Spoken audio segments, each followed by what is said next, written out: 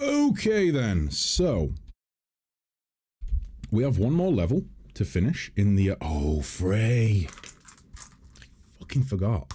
I forgot to take my pills and Frey has reminded me. Thank you, Frey. Thank you, thank you, thank you. The pills of eternity.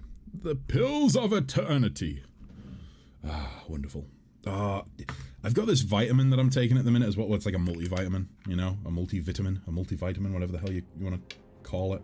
And it's like, it's so friggin' big. Like, look at the size of that. And I have pretty big hands as well. Like, I couldn't put that in my nostril. Put it that way. It's too big for my nostril. And, you know, I tend to just, like, when I take my pills, I do like this. So I take a little sip of my drink.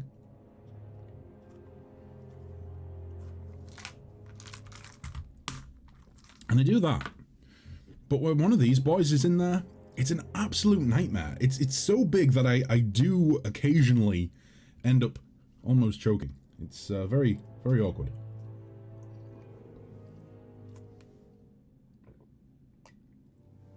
Apparently I am just an old man. Old before my time, I think.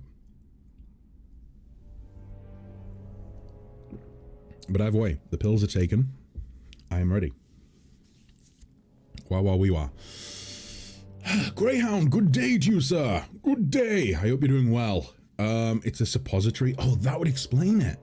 If it's a suppository, then that would explain why I choke on it all the time. That makes so much sense. I suppose if that's the case, then I might need to turn my camera off in future if you happen to trigger pills here and I have forgotten to take them. That could be very awkward to explain to the Twitch police why I am handling suppositories on stream. That might end badly for me. No, we can only see you from the chest up. Yeah, but like, it doesn't matter. You can still see my face, you know? In my personal opinion,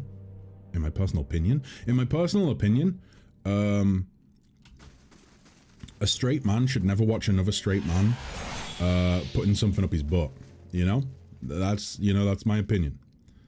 Now, if I was not straight, maybe it would be different. However, it depends what you're into, I suppose, ultimately. But I stand by it. You should never watch another man put something up his butt. Unless you're into that sort of thing. In which case, no objections. We're going to descend to level 2 of the Endless Paths. We're going to do this, and then we're going to go and deal with Radric. I am fully expecting a TPK at some point. We're probably going to have to reload. Oh, there's little Zorips. Or kobolds. I think they're supposed to be kobolds, right? You forgot about that rule. It's okay. It's okay. Like, the other rule is that you're only, like, you are allowed to forget it once, but if it happens more than once and it starts to become a habit, that's when you know, that's when the rule is broken fully. Okay. Yeah, I don't think I need to worry about these guys, right? They're pretty squishy. However, that boy is proving to be a little bit of a problem. Let's get Itamak on that one, and you on that one. Oh wow, Itamak is actually pretty damn good. I am taking a beating.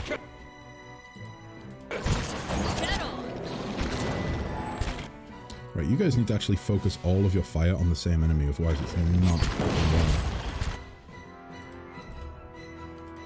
Tank is getting fairly low on health. Or endurance, should I say.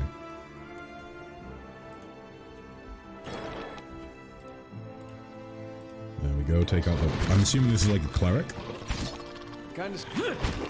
Of course it is, because Durance isn't a cleric, he's a priest as well. Never mind.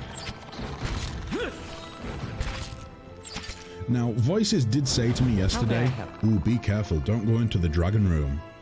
And I immediately, you know, realized that he was probably trolling. But if there's kobolds down here, or Zorips, are Zorips basically kobolds? Like, do they worship dragons? And if that's the case, where's the dragon? Yikes. Is Seabass in the game yet? Seabass is not in the game. We have no custom characters. Seabass is currently enjoying... I don't know if I can say it. Can I talk about spoilers for the finale? I don't think it's safe for me to talk about spoilers for the Pathfinder finale yet. You know, people are still watching. This crooked effigy has been cobbled together with logs, scaled hides, and bones. A human skull adorns... Nice. Nice, a human skull adorns the top. Ooh, boy. But yeah, all I will say is that Seabass is enjoying a well-deserved reward from the Crusades. Ooh. Let's go stealthy. There might be traps down here. By which I mean there probably is traps. Yikes. Okay. Didn't see that one coming, right?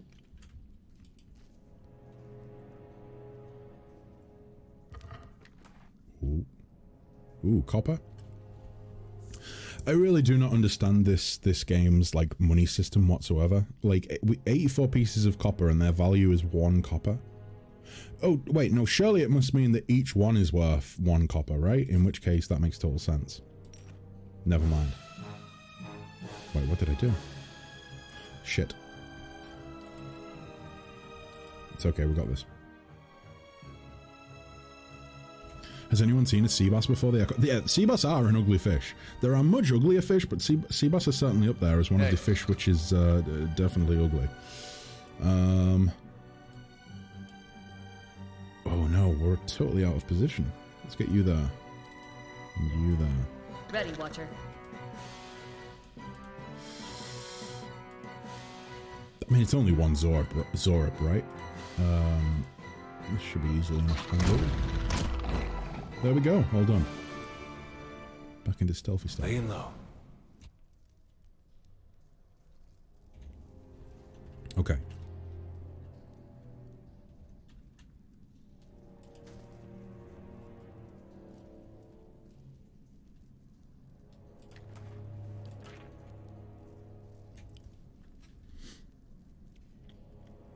Wait, what? What's this? Is this the frogfish? Have you sent me a link to the frogfish? Let me see. Let me see. Holy fucking shit. Yikes. Yikes, yikes, yikes. That's, oh boy. I would not want to be bumping into that fish. Anywhere. Land or sea, you know? A fish that size is going to fuck you up even if you encounter it on land. Sea bass are quite delicious. Wonder who has the I wonder who was the first person to eat one.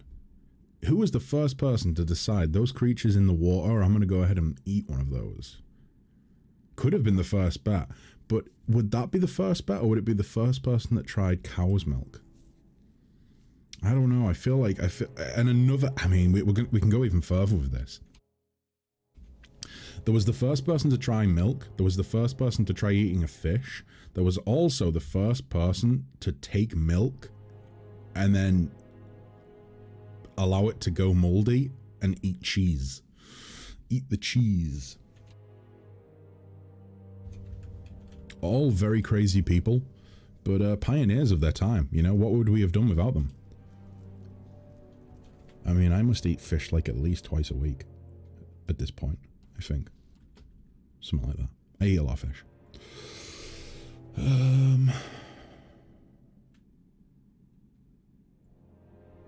Oh, this boy looks... Oh, champion. That's alarming. Okay. Oh, we can actually talk to you now? Sagani wants to talk to us? What's this? Well, too late. We're in combat. Jesus. This is going to be tricky. Will they trigger the trap? Like, if I bring everyone out of stealth and I step everyone back, will they trigger the... No, they won't trigger the trap. They will not trigger the trap. This was terrible. This was a terrible decision. Oh my god. He's paralyzed. That's not good at all.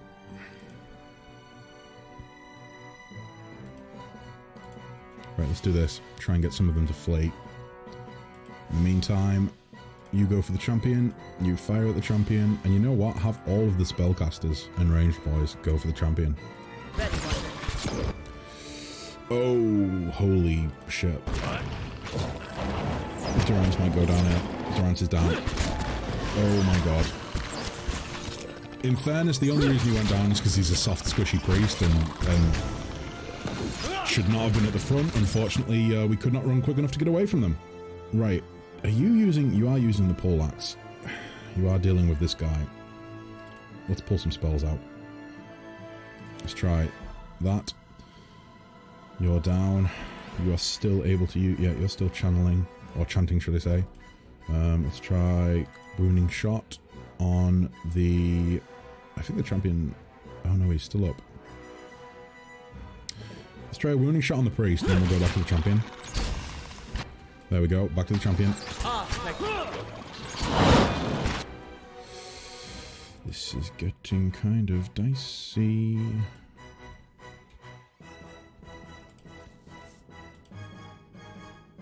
I want to try and heal Itamak. Kind of stuck over here. There we go. Another one of these. Wait, I've just noticed this. What's this? A worm? That makes me worry that voices might have actually been telling the truth, and that there very well could be a dragon down here somewhere. That is not sounding too good. Who was the first person who pulled up a sea cucumber and thought to himself, I'm gonna eat that? Do people actually eat sea cucumbers? Like, is that a real thing? Like, I've never tried sea cucumber, and I don't know if I ever would. And talking about first person, who was the first person who looked at the pig and thought, I'm gonna put that one in its own... I mean, it's a valid point. It's a valid point. On top of that, who made blood pudding first? You know, who made black pudding? Who tried that? Who thought, you know what, I'm going to take a load of blood and make it into something I can eat? My guess is the goat was the first to be milked, then it was bred with radioactive spider to become a cow. These are simply facts. I think you might be right.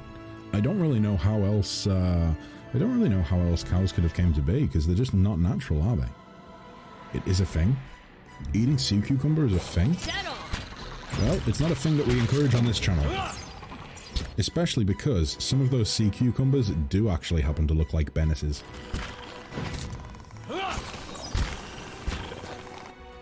Do not run into that trap. Do not do it. Do not do it.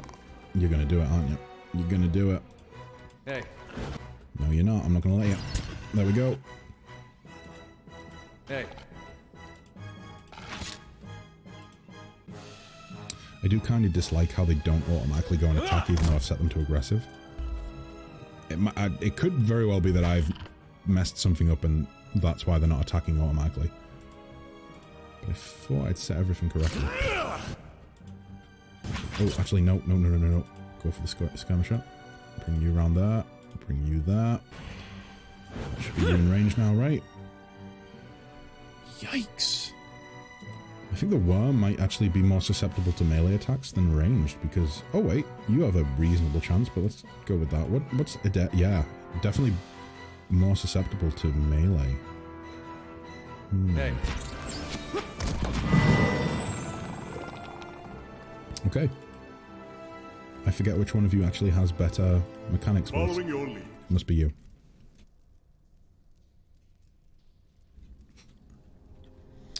My guess is the Vikings discovered blood pudding. I mean, I think that would make sense, right? You might be right. There's a whole lot of Danes who eat that. Yeah, we love blood pudding where I'm from as well. We really do love blood pudding. We have it like, I don't know. Frey, you said, like literally like 4 months ago at this point, I think, you said that you really want to try a good full English, you know? Like you want to have a proper full English that is made by people who probably spend, you know, most of their lives eating and making full English breakfasts. I can tell you that an English breakfast where I come from, it has blood pudding. You would like, yeah, blood pudding is a staple of the English breakfast where I come from. I don't know if it's a nationwide thing. It's probably not, but where I come from, an English breakfast would be like full English. Is sausage. You might have you would have blood pudding with it, unless you're a child, in which case you might not like blood pudding and therefore you might get away from being able to eat it. There would be bacon. However, me personally, I would rather have more sausages and less bacon, you know? I find bacon to be a bit too salty for my tastes. I would much rather have like decent sausage meat, less bacon, a nice slab of blood pudding. Hash browns are a thing, but it depends where you go, because personally, we didn't grow up eating hash browns as part of the breakfast. They would be like an extra, you know? You might have some fried mushrooms on there. You might have an egg. You could have the egg done however you want. There is no judgment. You can have it done however you want. I honestly, I would probably have scrambled eggs. Scrambled eggs, bacon. For me personally, less bacon, more sausage, a nice healthy slab of blood pudding. Hash browns, if they have them. If not, it's no biggie because they're just an extra. Fried mushrooms. You have to have like at least one slice, like even just like a half slice of toast. That makes it. The toast is like the palate cleanser in a way, you know? Hey, Hax, how you doing, mate? Hope you're well. Hope you are well. Let's see. I think a few people just came in at the same time, so let me just make sure that I don't miss anybody. Oh, Selby. I am late. Please forgive me. You are immediately forgiven, Selby. Welcome. I hope you're doing okay today. Oh boy. There's two Brits where I worked out. Dad and son. The son told me I should come over and try at some point. Definitely. Oh, jeez. Greyhound, thanks so much. 20 bits.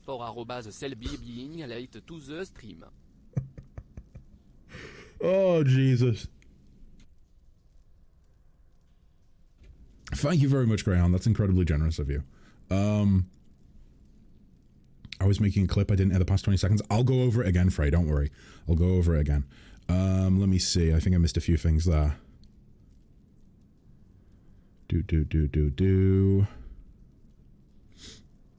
But yeah, I would recommend going to somewhere like Brighton. Brighton, maybe Bristol. I think those are two places that are pretty nice to visit. But then again, there's like the Peak District, there's the Lake District. Those are both places in the north that are quite nice to go to. I wouldn't recommend Northeast.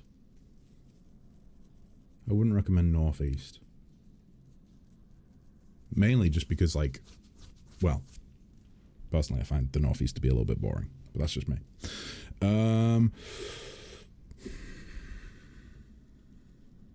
They get the meat imported, so it's real English. Wow, wow, wee wah. Wow, wow, wee wah. Do you know what type? Do you know what type of meats they get imported?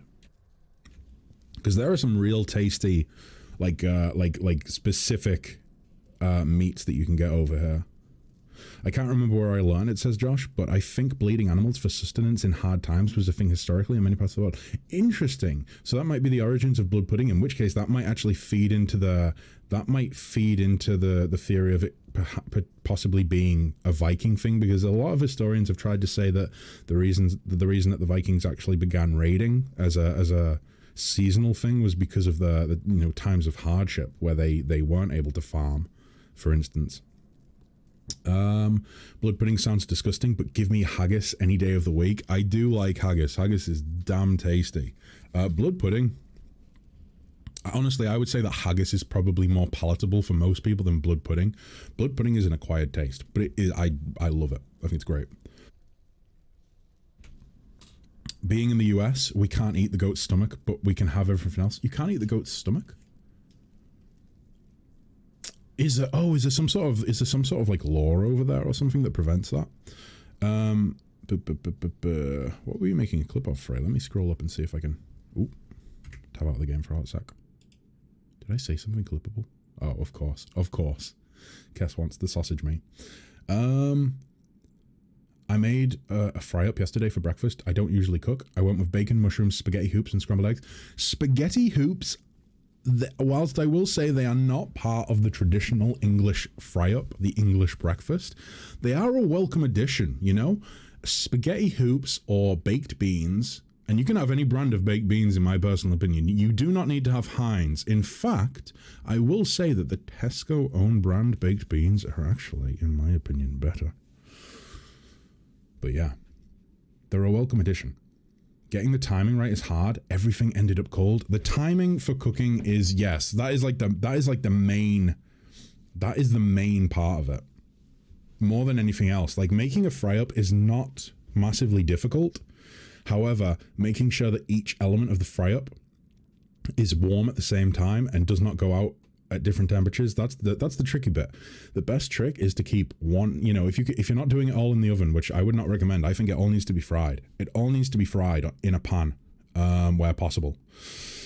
And so if you can preheat an oven and just let it be nice and toasty in the oven, and then put a plate in the oven and then put the food in there as it's cooked, then it stays warm. Perfect. It's some thick bacon we don't have in Denmark. Oh, what, like gammon? Like gammon steaks? Talking about blood pudding, English breakfast, and goats turning into cows by radioactive spiders. Oh, jeez. We call blood pudding black pudding, and it's somewhat popular with Caribbeans. Yeah, we also call it black pudding. It's kind of like a. You can use either term.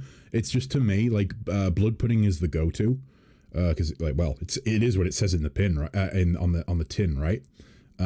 Somewhat popular with Caribbeans. Interesting. Eating a goat's stomach is against the food laws here. Don't know why, but it's a thing. Huh. Fair enough. I mean, haggis should be sheep, not goats. I don't know. Do they make it out of goats as well? I mean, either way, it's going to be against the law regardless. But yeah, no. Traditionally, the haggis that I've had, like traditional haggis, it's normally sheep. I don't know if I've ever had like goat haggis, but I assume it would be the exact same. It's just like essentially a different flavor palette. I'd definitely be up for trying it.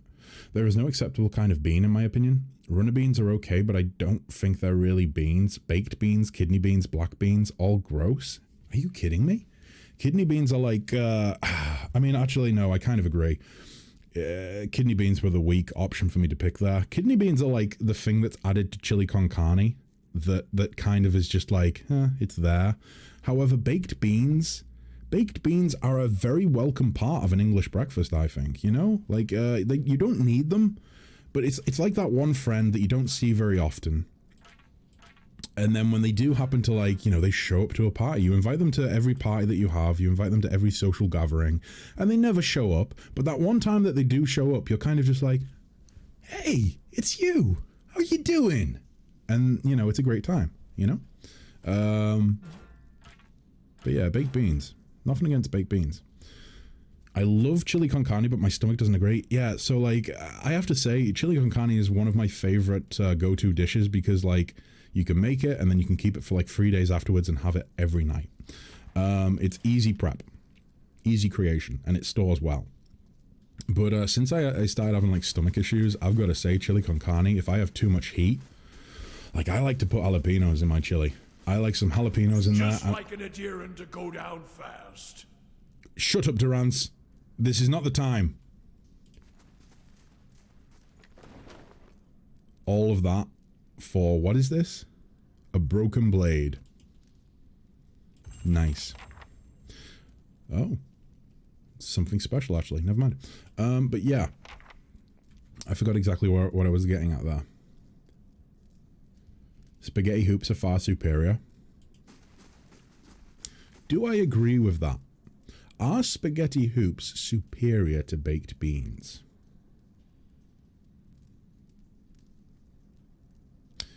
When I was a child, I would have agreed with you. When I was a child, I would have ranked spaghetti hoops, or as we would call them, sketty hoops. Yes, yes. We in the North do have an interesting way of naming things that some people might not understand. It's okay, guys. It's okay. But sketty hoops, when I was a child, I would have ranked them above beans. But now that I'm an adult, now that I'm a man, beans. Beans all day. Beans all day, every day. Beans, they're good for your heart. The more you eat, the more you fart. As a wise man once said, hoops are pog too. Full English breakfast is damn near perfect. It is one of the few things that we got right the first time around, and it's not changed, you know? Easy solution, put the hoops up. the hoops around each baked bean like a little hula hoop. Do I have any baked beans and sketty hoops in the house? Could I do that after the stream? Would I be willing to spend quite possibly 30 minutes placing a hoop around each bean just so I can enjoy something perfect for once?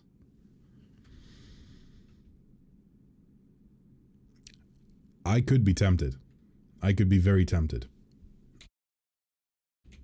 I heard beans are a suppository. Fraser, you have suppositories on the mind this morning, and I think we need to stop this talk of suppositories, because no matter what you say, I am not going to be using suppositories on stream. It's not happening. It's not going to happen. One of my favorite meals is prawn linguine, and when I want it, I ask my boyfriend for prawn sketty. Wait, what? Why do you call linguine sketty? In the UK, stomachs can be sold, but they must be fully cooked before sale. Yeah, like you don't get like raw, well, should I say uncooked, unprepared haggis. Like you could make it depends where you live, kind of. You could acquire a sheep's stomach in some of like the more rural parts of, like, I could go out and get a sheep's stomach. I wouldn't need to buy it fully cooked, but that's because I live in an incredibly rural area where stuff is still kind of, in some places, stuff is still kind of handled directly from the farmer a lot of the time. In fairness, when I was a student, I would mix sketty hoops and a packet of Uncle Ben's rice in a big bowl and eat it with a spoon. That is, I mean, honestly, you're probably better than some of the things that I ate as a student. Yeah, I ate pretty, I mean, then again, it depends. I want to say that first year of being a student, I ate terribly, you know, like, and by terribly, I don't mean like I had takeaways all the time. I just ate really, really budget meals and saved all of my my money for drinking instead, you know.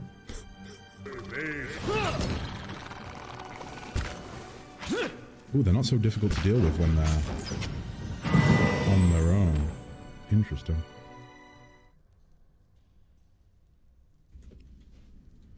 Well, you know, calling each kind of pasta the right Italian name is too pretentious. Yeah, I'm not a big fan of, like, pasta. Like, at all. I don't like pasta. You know? I don't get it. English people seem to love pasta. By and large, that is. You know? Like, fucking pasta bakes. Pasta bakes can go shit, you know? Like, I hate pasta bakes. If I ever see a pasta bake on a kitchen countertop, it's just been brought out of the oven. It's been baked. It's ready to eat. I can't help but just, you know, throw that shit in the bin and scream at whoever made it at the top of my lungs. Get out. Get out. Hate that shit. Oh my god, what...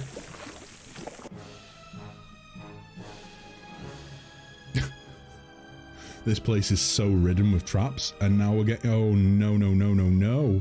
Do I have to tank now? I think I have to tank, because Adair's down. Yikes, we need to rest after this. This is not good.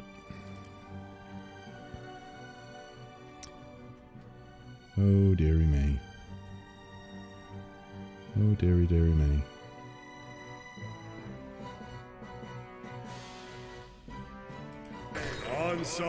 Right, you need to help big time now. Let's get a new shot in there as well. It's only a little Zorit, but I'm worried that there's going to be more that come piling out of here now. You two need to pick up the slack for Alof. Come on. There we go. Done. Right, we need to go rest. Like, right now. Damage reduction. Yeah, let's go with that. Let's go with that. I guess up north it's more taters. Taters?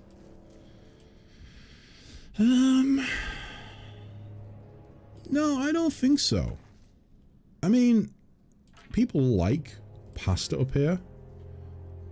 But, like, a potato is not like a common English thing in general. What are these little goblin fellows? They're Zorips or Zaurips. I think they're basically kobolds. mean, I think potatoes are like a widespread English thing, right? But then again, in terms of carbs, what do we eat besides potatoes?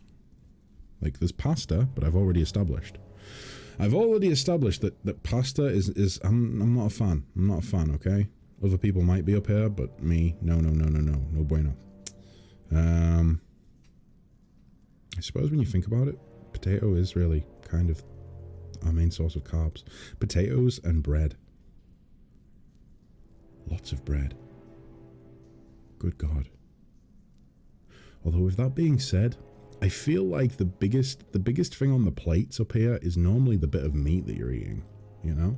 We're still animalistic. Fish and chips are. I'm hoping that what follows is going to be fish and chips are amazing, because they are amazing. Definitely we eat a lot of potatoes, but pasta is very popular here too. I think that pasta is probably popular all around the UK, but just not with me. So many mediocre Italian chain restaurants everywhere now.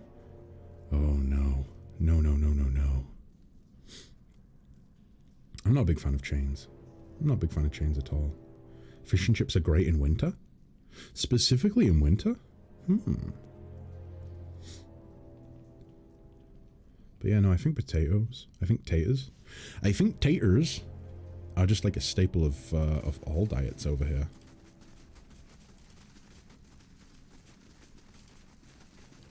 Right, let's actually be careful about this.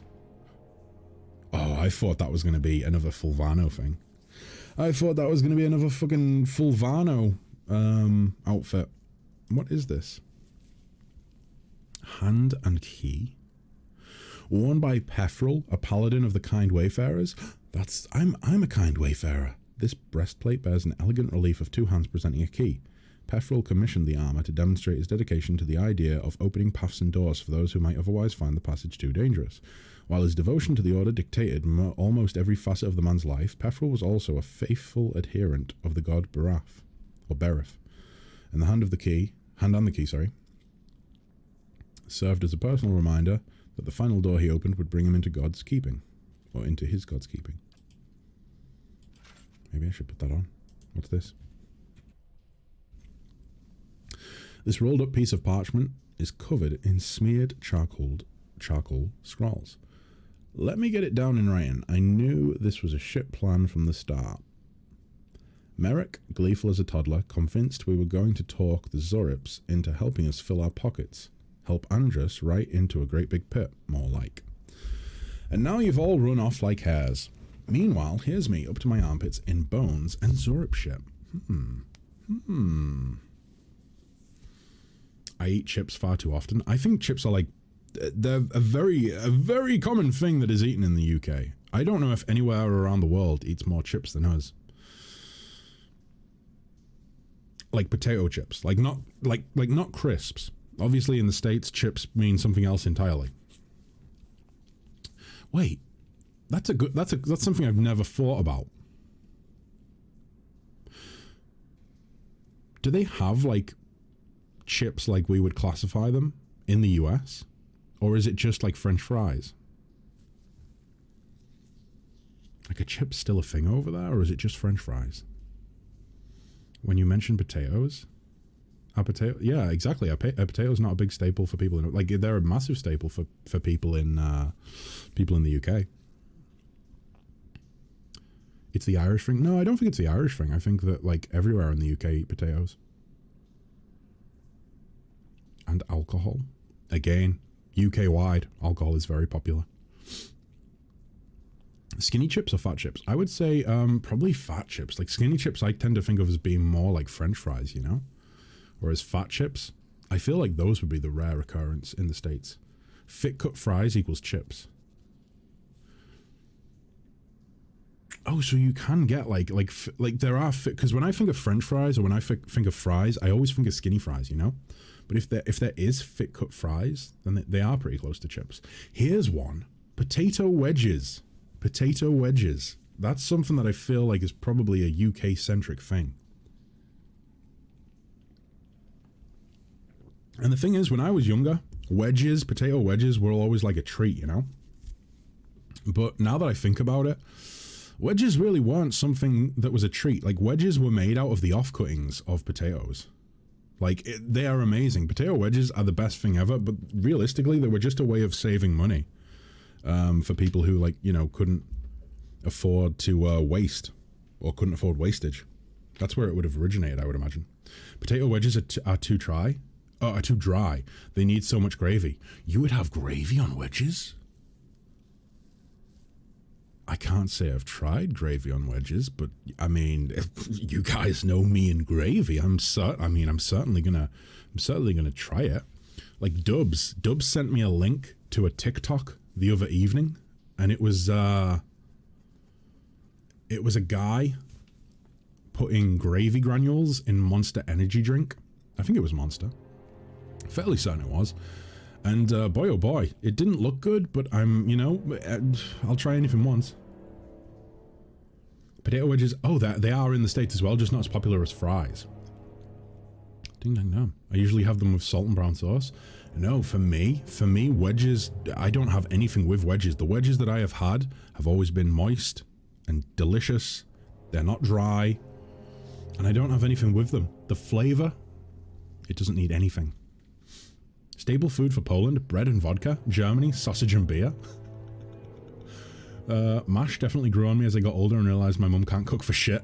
You can put butter and pepper and stuff in it. Yeah, a little bit of garlic granules as well. Some garlic granules, some butter, maybe a splash of milk if it's not quite, soft enough. Mashed potatoes, lovely. Voices, good day, sir. Good day. Of course, Voices would pick up on the word moist. Of course. We're discussing potatoes. French fries are frites. Oh wait, isn't it like fritters? So, okay. Pie and mash. Oh, my God, guys. Now I'm just getting hungry. Pie and mash. Like a real hearty pie. You need a hearty pie with a thick crust. The crust has to be perfect on pies. Like, that thin crust shit can go to hell. I've got no time for it. So this dude was abandoned by his allies, by his friends, or maybe just like a mercenary company that he was with, looking for treasure, and now he's dead. Boom. Wait, but was he the kind wayfarer, or... Right, that's the stiletto that we picked up. Where's that armor? There it is. Is it better than the one I have? It is.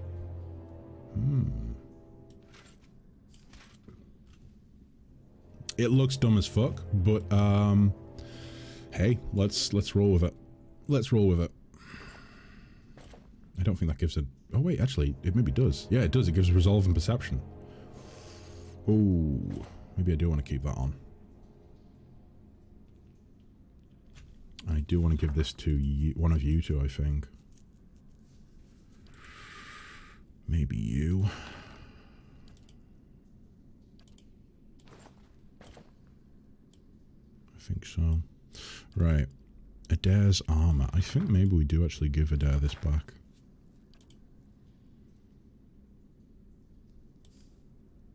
Because it does have pierce proof. I prefer wedges over fries. Greyhound. Greyhound, I 100% agree. Chips, fries, anything else, they're on that side, and wedges are in a league of their own. So many good. So many good. That's right, I just said so many good. I'm getting flustered, guys, because I really, really enjoy wedges. When I moved away from London, the only thing I truly missed was East End pie and mash. Oh yeah, East End pie and mash is a big thing, right? Like, even I've heard of East End pie and mash. It's like a big thing. I'm gonna go make some instant noodles, BRB. Oh shit, what's this? Need to tab out again. Need to tab out. Oh fuck. Just exited the fucking... Jesus Christ, I've lost chat. There we go, it's back. It's back. What's this? Oh yeah, I've seen that. I don't know if I've specifically seen that store. But I definitely know of like East End pie and mash. I have to say, I think they make it with a fluffy pastry, don't they? Like a crumbly pastry. Me personally, I prefer a thicker crust. I miss pasties and kebabs. Can't find either in the States. Oh, Jack's. pasties. Pasties are the friggin' bets. Bets? Pasties are the friggin' bets. They're the best. Especially Cornish. Cornish pasties, beautiful. Kebabs. Personally, I like kebabs, but if I was going to a takeaway or like a fast food place, I would probably go for something besides a kebab, but kebabs are delicious.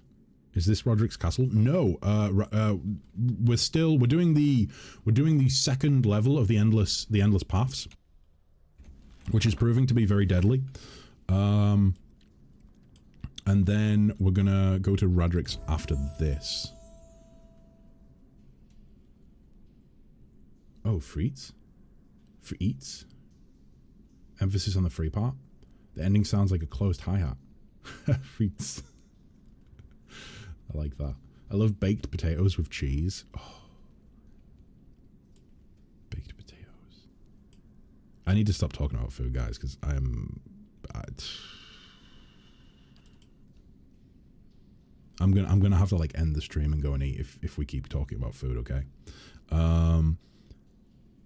Let's go with survival.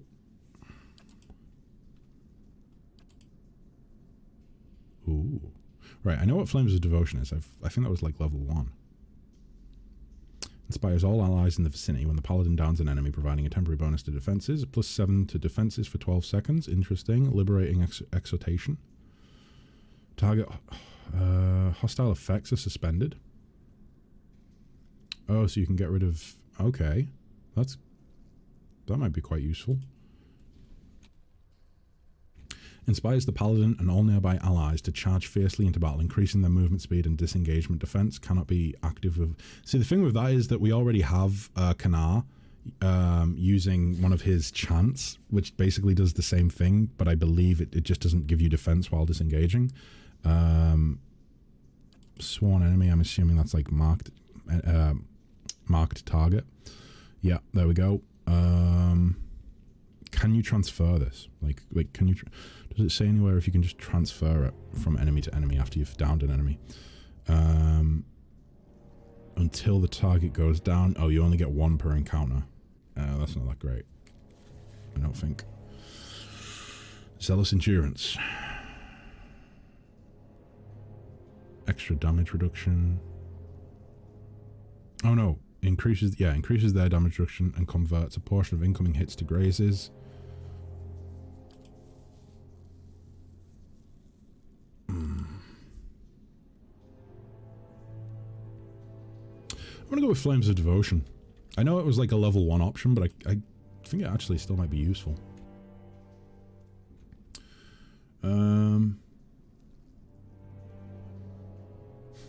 Please don't use that disgusting word. Wait, what disgusting word? Let me scroll up. I grew up on cheap homemade type pasties, but nothing compares to the UK version. Yeah, it's funny how many people love UK food, because like over here, I think over here, we look at our food and we kind of say like, this is pretty trashy. But it's like good trashy, you know what I mean? Third level will be a bitch, but you'll have an extra exit to the outside.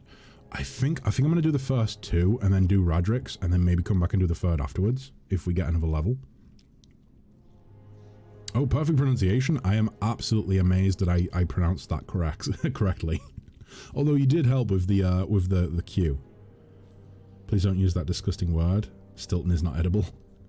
Never heard of Greg's. He's never heard of Greg's.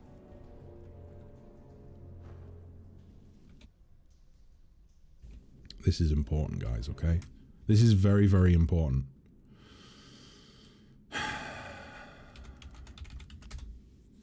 This is like vitally important. Let me find it.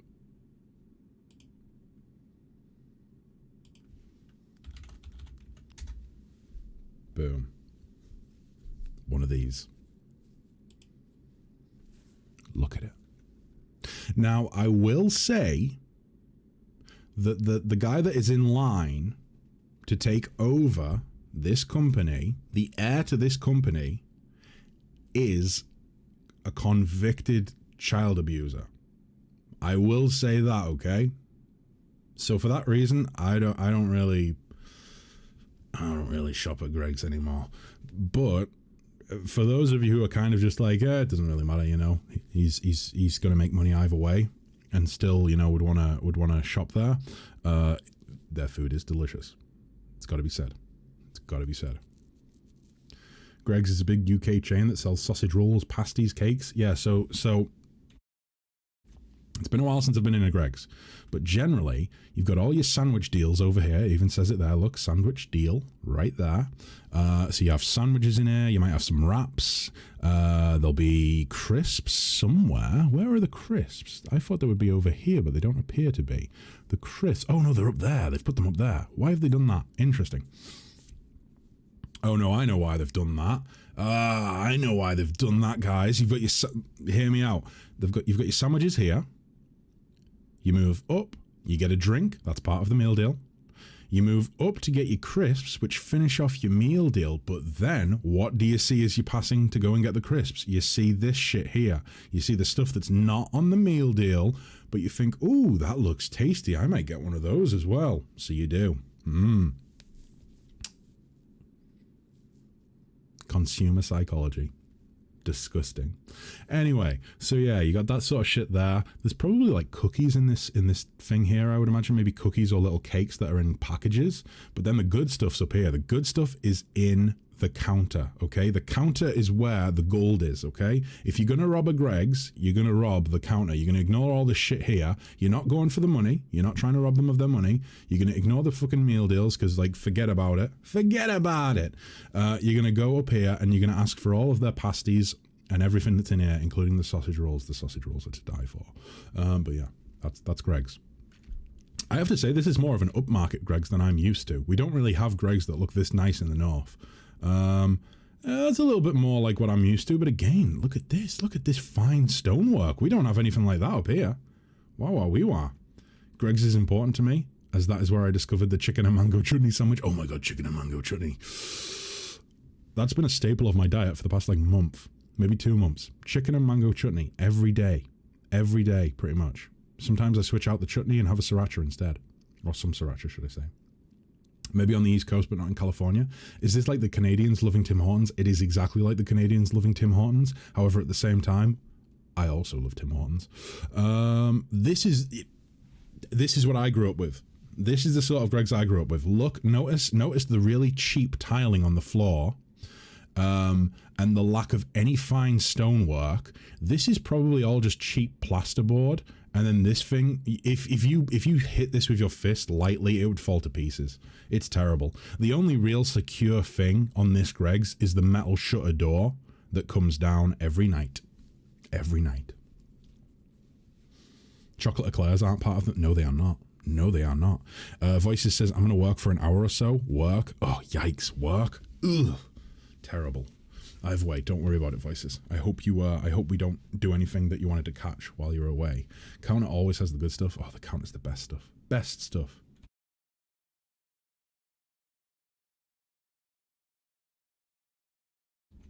So far, you've told us how to rob and destroy a Greggs. Listen. All I'm going to say, guys, is you can take the Northerner out of the North, but you can't take the North out of the Northerner. That's all I'll say. That's all I'm going to say. Anyway, back to it. Back to it. I've inspired you all with tales of Greggs.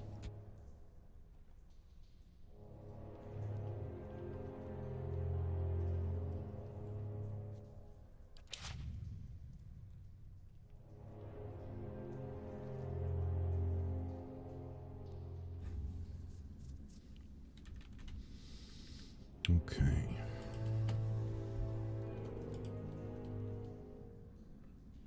I am really hesitant in here now. The amount of traps that we've encountered that have been basically a one-shot kill so far. I think I need to wait for Alof and Kanar to get a little bit closer to the front before I move into any room because... Ugh.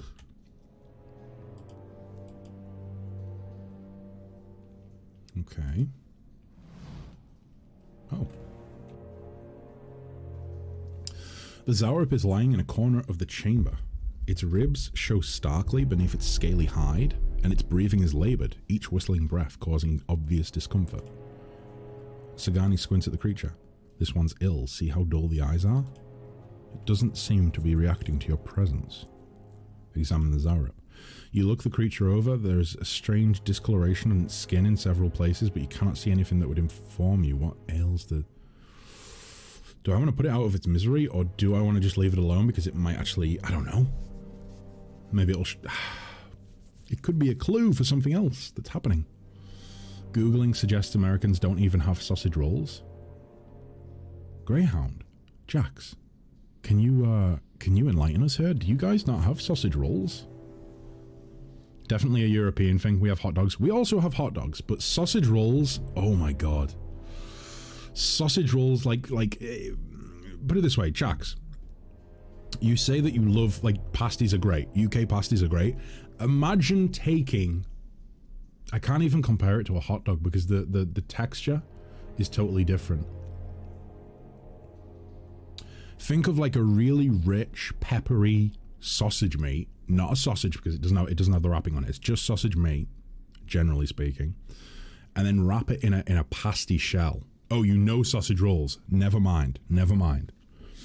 But yeah, I've got to say, I do really want to, like, one of these days, and by one of these days, I mean like sometime in the next 30, 40 years, I really need to go to the States and try like stateside food, you know, like hot dogs. I feel like having a hot dog at a ball game would just be an experience, you know? I don't even like baseball, but I would go to a ball game just to have a ball game hot dog, you know? What are sausage rolls? Brats? Brats, are those like bratwurst?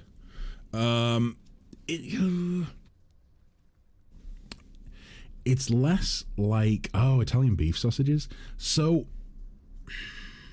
this is the thing, because like Italian beef sausages, those are probably more, like I would imagine they've got a little bit of zing to them, like a little bit of spice. It's hard to describe because it is very, very English, and I don't really know if any other place in Europe does sausages the same way. Like the German sausages are amazing. German meats in general are really amazing. Arguably the Germans probably, like, German meats are probably the closest to the UK in regards of like, or should I say our meats are the closest to Germany rather than any other place in Europe, I would say. But yeah, it's like a peppery sausage meat, you know? It's kind of hard to describe for someone who hasn't tried one, I think. I'm going to leave it alone for now. And maybe come back to it later. Then again, no. Let's put it out its misery. Zarup makes a sound that is muted. There is a muted wet gurgle, and then the creature lies still, blood pooling beneath the withered body. Soon enough, its eyes are glassy, empty of life. Okay. Did what you had to do. You work on a farm long enough, you come to understand it. Even if it's never easy. Just putting out its misery. Like Jimmy Dean's in a flaky bread? Jimmy Dean's? What is Jimmy Dean's? We probably have them in the States. We kind of have everything here. Yeah, you say that. Like the States does have a lot of like international food, but there are some things that we have in the UK that I feel like they're very UK specific, you know? Like I feel like they wouldn't do well out of the UK. Like maybe tourists would come here and they'd be like, this is damn good, but at the same time, it probably wouldn't go over very well in other countries. You know what I mean? Oh, like it. Oh, that's what it's like a Jimmy Dean's in a flaky bread. Jimmy Dean's is a brand of breakfast sausage. Huh. Is it peppery? Is it like a peppery sausage? Ooh. Skirmisher. What's different about you? Oh, just higher defenses. Basically a higher level enemy. Right, same weapons though. So if you go for that one, you too. Can't tell if this is, I think it is a dead end, isn't it? Right.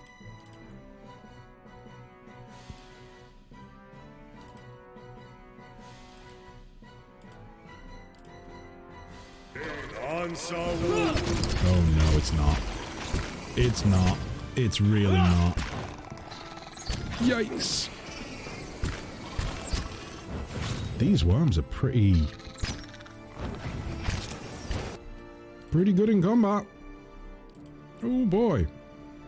It's pretty good. There we go. That was a close one. You need to go on to that one. Oh my god, he's still almost down. Gee whiz. He is tanking his tankiest right now.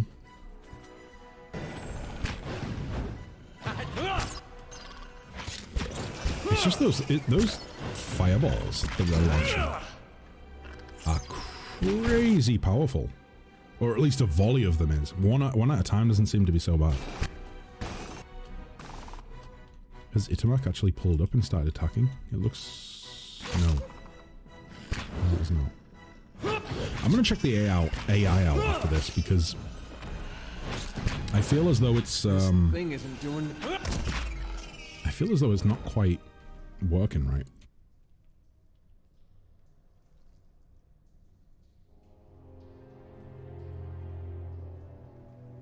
And I'm also gonna adjust my microphone.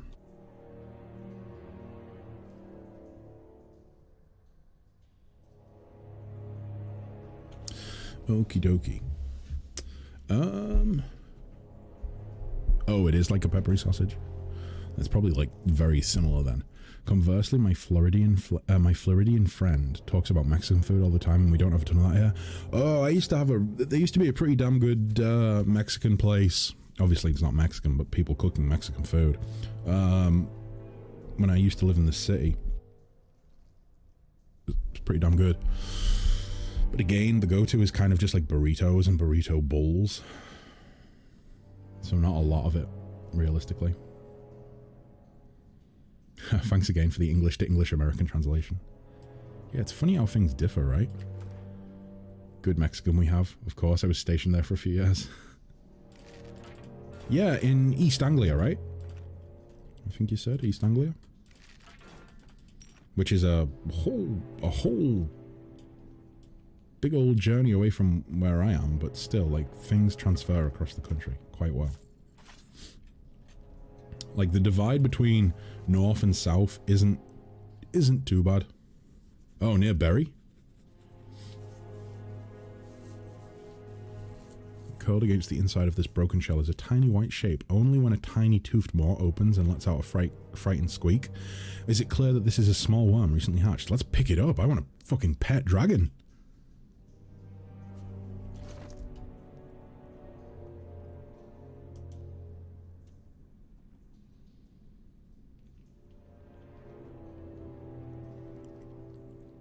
Guys, what will we call him?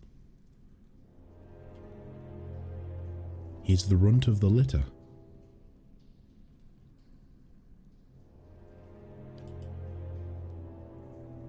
I made good choices, I think. Wait, where is the... Oh, you're there. So if I take you out... Oh, are you kidding me? We can't give Adair the hound? That's unfortunate. I like my hound.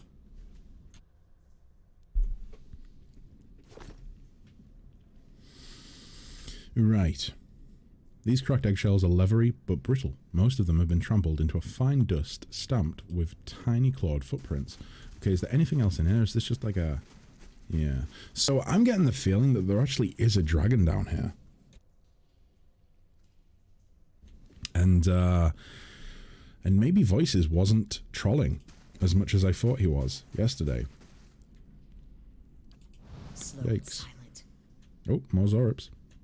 And another worm. Is that all? I hope so. Actually, you know what? Go for him.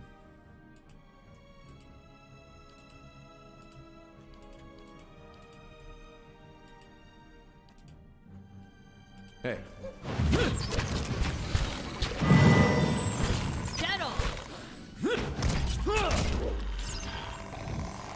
Okay, that went pretty smoothly. I am starting to understand the general consensus that people had last week when they said, "Oh, this game is very much about positioning." Like, yeah, it seems to be the case. If you can get people into a good like position within the first like second or two of combat, it goes a lot smoother than it otherwise would. I'm kind of curious as to why people are leveling up at different levels. Sorry, at different rates. Like, I thought the whole party would level up at the same time, but apparently not.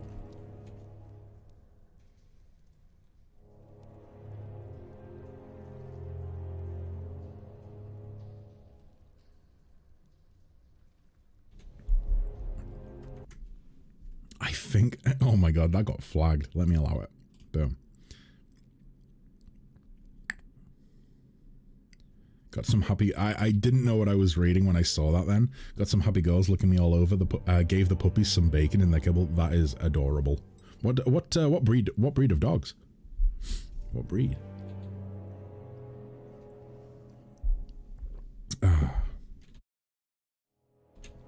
I've said this on stream already many times, but I'm a big dog person. Big dog person. Which is not to say that I love big dogs, I just love all dogs in general, but I'm a big fan of dogs. I read this sentence and was like... Yeah, I know, right? I read that first line and I was like, wait, who wrote this? Is this Voices? I thought this was Jax. Oh, God. One very fat pit bull and a very skittish white lab mix. Cute. Cute. Pit bulls are great. I think pit bulls get a... I don't know what it's like stateside, but like over here, pit bulls get a really bad rap. Every single pit bull I've met has been an incredibly strong dog, but at the same time, so fucking gentle. Like, it really is. It's nurture, not nature. Like, I'm a big proponent of that. Oh, this might be a little bit... Oh, that's a lot of blood. Okay, tank is not doing so well. Let's have you on them. The thing is, I figure that if I can get the tank towards the worms, then it prevents them from actually using their ranged attacks. Meanwhile, we can have this sort of tag team duo focus on one of the Zaurips and everyone else can go for the other. Because I found that these two actually work really friggin' well together. The combo between the ranger and their animal companion, plus the scale damage that comes from having the ranger damage the target first is pretty tasty. Pretty tasty. I love Bibbles. I want to be able to bring my last one to England because, oh, yeah, the anti-breed laws. Yeah, my dog only treats. She hates her food. Have you got a picky dog? Luckily, I mean, I have to say, like, our dog definitely got pickier with old age, you know? But I think that was more to do with, like, stuff upsetting their stomach, rather than it being a case of, like, I don't like this food, I want something else, you know what I mean? There we go. Can I have some help over here from these two? I'm here. Kinda stuck over here.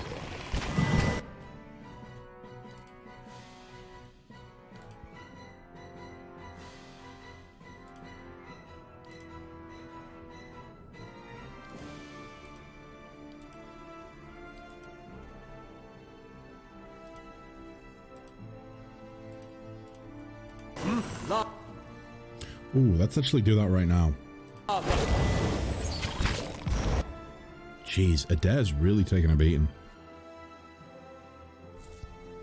Straight to the old hit points.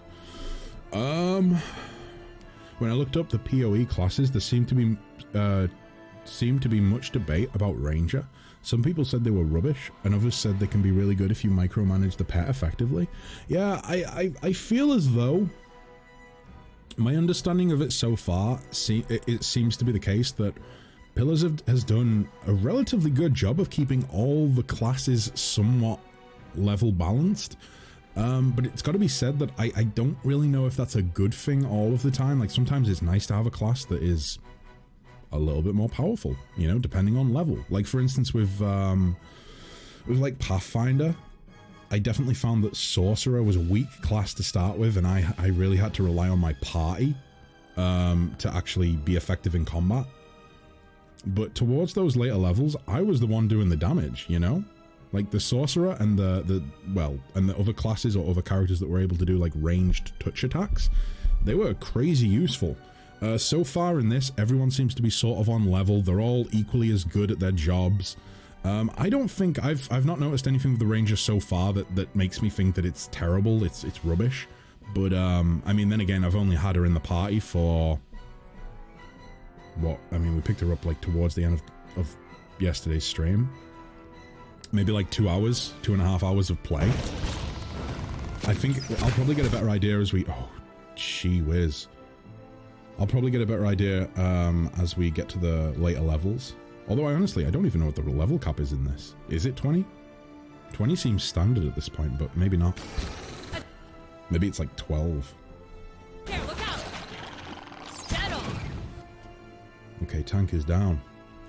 You know something? It could very well be because we switched out his armor.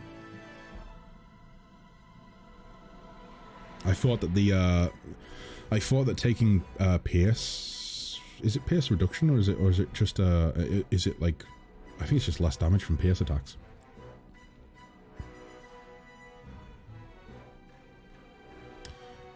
I'm going back to your Pathfinder playthrough.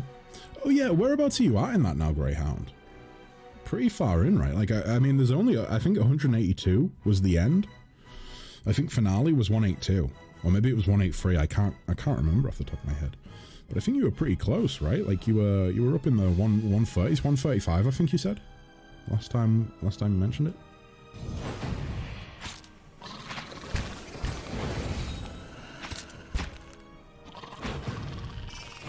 Hopefully we'll be getting the first VOD for Pillars up this Friday. I'm hoping to get it up anyways. It just depends on like getting a thumbnail sorted.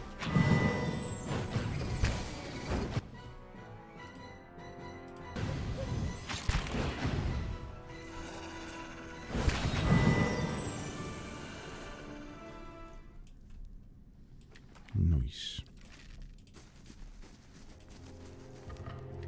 Oh, friendly Zaurips in there. Friendly Zaurips in the room that is covered with blood? Interesting. Very interesting.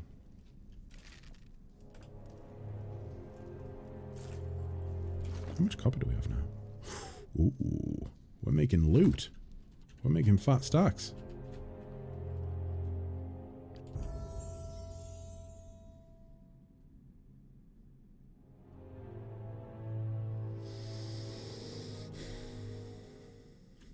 Do we want to go with here? Survival or...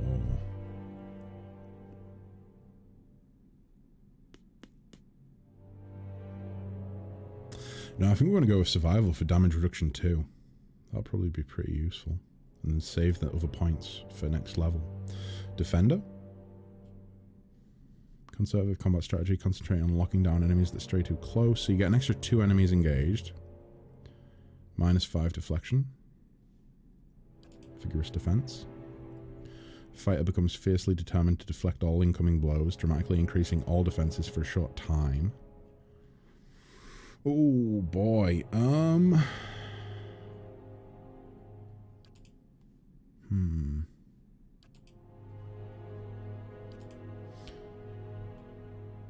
It's tricky because, like, I feel like Defender's the one to go for, but having that -5 to deflection, like being able to get... We maybe want to go Defender and then take Vigorous Defense next level. Please don't make me look at Adair's model. I only want to think of his profile pic. Ah, boy. Listen, this is just the reality of Tinder, okay? It's like we said the other day. Tinder pic versus real life. This is real life. Vigorous Defense. Let's go with... No, Defender, sorry.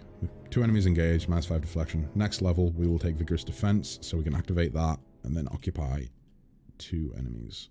Let's do it. But I am going to switch his armor out. I don't think the current set is working out as well as I thought it would. Maybe I just shouldn't be using him as a tank, but I don't know. See, even that's better than... Jeez, even the fine lever is better. Can I not... Let's see if we can upgrade this to...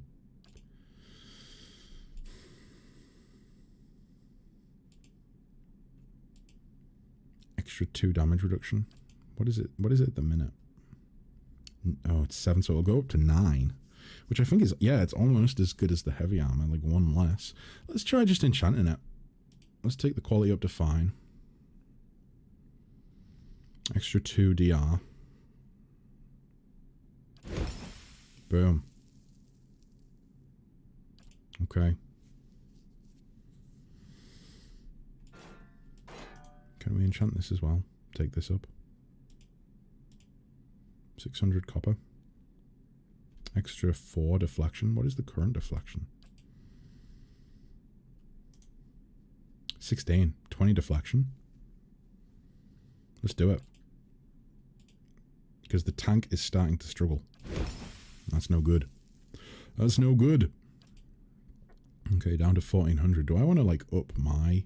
Like, I'm not going to upgrade my weapons yet because I'm probably not going to stick with the poleaxe. I want to find something that I want to stick with, but for the time being, I haven't done that. I have not done that. So, what do we want to go with? Maybe just keep you as is for now.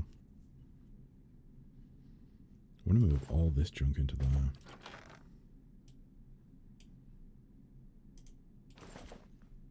Wait, did that equip it? I didn't mean to do that.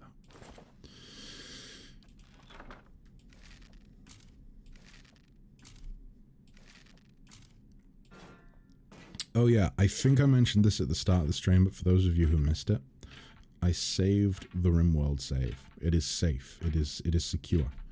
It is now working. So I will be jumping back into RimWorld tomorrow.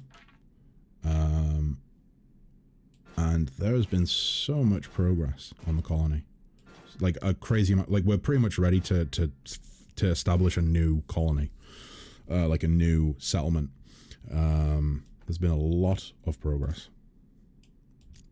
Put those on you. Put that on you. Have decent athletics. I'm assuming that athletics would be used with a pry bar.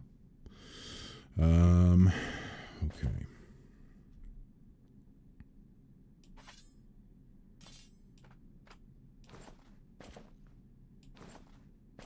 Again, kind of disappointed that like helmets don't give any defensive bonus or anything. You are playing it in between streams. Yeah, so some of the stuff that I've that people have been asked for me to do, like for instance the chapter house and whatnot. If people say like, oh, we want this sort of building in the colony, I'm gonna do it in between streams, just because otherwise it would literally take me like 3 streams to get anything done. It's kind of like my game that I put it this way, I'm being a real save scum when playing off stream because I don't want anyone to die, and so far we've lost no main characters, we've only lost 1 slave. But yeah, I am kind of playing it in between streams. Oh. Zorup High Priest? Stepping into this chamber, you are assailed by a cacophony of screeches, growls, and barks. Blood-splattered Zorups dance in frenetic leaping motions to one side as Zorup plunges his hands into a bucket teeming with blood to daub patterns onto others eager to join the rites. At the far end of the room, one Zorup, wearing the long skull of a young drake and vibrant feathers, shakes a staff towards the gathered Zorups, screeching and clicking. The High Priest suddenly raises the staff above his head, shrieking with renewed vigor. He swings the staff downward to point it at the pit, and then at you. Ding dang dong. I'm not sure I like that suggestion.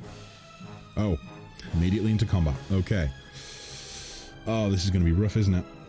We maybe should have rested. I didn't realize this was going to be like a boss battle. Okay. Is that a priest? Yes, it is. I think we want to take the priests down first with you. Let's have... I'm just going to leave you to do your thing. In the meantime, maybe we go around that way so we can get to the ranged boys as well. So...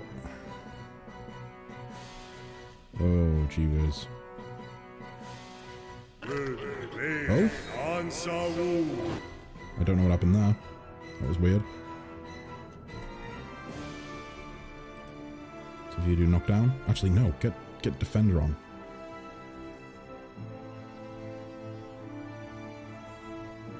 Yeah, let's do that. Shit, what are you doing? What are you doing? There we go.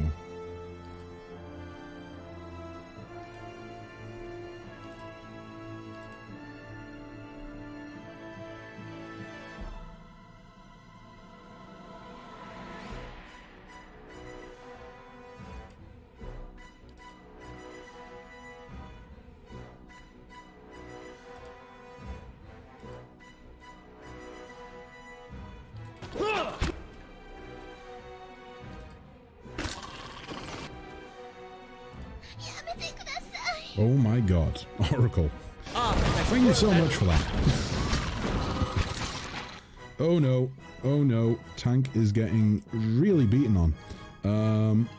Boy, oh boy. We might actually need to switch you back to the stock for a hot second, just to help deal with these boys. Jeez. Yeah, Adair is not managing to tank very well right now. Oh gee whiz. And I think it's all to do with these fucking things. If only I could deal with them now. Maybe I can. These guys haven't actually done what I requested them to do, so that's fun. Stuck over here. Gotta say, Kanar's actually doing a pretty good job of holding them back. Potentially off tank, it seems. Or potential off tank, should I say. Where are you at? Are you actually doing... Yeah, it looks like you're doing it. You're good there as well. Let's have you head up on there then. Boom. Clear that side. This place looks slippery. Yeah, I worry that we're going to slip and fall in the blood. You know, we could get caked in blood, or we could actually end up falling down the hole. Even worse. Actually, take the priest out first. Fucking spellcasters. Nice. Right. Let's see what we can do with you.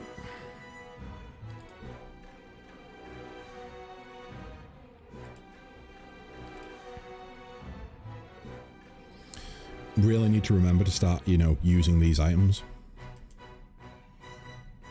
I think I'm going to use one right now, actually. Oh no, can't use it during combat. Never mind.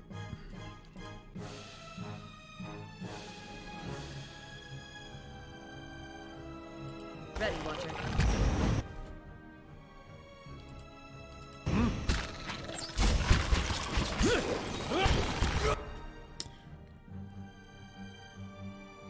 Oh, I think we just actually lost a dare. Wait, I need to tab out. Can we actually revive or not? PoE. Can you revive fallen companions? If not, we're gonna have to reload.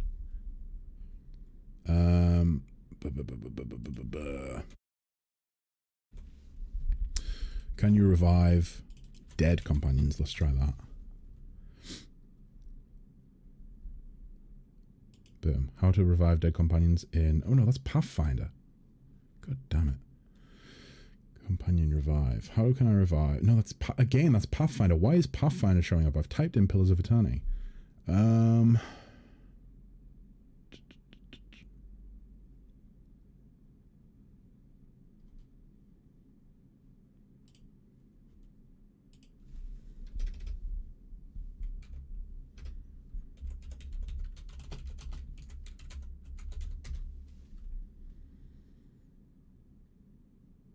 They cannot be remote. Oh, I'm gonna have to reload.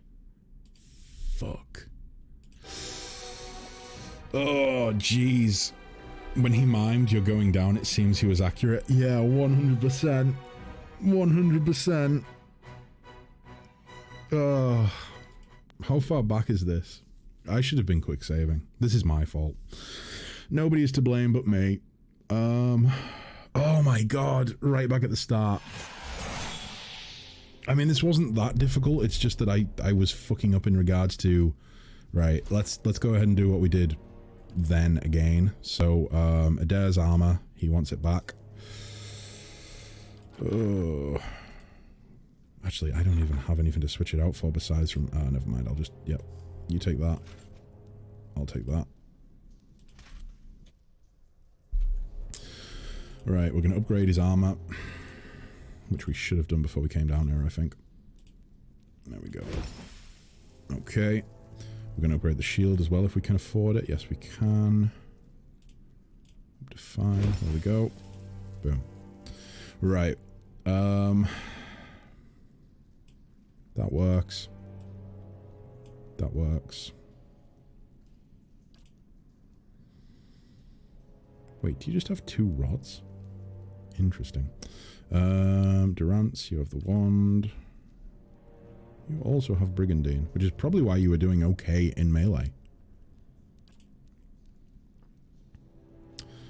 Is this better than the Fine Warbow? Range is 12 meters for the Fine Warbow. Average speed, though.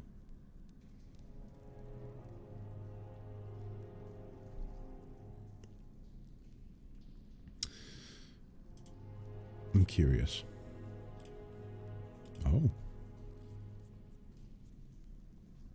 Interesting. The quality is already as high as it can be. So 25% burn damage. So it's 25% of oh boy, how is it calculated? It's 25% of the damage that you inflict. So if it is able to do between 12, let's say 12. Okay, so an extra free burn damage, which would take it up to 15. So it's not far behind the Fine Warbow, and it also fires quicker. So let's go ahead and upgrade this. I'm actually enjoying how the Ranger works so far. It's pretty cool. And like I say, I think the little duo between Sagani and Itumak, kind of digging it. And you know what? Even dying then and having to reload, or losing a character and having to reload, I don't feel as angry as I think I would be if I had to reload in Pathfinder. I suppose that comes with like the idea of like, oh, I'm new to the game, I'm learning how to play. But at the same time, it's more like when I was playing Darkest Dungeon, one of my comments that I made a lot on stream was that Darkest Dungeon seems to be very, very fucking difficult, and it was. But at the same time, every time I died, it was my fault, and I knew that, and it felt good in a way, because you were like, it's kind of like, yep, that was my fault. What can I do to correct it? What can I do to be better next time? And it felt good, you know, like learning. I feel very much the same way with this. Actually, Tank can go for the priest first. Let's try that. Let's try that. I will go for that.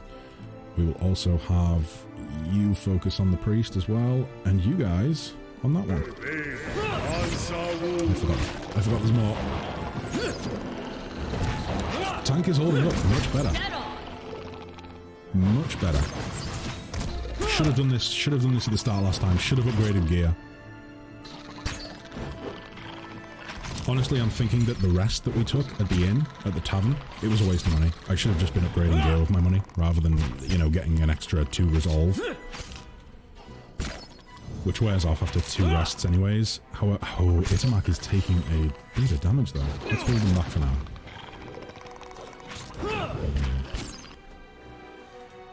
Just need to make sure that they're actually attacking the same person, otherwise we don't get the bonus of the bonus damage.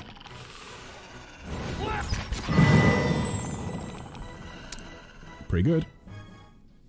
I meant what I said yesterday, by the way, as well, guys. Like, that sound that is really loud at the end of combat, I'm gonna find that in the audio files and I'm gonna replace it, or I'm gonna modify it so it's a lower volume, because, geez, it is so annoying hearing that.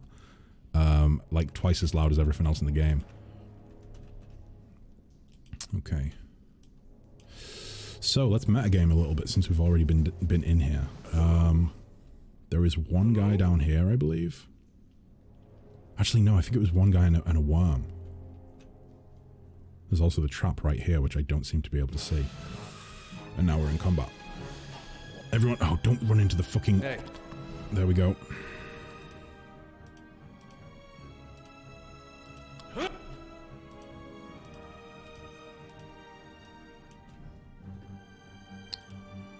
I know that I could just click backspace to select the whole party and then attack them that way, but that I believe that would get rid of the special attacks that I've activated. Right, nobody seems to be seeing this trap. I also need to talk to Sagani. There we go. This.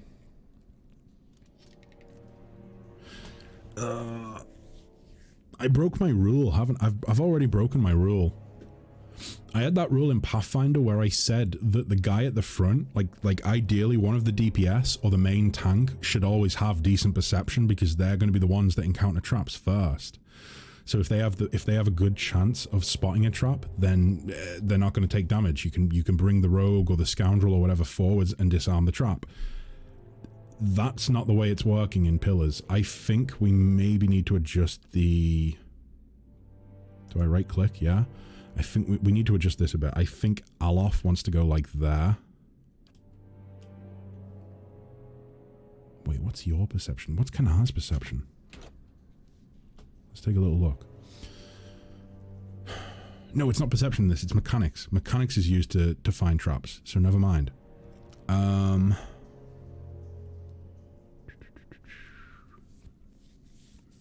Mechanics is 4. Also 4. Right, okay, I know what we're doing then. Let me see. Right, so Alof is going to be back line. I am, of course, going to be up here with you. We're going to have you about there. We'll have these two a little bit further back. There. And there. I think that should work. I don't see why it wouldn't. Although I... pull you back. Keep you there. Should be good. We'll see. We'll see. I don't think it matters all that much. But in regards to actually being able to make perception checks, or mechanics checks, should I say, it will help a little bit, I think.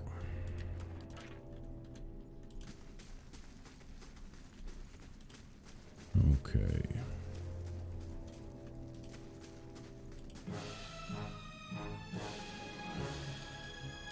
The worms are over here, I think, right? So let's do that.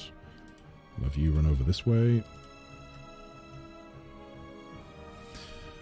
I like Fan of Flames, but the issue is that we just never really get a chance to cast it when we're dealing with a lot of enemies at once. Like, it's okay if you're only dealing with a handful and you can move Alof off to the side and then cast it from the side, but it doesn't really work with these big groups.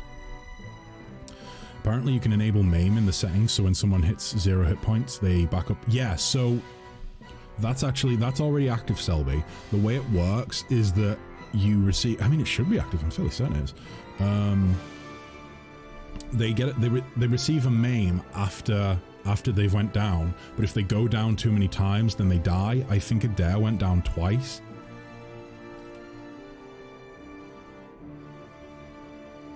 Yeah, there we go. So characters will be maimed instead of dying permanently the first time. So if they go down again after they've been maimed, then they die fully. I think we're playing entirely on normal. I think I might have put on a few... I think I might have put on 1 or 2...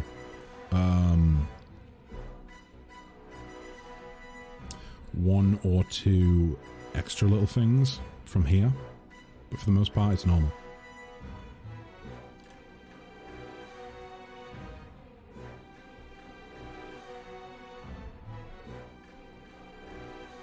Yeah.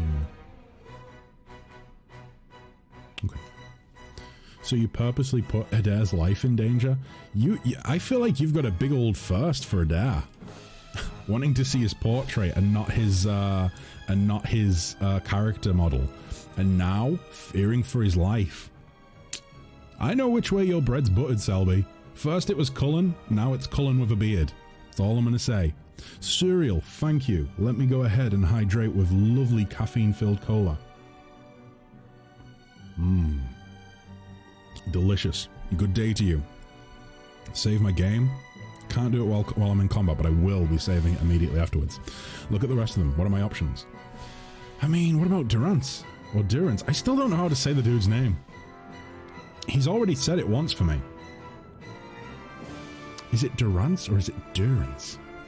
Is that tea? No, it is not tea. It is cheap budget cola. How are you, Kessler? I am doing well, thank you, Serial. I'm doing well. I've just had to reload after we lost one of our companions. They were killed. It was a misjudgment. I've learnt from my mistakes. Right. Let's see. How are you, Serial? You okay?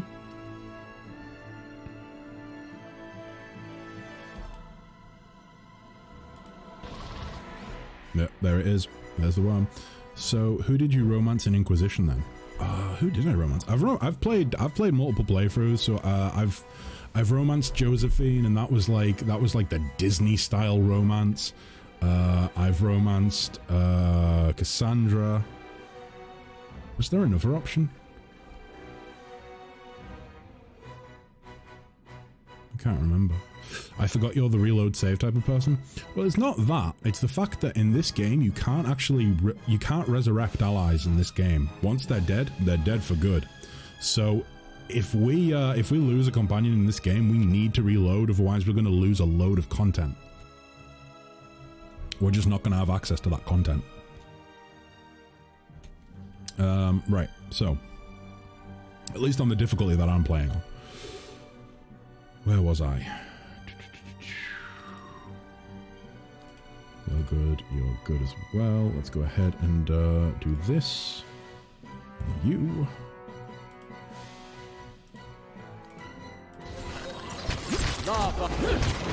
Shit.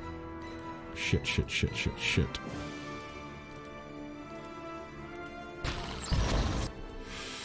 This is not good.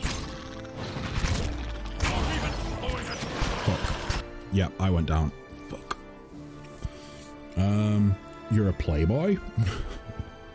I mean, I wasn't romancing multiple people in the same save, if that's what you're asking.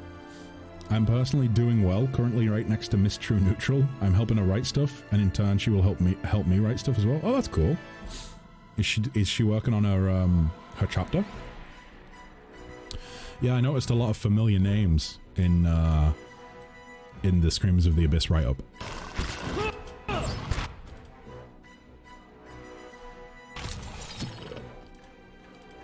Let's see.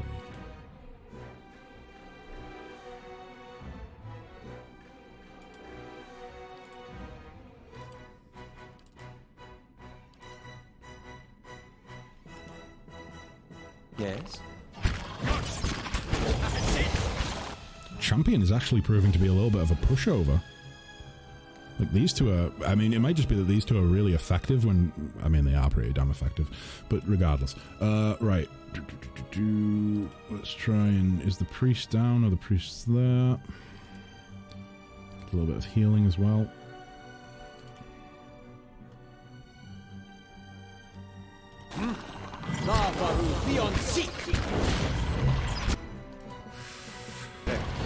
This is still pretty rough. It's the worms. Those fireballs that they launch, or that they breathe, are so fucking damaging against Adair. So damaging. I actually want to get you over there. You on there. You on that one as well.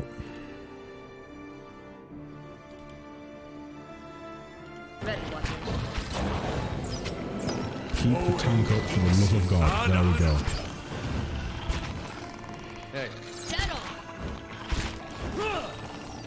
Okay, everyone on the fucking worm. Oh no, actually, no. Everyone on this, and then for the worm. There we go. For Aethys? That's not a popular opinion these days, right? I still need to listen to the audiobooks that I have. I don't know if it was the, I don't know who it was that commissioned them. Like, I'm assuming it was obviously like someone on the dev team, but they commissioned, like, they created a bunch of audiobooks and physical copies of the books as well as, like, lore and exposition prior to the game launching. And because I have, like, the special edition of the game, which I think is basically like a supporters edition, from the Kickstarter. I've got a load of like the audiobooks and like the almanac and like a big map of the world. So I should really be taking a look at that stuff, I think. The name of a chapter is the Storm Paragons. They can be described as the lockstep speed demons because their foot marines move in lockstep while the others use jetbikes and land speeders. Wow. Yeah, I'm pretty much clueless when it comes to like Warhammer stuff. Like, I believe I know what a... Wasn't land speeders... Aren't land speeders actually called land speeders because the guy who created them was like Dr. Joseph Land, as opposed to the fact that they are speeders that speed over the land? I feel like there's some stupid law like that or something. There's a trap in there, I remember that much. There is a surprising amount of information about how to have affairs in Dragon Age. Nice. I mean, Inquisition was kind of like the political intrigue of the Dragon Ages, right? To some extent. Right.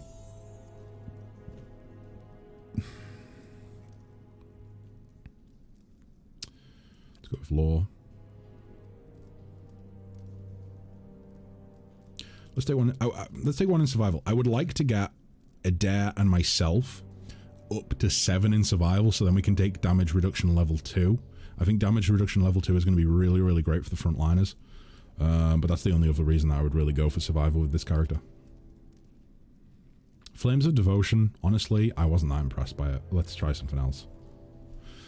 That's free damage reduction for friendlies.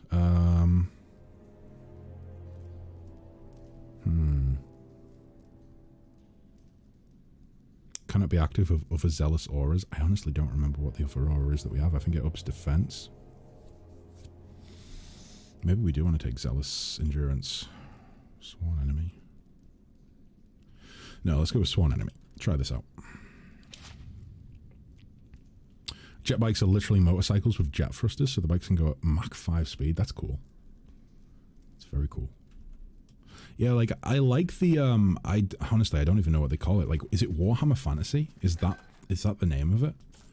I like the Warhammer Fantasy world, like, as I enjoyed playing the Total War Warhammer games. I enjoyed those. But as for 40k, I just never got into it. Like, we didn't really have access to gaming shops when I was growing up, where I grew up at. And so as a result of that, just never had access to it.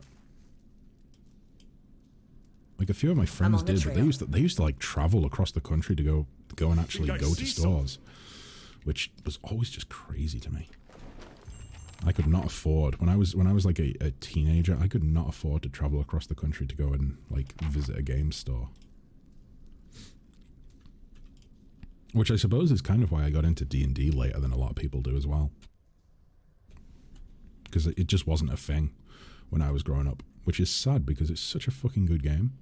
Like, tabletop gaming is so good. Can I speed this up now? Yes, I can. Thunderbar. Oh, there's a worm. Oh, should I talk to Sagani first? Let's talk to Sagani first.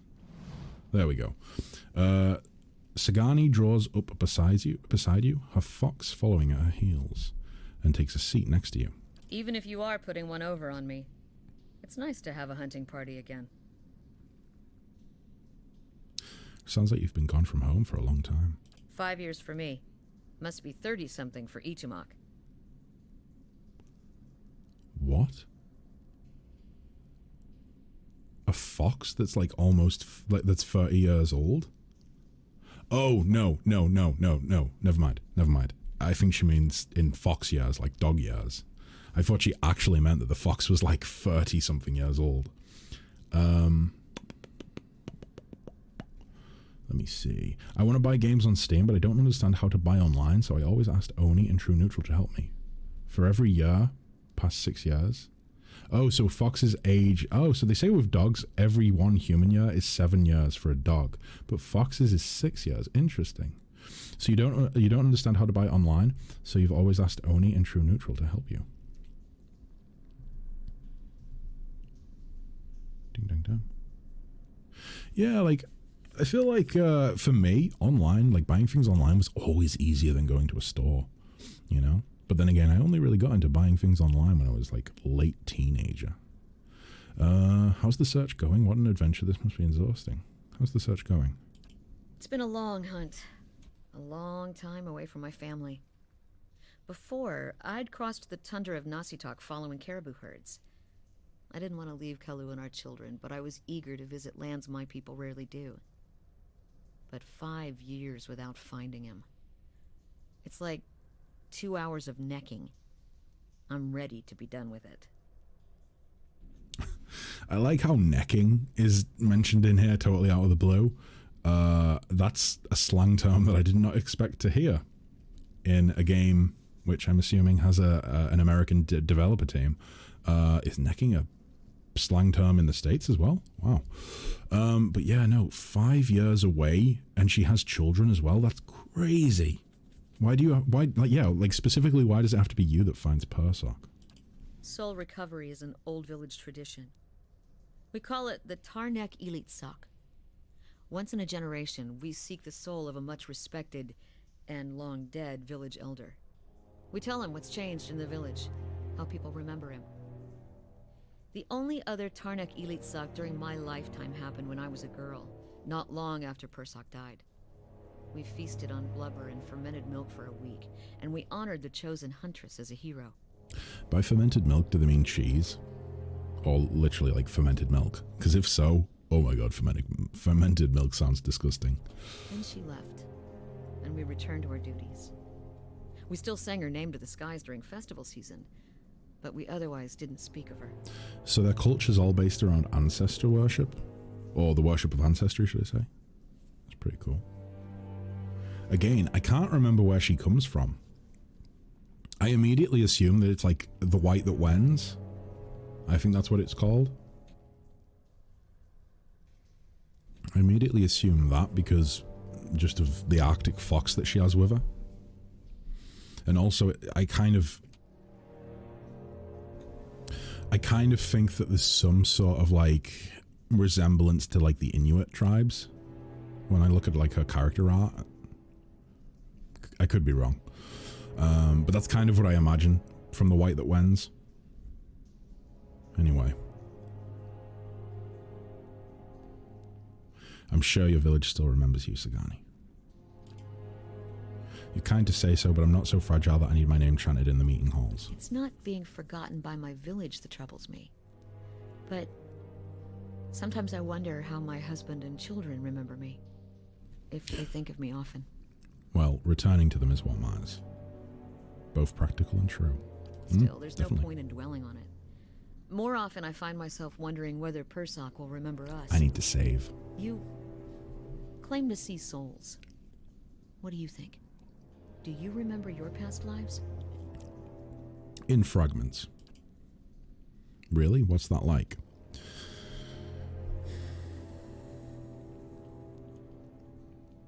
There are parts I like and there's parts that I don't. Makes me wonder what Persock remembers about our village.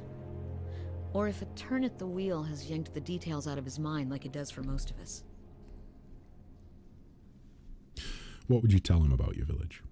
Masuk is probably much the same as it was 100 years ago. We live between tundra and frozen forests, and the land takes as much as it gives. But our hardships bring us together. And the elders truly unite us. They keep the stories of past generations, and they guide us from season to season, through good years and lean. Itamak brushes against her hip and she scratches his head. Recently there's been a lot of good years. My aunts say they've had fewer clashes with neighbouring villages thanks to the hunting territories that Persock helped establish. In bad years we rely on trade with the merchants that pass our shores. We exchange walrus tusks and seal pelts, for grains that last us the hard winters. Persock brokered a lot of those agreements too. She holds up the bear figurine. He got this from one of the Amawa ships that used to trade with us. Sounds like Persock did a lot for your people. That's what I'm supposed to remind him. Sounds like you're on a hunt of your own, though. You're feeling the thrill of the chase, or are you ready for this to be over?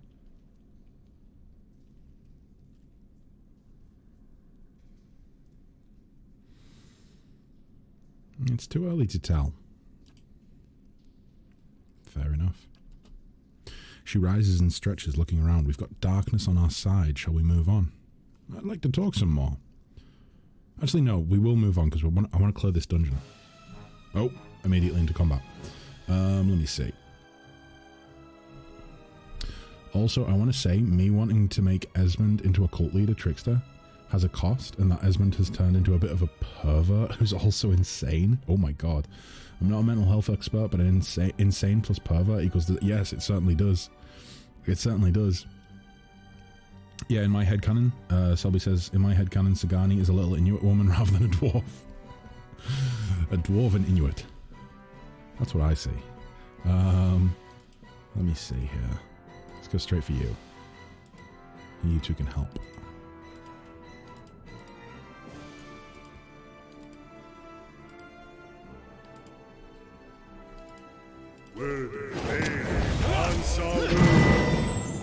That's so loud. That it really is so loud, that sound. I wish there was some way of getting around it. I will find that sound, I will delete it and replace it with something else. I have decided.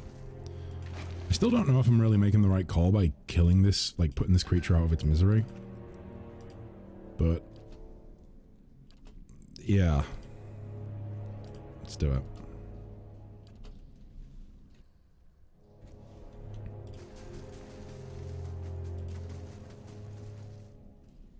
Right, this is where we get the white worm from, isn't it? The little baby.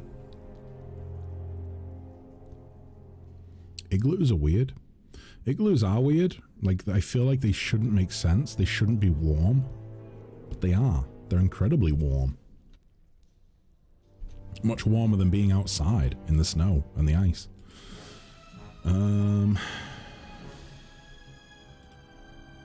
Actually, I probably shouldn't waste that on you. Yep, because you're going to come in now, aren't you? There we go. Okay. You two on there. Let's have a wounding shot on it as well.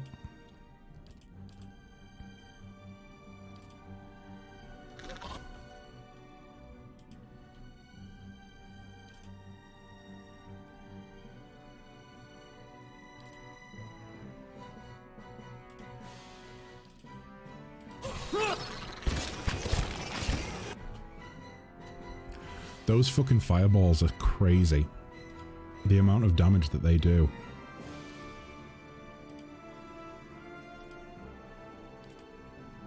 Absolutely redonkulous. It is down. Oh no, we got him.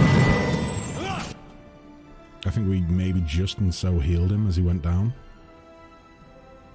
Cheesed it a little bit.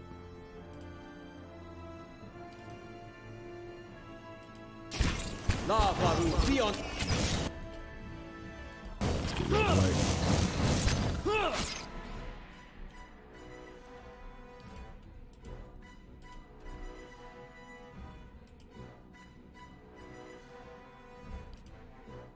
I'm here. Actually, no, let's take... There we go.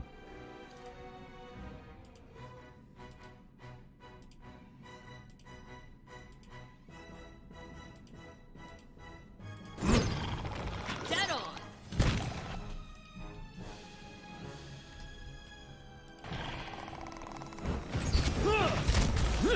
I don't know if I'm under-leveled or what. I feel like I'm at a fine level. I just think this is rough with the worms. The worms are the things that are causing the problem. Otherwise, I'd be fine. Imagine making a house out of cold. Like, they are supposed to be really warm inside, though, right? Like igloos? Like, this, it's something about the structure that just makes it inherently warm. But not warm enough to melt it, if that makes sense. I might need to rest here. Level the air up. Let's go with... oh no, we already... let's go with that. And I think we save the next 3 points, and we take... Vigorous Defense this time, and then we'll take Defender next instead. Boom. I was watching something where a polar bear gets out of the ocean and rolls in the snow to dry off. Like, how does frozen water dry you? I suppose that if you're rolling in snow...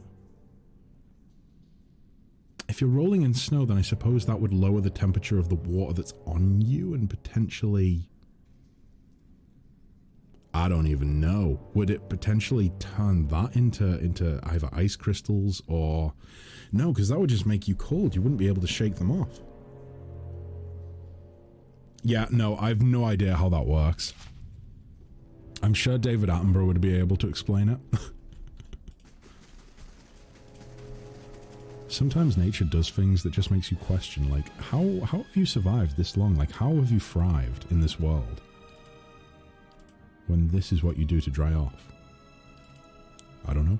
It just works. Oh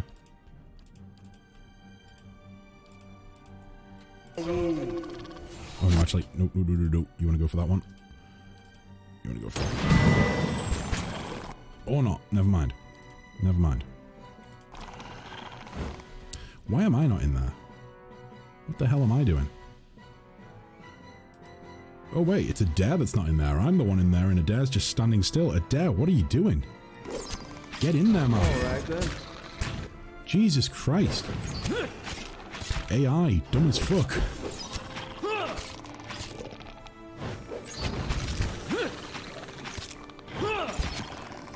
Okay. Right, quick save. Oh, can't do it yet. There we go.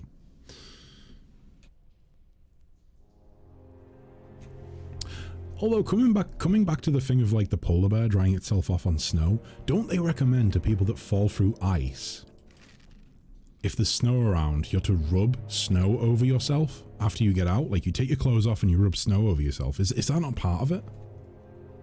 Or am I like totally misremembering there and I've probably just, you know, people don't take what I say as fact, okay? Because it's probably not. It's probably something that I'm misremembering and it's dumb and it will kill you. So don't listen to me. Fucking hell. There was no chance of us actually seeing that there. If we hadn't picked it up already, there was no way we were going to pick it up later on. That's annoying. Okay, we'll take those. And I believe I want to switch into that now. If possible. If possible.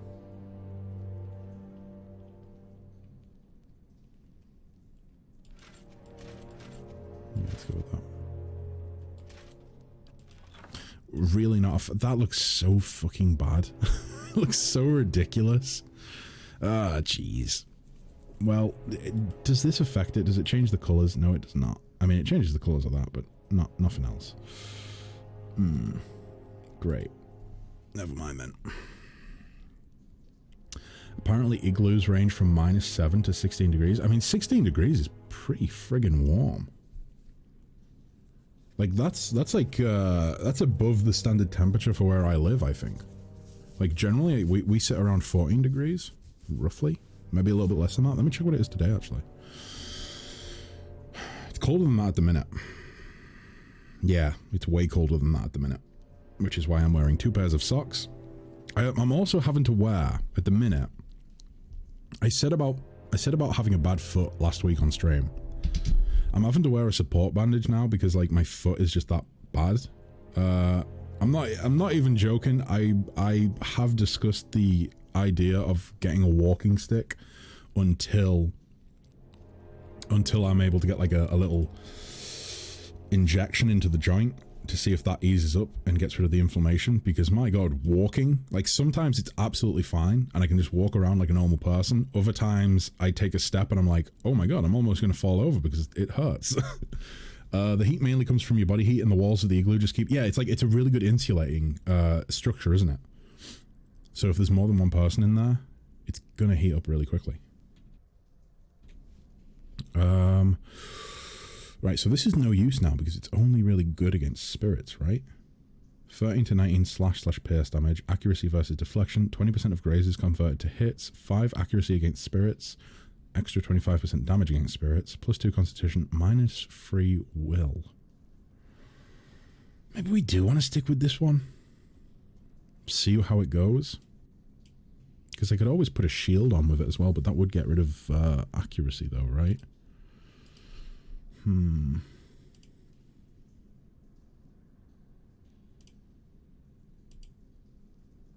Oh. So I can only have one of these. So fine is +4 accuracy and +15 damage. Exceptional is +8 and plus 30%. Or you can just go for one of them.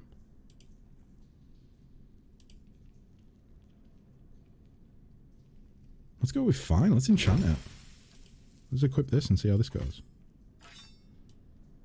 Might be that this becomes our main weapon. I recommend buying a cane or walking stick just in case.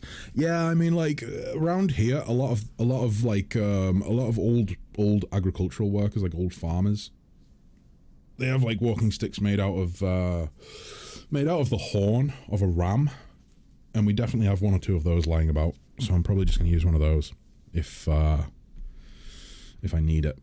But we'll see. I might make an igloo to live in. We were looking at houses earlier. There's legit one-bed apartments in London. Yeah, no, it's absolutely crazy to me. Property prices in London are ridiculous. Like, property prices in general are ridiculous, but in London, so much more so. I thought you guys were in the middle of having one constructed.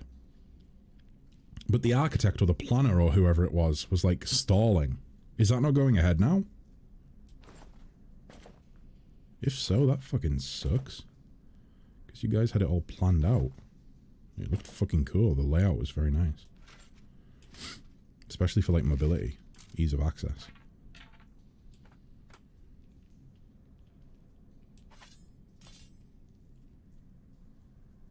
Okay. I think I am going to give a dare. Oh. Never mind. We need to rest first anyways. You can get some organic canes, because True Neutral has 3. 1 is from the hospital, and 2 are from my gramps. And one of the 2... Yeah, the sword cane, right? I forgot about the sword cane. Yeah. Selby says, my boyfriend told me it was going through planning like 2 years ago.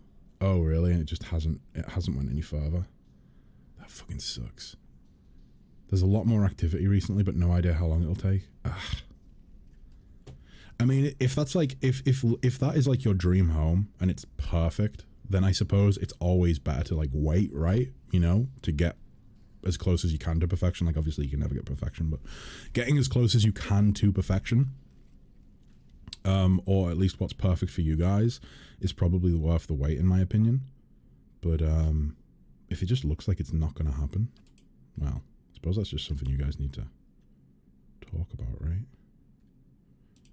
Plan ahead for. So you both have damage reduction. I need to get damage reduction too. That's what I need. Let's do it. We're taking the stance of assume it won't happen until it happens. Yeah, I suppose so. I suppose so. I mean, I think it's like, it depends on your situation as well. Because like personally, if I was going to buy a home, it would have to be the home that I'm going to be in for like 30, 40 years possibly. Because yeah, not exactly the best financial situation for me. She would love to bring the sword cane everywhere, but unfortunately the metal detector, like in malls and shopping centers and hotels, is stopping her. Yeah, I suppose so, right? Like, excuse me, you triggered the metal detector. What exactly is it? Oh, it's my sword. Excuse me? You have a sword? Yeah, it's in my cane. Could you please leave? And don't come back. Apparently my boyfriend and his siblings have been told to wait for it for the last 5 years by their dad. Wait, what? Oh, they're all... Yeah, that's right, because they're all having houses built, right? And they've all been told to wait for it for the last 5 years. I mean... I can understand waiting a little bit for the planning to be done, but once the planning's done, if there's no building work being done, then I suppose you kind of get to a point where you're just like, my life's going to pass me by and I'm not going to have a home if like I just keep waiting. You know what I mean? It's a stressful situation to be in. I really don't like it. Have you guys noticed how it seems to shake? Actually, it doesn't look like that on the preview, does it? On my screen, the little text box shakes like this. It's very hard to read. Doesn't seem to be doing it on the preview though for the stream. I'll see what I can find.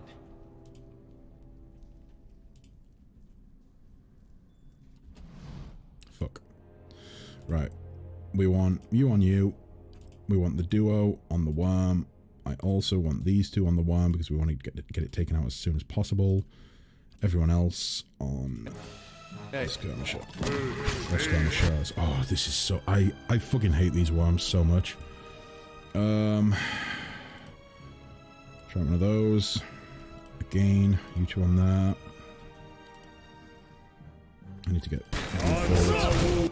Oh my god. It's to the point of it just being unfair. We might just be under-leveled. It could be that.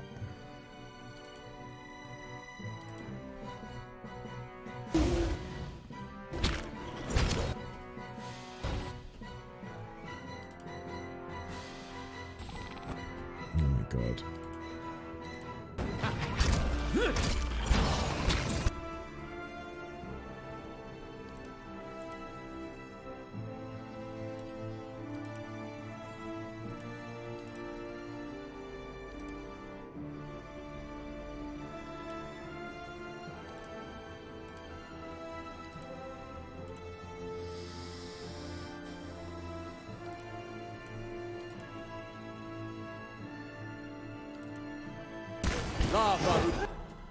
I think I'm going down here.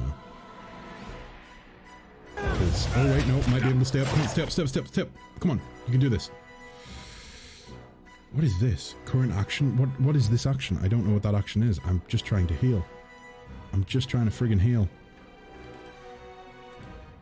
What? Yeah. Unless I can take that. Come on, I'm fucking dazed or something.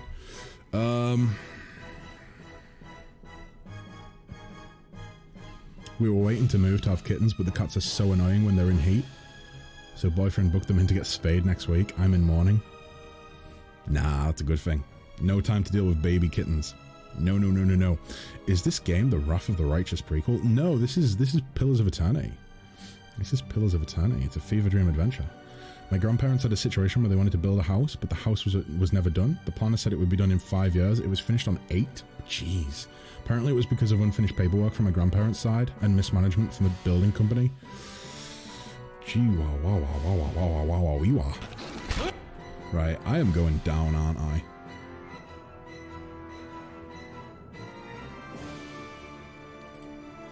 Let's try that.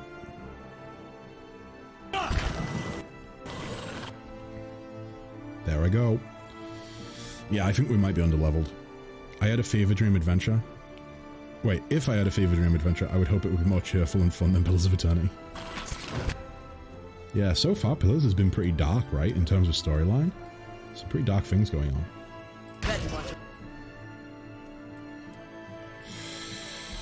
Oh boy. We rushed to try and get the worms out the way, and it might not have paid off, because...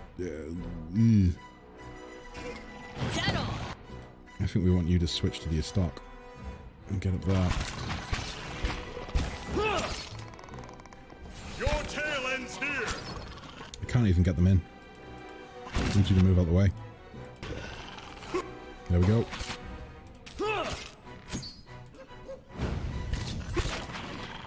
Is that everyone? We might actually have to rest again because of me going down.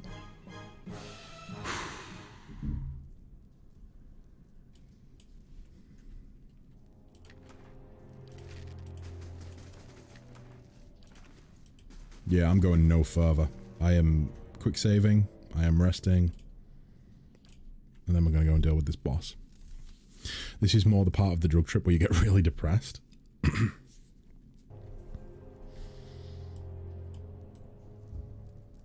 I'm hoping it'll cheer up a bit. If not, I'm sure Deadfire will be a lovely... oh, by the way, I don't think I actually said hi to Spark. I read the message and then I was just like, it's Spark. Hi Spark, I hope you're doing well, mate. But yeah, I think that Deadfire is going to be more of like a happy-go-lucky swashbuckling adventure with pirates. But Pillars of Eternity 1, Preston. It's straight up Depreston so far. Yeah, remember I've told you about my dreams would most likely be medieval hand-to-hand combat. Those kinds of dreams have stopped and have been replaced with dreams where I'm either a flower shop. Where I own either a flower shop, cafe, bookstore, or even a fisherman. Mystery and depression. There's multiple PoE games. Yeah, there's two. There's two. There's the first one and then there's Deadfire. I'm hoping Deadfire is going to be a little bit more happy-go-lucky. But yeah, they're both pretty short as well. Definitely shorter than... like probably 10 no, not 10 times shorter. Like they're like I want to say 4 times shorter than Pathfinder. I think I'm going to speed through these, hopefully.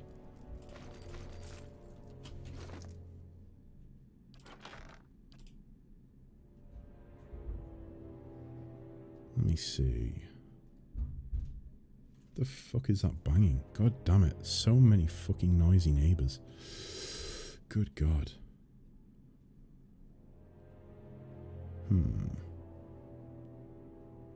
Recovery speed 30%. I don't really think we want to switch anyone out, do we? Medium armor.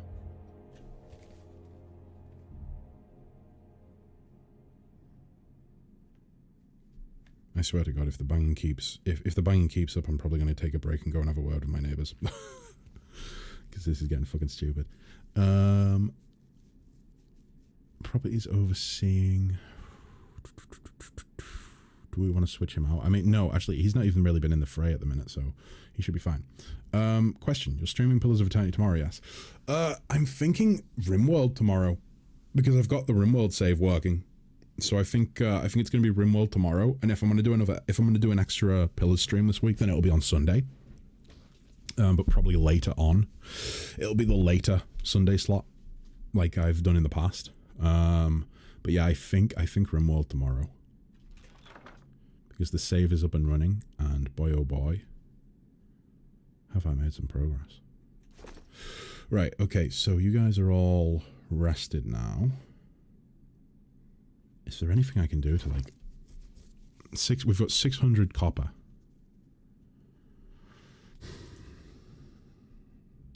Could I enchant this armor?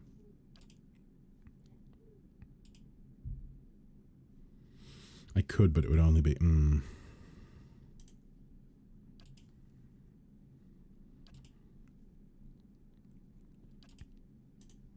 I think the bow, maybe? Or did I already do it? I might have already done this, actually. I think I did, didn't I? 5 accuracy against beast. 25% damage against beast.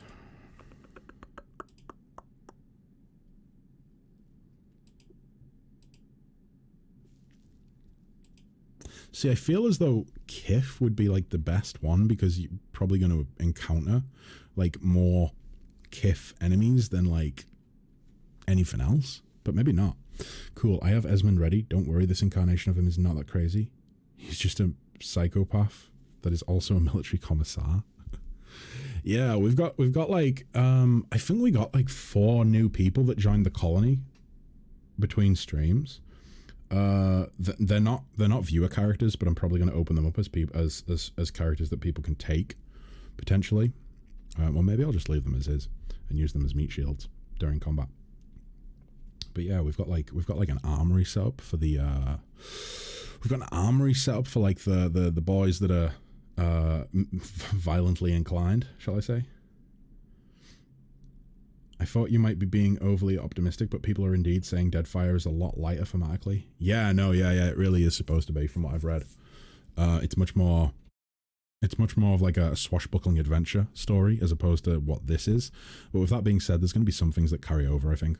You know, there's some parts of the storyline that are going to be a constant, I feel.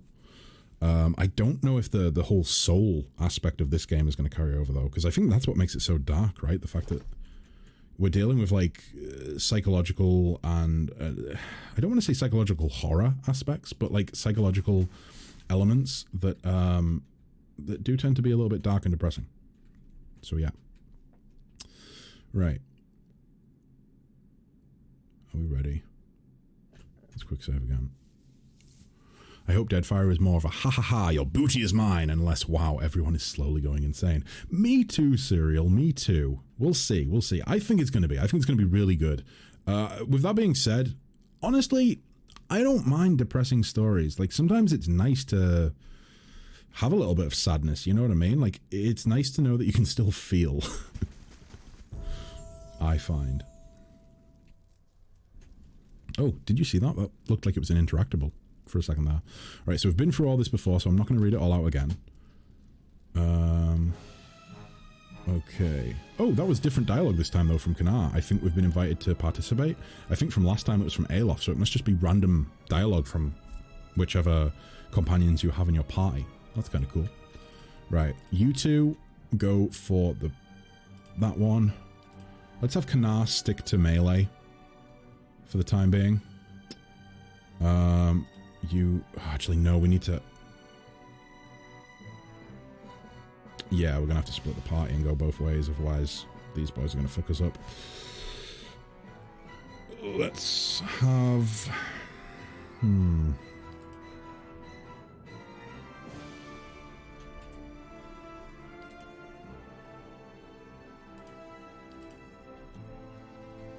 Should have had the ale. I forgot to have the ale. That's one thing I meant to do. See how this goes. Knock you off your feet. Go ahead and do that.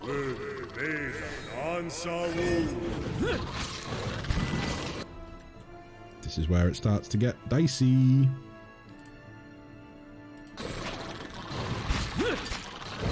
We're holding up so far. However, these guys are fucking swarming us. Good God. Right, you get around the back, deal with him. Maybe we should just be holding position here and letting them come to us. That might be part of the issue. That might be part of the issue. 40k already filled my grimdark space in my brain. Yeah, I'm kind of curious about Darktide. Have you guys seen Darktide? I don't know if it's been released or if it's like in early access or something. There must have been some demo going around of it at least. But it looks, I don't know, I really liked Vermintide. I had a lot of fun with that game. So I might try Darktide out at some point. I don't know if I'll play it on stream. I might just save it to like play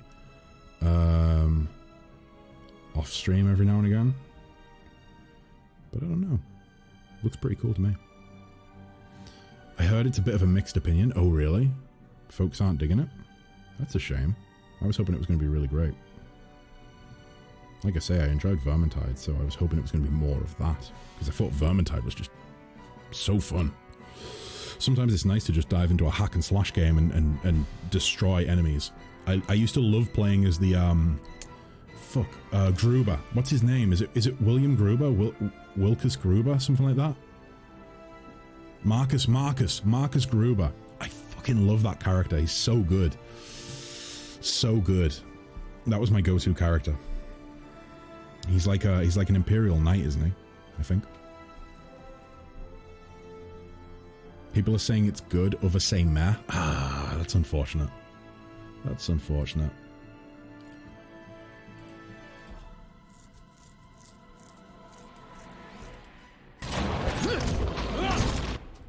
We need to pull back and help them. Oh boy. No, you know what? Make a run for it. Go for them. Mark enemy. Boom. Going off on my own. It's dangerous. It's risky. It might not work, but I don't know what else I can do right now. Those worms are going to tear us down to shreds. Right. Oh my god, that barely damaged you. I wish these guys would actually... Let me take a look at their AI. Class behavior. Aggressive. Auto attack. Aggressive. Let's actually take this off. Aggressive. Yeah. Animal companion. Aggressive. Yes, please. That's much better. Let's check you as well, because I think you've been having issues. Yep, there we go. Aggressive. Boom. And I actually think I'm going to enable for the buffer, which is Kanar. I think I'm going to go ahead and enable support. Let's do that. Boom. Actually seems to have... Well, I don't want to speak too soon, but it seems to be going better than it did last time. Like, these guys are kind of handling these two. You're going to start struggling now because I'm going away to deal with the worms. Let's see. I think switching Kanar to melee has paid off a little bit. Oh boy. That might help.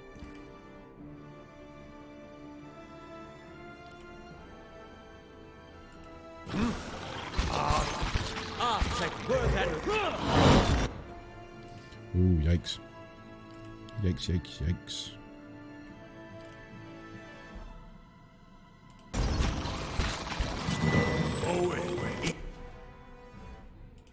You, sir, should be going over there and dealing with him.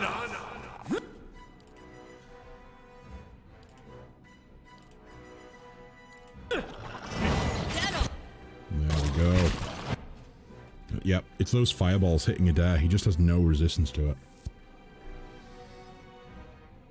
42 damage on Adair. It must be that they're getting loads of crits with it. That's all I can think of. Let me scroll up. That's a Zaurip. That's, oh no, that's, yeah, so 12 damage on a non-crit. Critical was 42. Yeah, he's getting really fucked up by them. We're out of those. We've got one more heal. Let's get him up one more time. There we go. Now everybody just fucking focus on one target at a time. You deal with them. Let's actually go ahead and use this as well. Alright, now focus on them. There we go. Okay.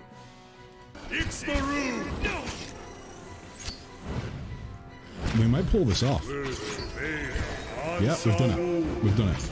We've got them within melee range now, so those attacks are fucking useless. Nice. I've never been gladder to hear that wait, what's this?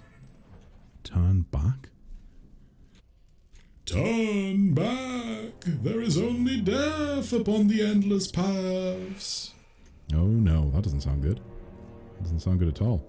Is there a stat for defending against magical attacks? Yes, I believe so. I think is it will that defends against magic? I think some magic and some melee attacks as well. It's kind of weird how the stats work out for this game. Let me see.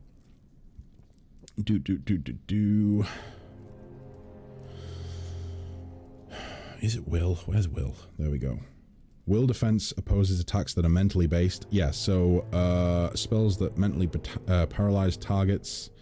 So that's resolve helps with that. Deflection I think also does spells though as well, right?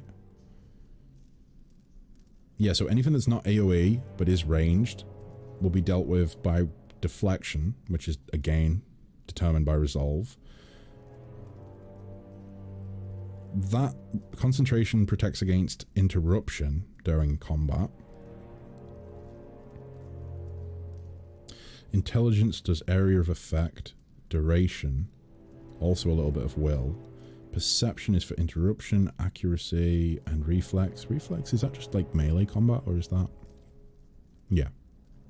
AoE and anything that is to do with dexterous actions.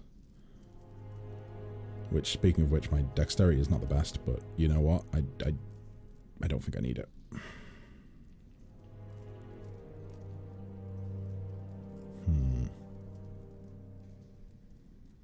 Decent constitution though. But yeah, it's kind of bewildering at the minute how the stats work, how the scores work, and all feed into different things. But I'm sure as we continue playing, it'll make sense. Or make more sense, should I say. Let me see. So, Kessler reputations. I didn't know this was a thing. I've got 2 points in Benevolent, 1 in Oh, I'm assuming this is from, like, things that I've done in the game so far. Benevolent 2, Diplomatic 1, Passionate 1, Rational 1, Honest 1.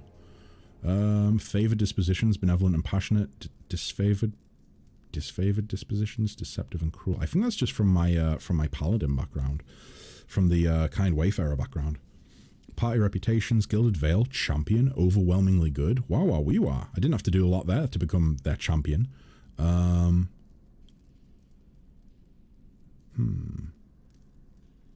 Most hits, Kessler, 356. Most crits, Alof with 60. Highest single target damage, Durance with Durance, I don't know. Let's just call him Duran. Duran got 72. Most damage taken. Oh no, most damage done, 4,633 from me. I don't know how I did that much damage.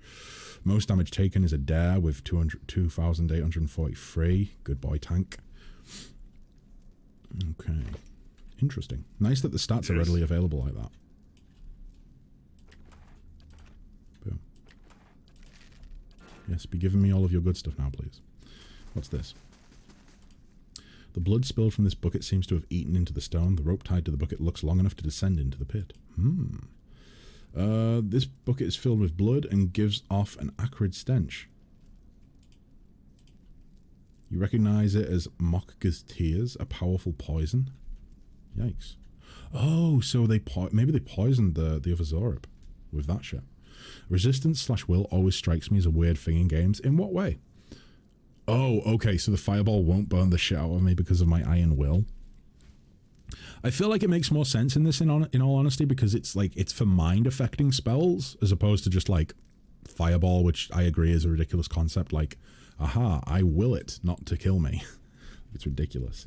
But resistance against a fireball, I don't know. I feel like if you're wearing like a certain item that gives fire resistance, then that makes sense. But base resistance, maybe like a racial trait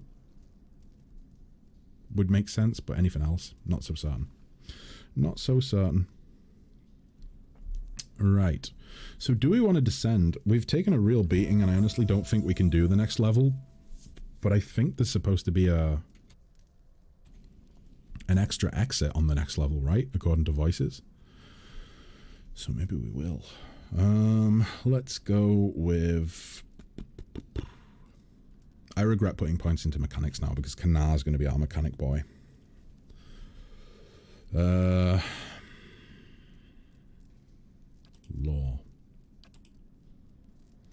Ooh.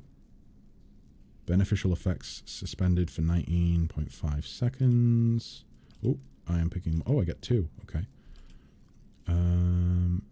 AoE.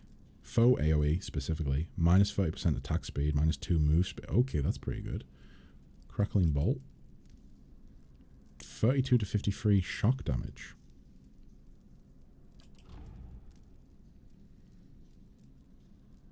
Consulhaut's Draining Touch.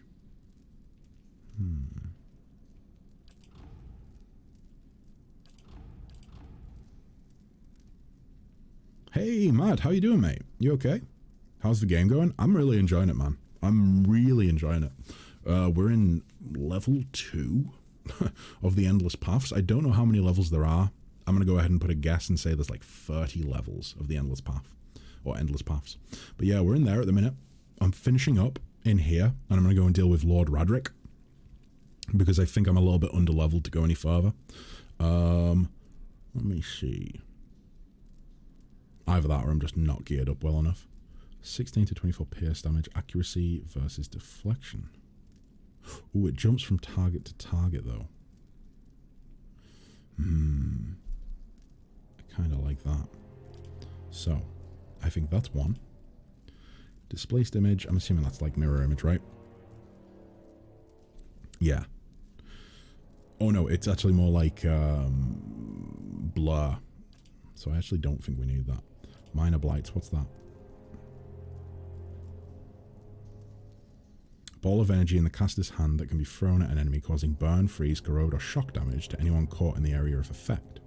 Blights are continually replenished until the spell ends. So the caster until weapon changed. Okay. Expose vulnerabilities. That's extra attack speed for allies.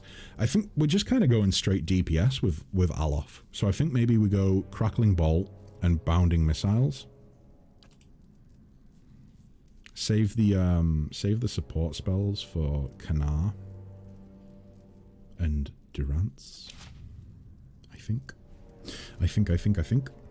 Right. Durance. Duran. What can we do?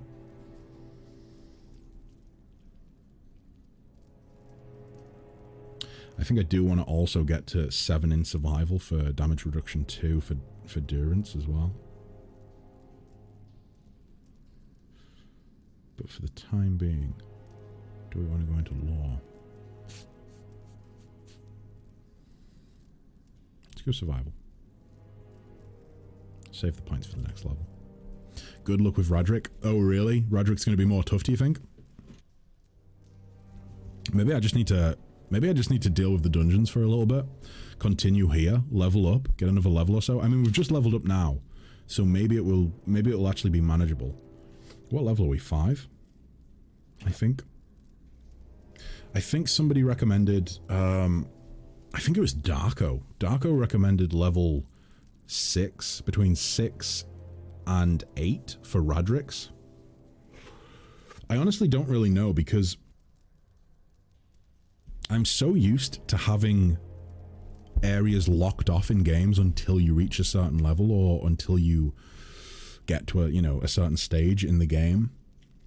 Whereas it seems as though I can pretty much just explore anywhere, and I'm just going to have to deal with the fact that, oh shit, these enemies are actually way too difficult for me to handle right now. It looks like I might have to reload. But I don't know. I think we'll try, if that's the case, if Radric is going to be way too difficult, which, I mean, we were recommended 6th level for Radric's Hold. If that's the case, we'll maybe try and do the 3rd level of the Endless Paths. And then we'll do a little bit of exploring. Maybe go to Defiance Bay as well. See what we find there. See if there's anything we can do there. Because I haven't been there yet, and I feel like everything is pointing for me to go that way.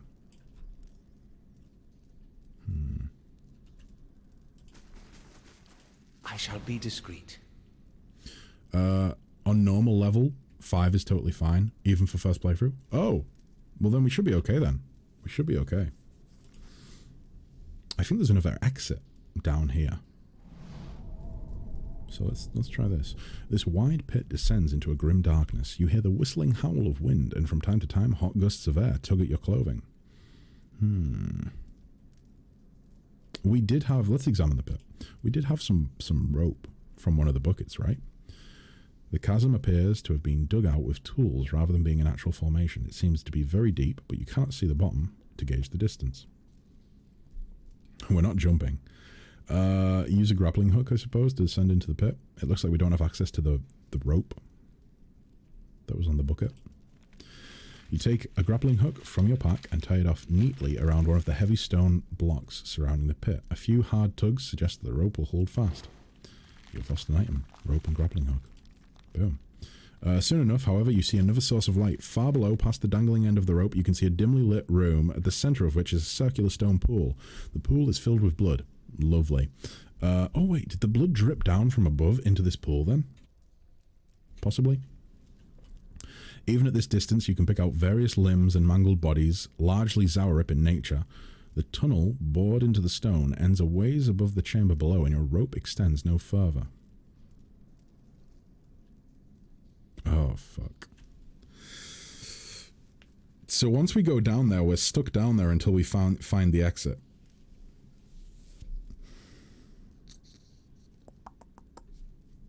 Let me climb back up for the minute. Let's leave. Let's quick save and be a little save scum. Nobody wants... Oh no, we haven't leveled up Kanar yet. Good God. How did I forget that? Right, let's put a point into mechanics for you. We'll save the other 4 points for... Actually, it would be nice to get at least damage reduction, so let's do that. Maybe some stealth as well.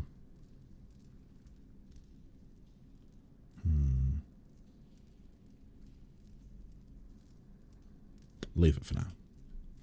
Right. The fox from the farmer did run and leap. Minus 10% accuracy against disengaging enemies.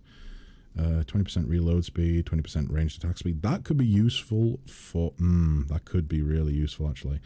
What else do we have? Rime and Frost. I feel like I've seen these ones before. Let's go with the reload speed and ranged attack speed. Okay, so that's that done. Now we will descend. Although, can I not use this? Like, it specifically said that the rope tied to the bucket looks long enough to descend into the pit. Yeah, there was no option to do so with it, though. So never mind. Jump into the pit, climb down the pit.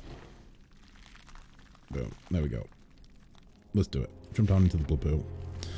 Bracing yourself for the landing, you loosen your hold, dropping down the remaining distance to land within the pool of blood with a noisy splash.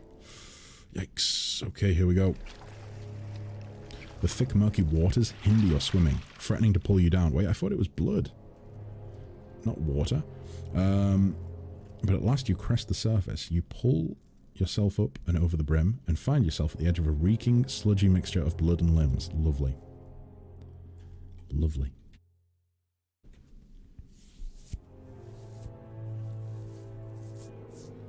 Oh, geez. First 5 levels of Odd Nua? I just got an achievement, first 5 levels. I'm only on level 3. No, I'm not. Wait, how am I on level 5? How am I on level 5?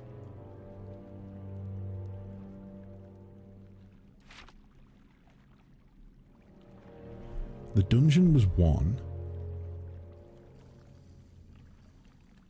The spider area was 2. 3 was the Zaurips. So I've missed 4 and went straight to 5?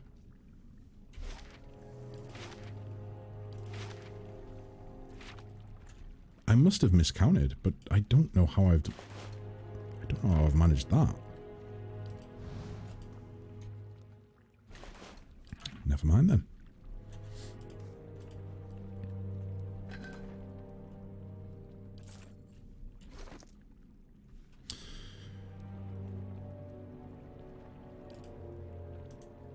Can I enchant you further?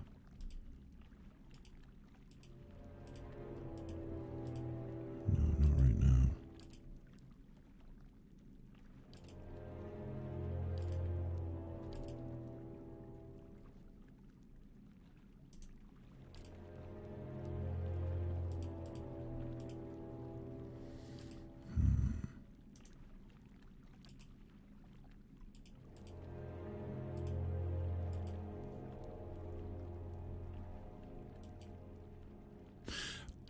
Okay. I think we just have to push onwards. This could go really badly. It might be a case that we have to reload and just go somewhere else. Oh, more Zaurips. Fuck. There is a Drake. There's a dragon. Fuck. Oh no. At the edge of this expansive chamber, encircled by a jabbering host of Zaurips, stands a massive reptilian creature. Its snout is splattered with the bloody remnants of a recent meal. Gobbets of flesh still speared on crooked fangs. The Zaurips shift anxiously, looking up expectantly at the Drake as the beast stretches leathery wings in challenge, brushing the pillars to either side. Yet. Yes. More sacrifice. It flaps its wings briefly and stirs up great clouds of dust. Come here, human. Be honored. You speak? I'm fine right here, thank you. The Drake stamps one clawed foot upon the ground. I speak, and stone shakes. I speak, and lizards bring gold. I speak, and eat well. Yes, I speak.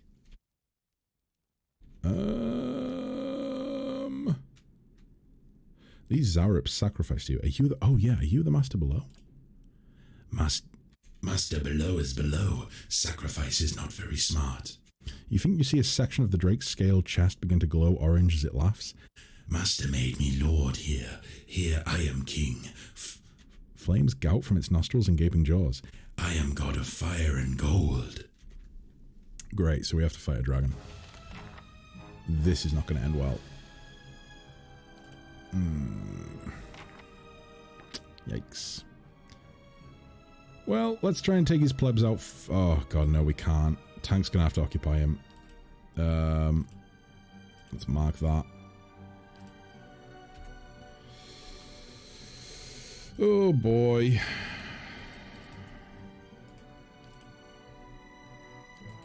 Oh, actually, no. Let's do that.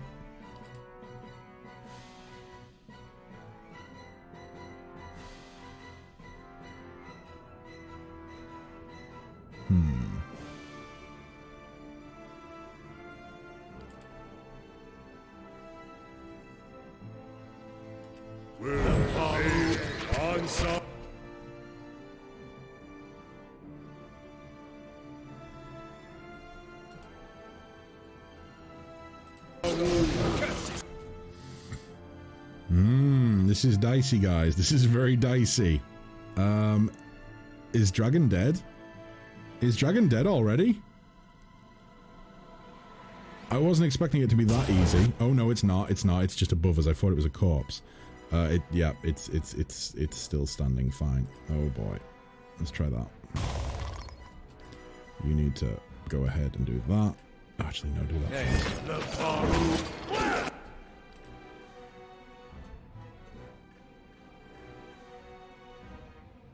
Oh boy.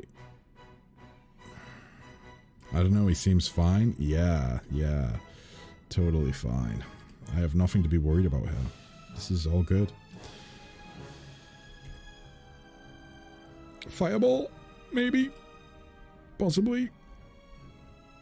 I don't know, let's try it. Let's try a fireball. Let's do it. That's not very helpful. Well, it did something. It killed, you know, it killed one of the Zaurips at the very least.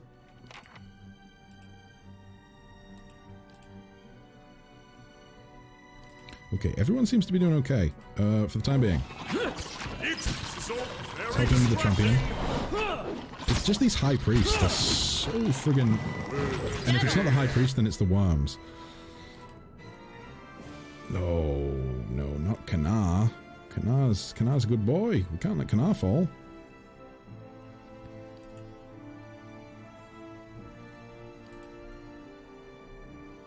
I'm stuck over here. Let me tell you what, you move up.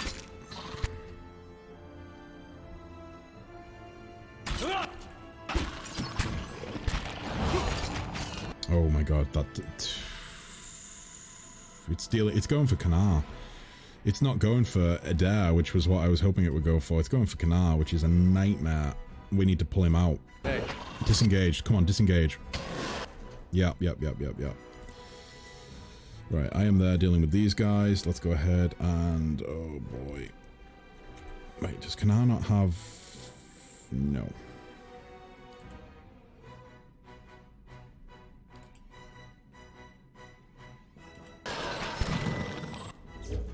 I don't even think that hit him, did it? Yikes.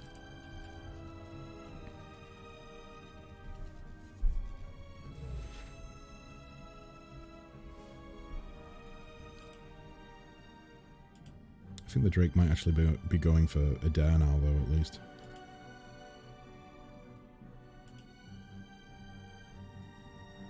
Why are you over there? Why are you that close to him?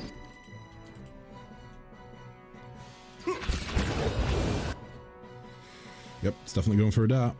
Does he have a little fire hat? Oh my god, he does have a little fire hat. I hadn't noticed that. Okay, Kanar's down. Oh boy. Boy, oh boy.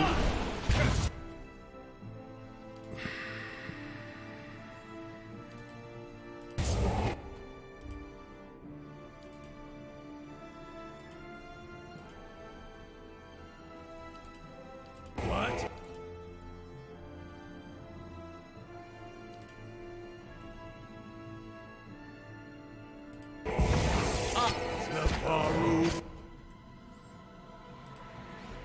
This is getting dicey.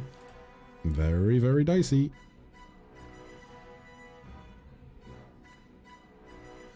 Beyond seek.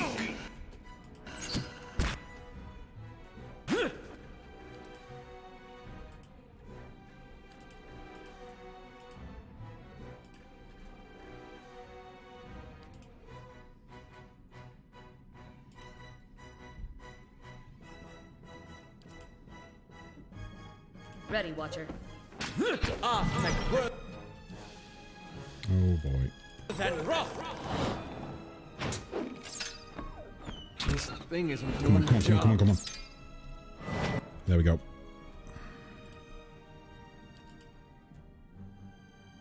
Right, everyone focus on that now.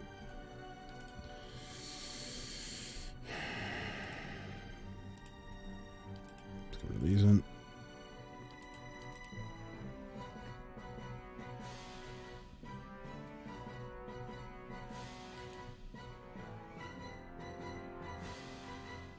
may I help? Mow it. Fuck.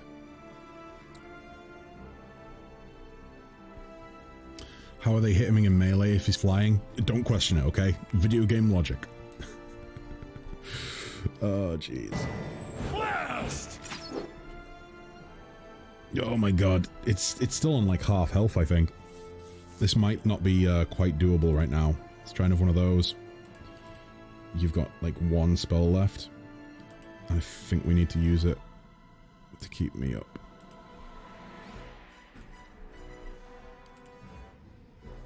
You're out of, yeah, you're out of everything. You have one of these left, let's try it. Lavaru, be on seek!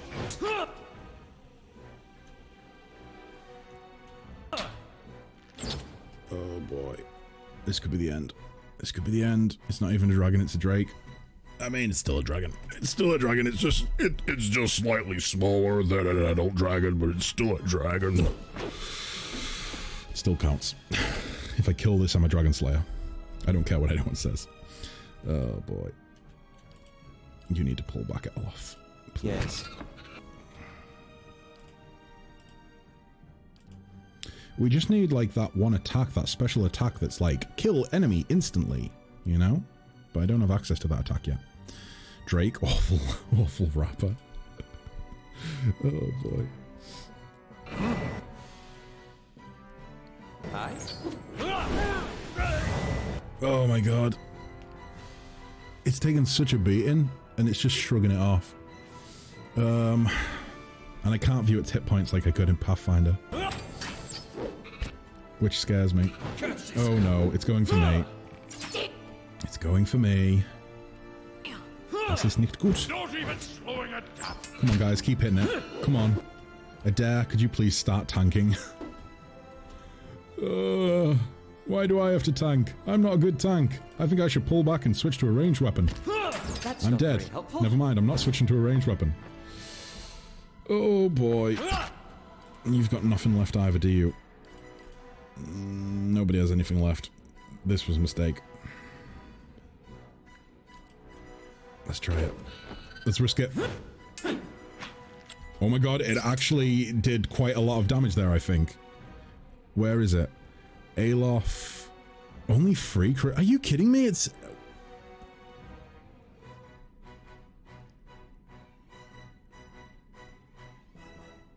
Oh my god, it did... Oh. It's got damage reduction of 18. It took 18 damage plus the 2.7. Only the 2.7 got through. We are dead. We might be dead. We might very well be dead. This is not going well, I don't think. Adair is almost down. Yeah, I've got nothing. But then again, would switching help? Probably not, right? No, because I don't have spell slots. Hi. This is just a waiting game. Who's going to die first? Big fella's down! Can't get...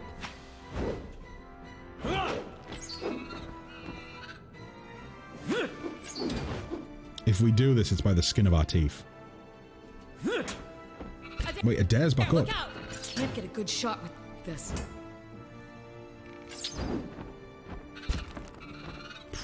Yep, there we go. Alof's down.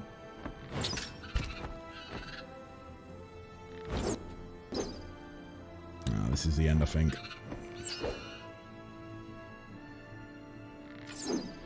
Come on. Can't stand much longer. Yikes. After him, Ichimak. Damn! Nope. This is it.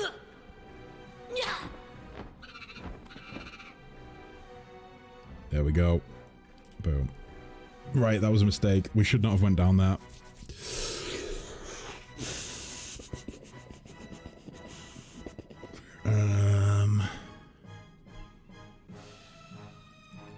We need to load from that. Otherwise we are not getting out. Oh boy. Too low level. Too low a level. We need to come back when we're big boys. We're not big boys yet. This is the wrong save. Are you fucking shitting me? I made a quick save before. We're stuck down there. Are you fucking shitting me? I made a save. I made a save before we went down there.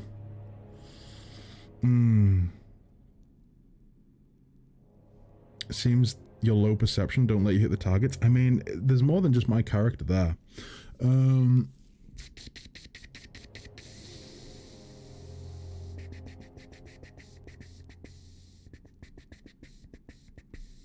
think we are just stuck down there. We're gonna have to deal with it. We are going to have to deal with it. Yeah, exactly. You need more perception to hit the giant fucking dragon in front of you. Oh no, the tiny baby drake. Is that what we've settled on? Is there any way that I can... I can't climb back up. I cannot climb back up. I have to deal with this. Yeah, no way out. No way out. We almost got it that time. I mean, that's the first attempt. We almost got it on the first attempt.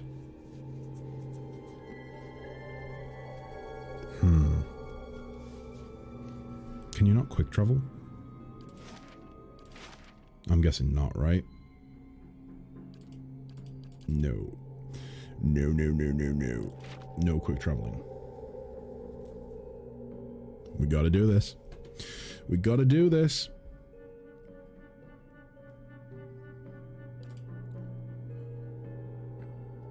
Let's take a rest.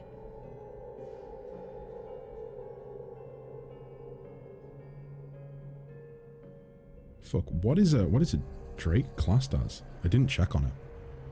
I'm assuming it's Beast. But it could be something else. Let me tab out and check.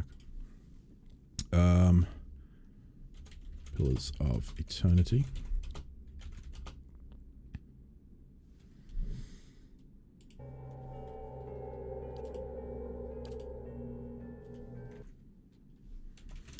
Oh, fuck.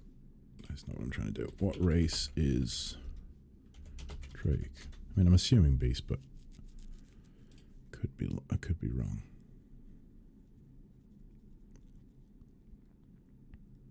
Oh shit, it's like one level higher than what we are. If we were level... Yeah, so it's recommended level 6.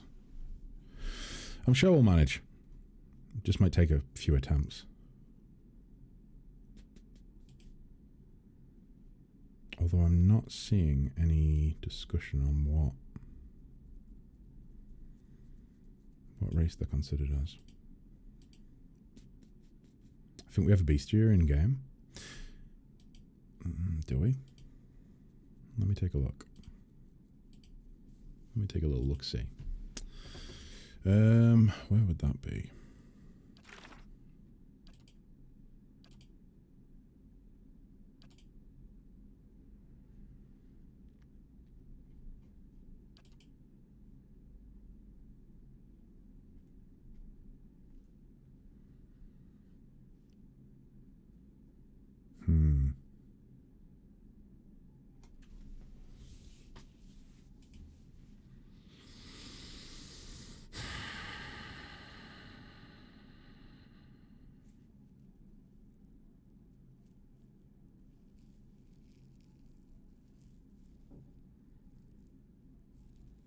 Doesn't seem to list it.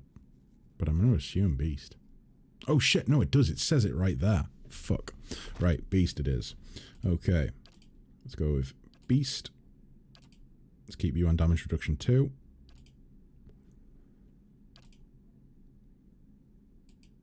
Oh wait. Never mind.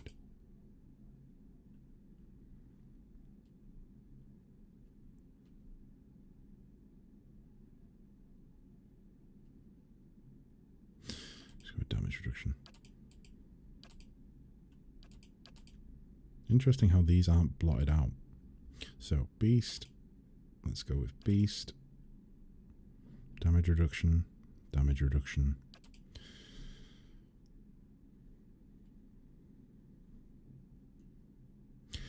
Heal multiplier. Does that specifically mean the healing that this character receives, or healing received by characters that it heals? I think it must just mean the specific character. I don't think we really... I mean, he's not really going to be dealing any damage anyway, so let's just Put damage reduction. Then again, no, he's going to be on the back line, so let's go with accuracy. I'm stuck with damage reduction for you and you. I think that works. Let's try it. Okay. Let's actually make a hard save here as well. Boom.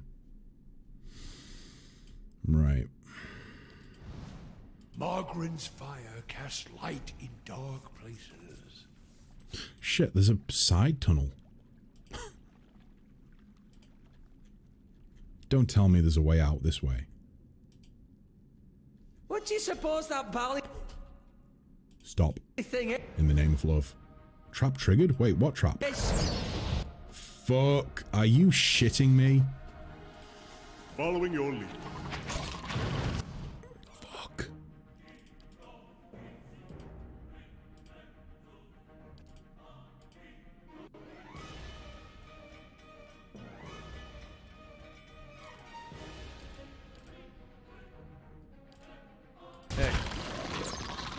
Immediately down. Nice.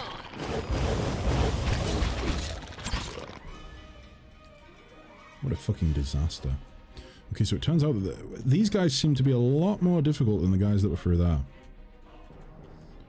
A lot more difficult. What are the chances of there being an exit through here? I mean, I can always reload and just deal with the Drake if I need to. But if we can find a way out, it would be better.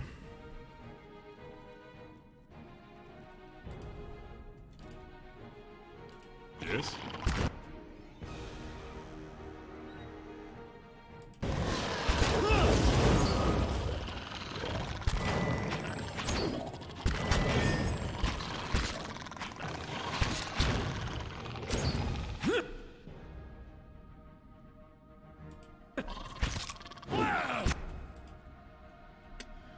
You are going to go down, sir, if you don't.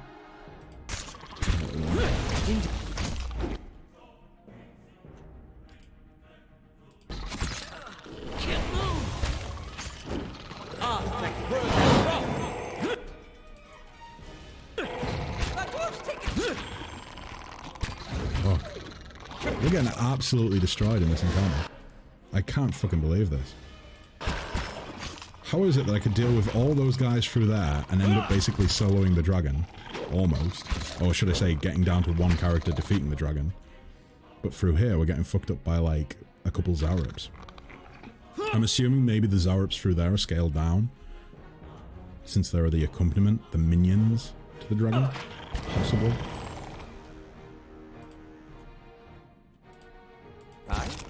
You seriously need to start doing your job. Start fucking tanking, please. For fuck's sake, Adair. Tank. How may I help? Come on. There we go. Get both of them. Arthek Worth and Roth!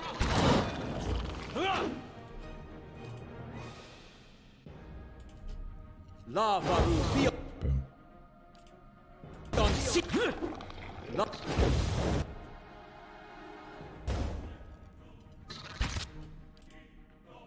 Lava Ruby on Seek! Come on. You can do this. I believe in you.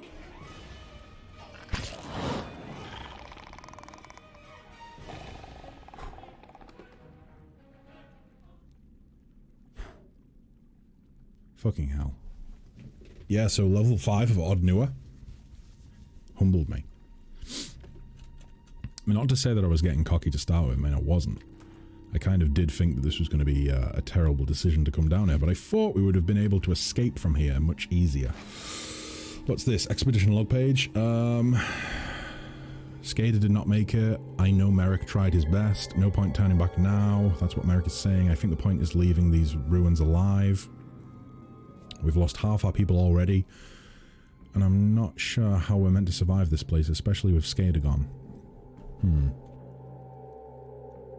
The gods were kind to let us find that study in the books there. Those tomes would fetch a good price in of themselves. Don't need to go any further. But that seal has stirred his blood. Oh. He's sure we'll find more in Gwyffin relics below. Every step takes us further from a guaranteed haul and deeper into unknown territory. I don't know what madness has gripped him. Oh shit. Cannot stop thinking about Edriga. The way she screamed. Oh boy. What a happy storyline. Laying low. Please just be the way out. Oh my god. I made a hard save. I'm now going to make a... No, we're going to make another hard save. I don't want to overwrite. It looks like you can't have too many... Let me see if that's actually an option.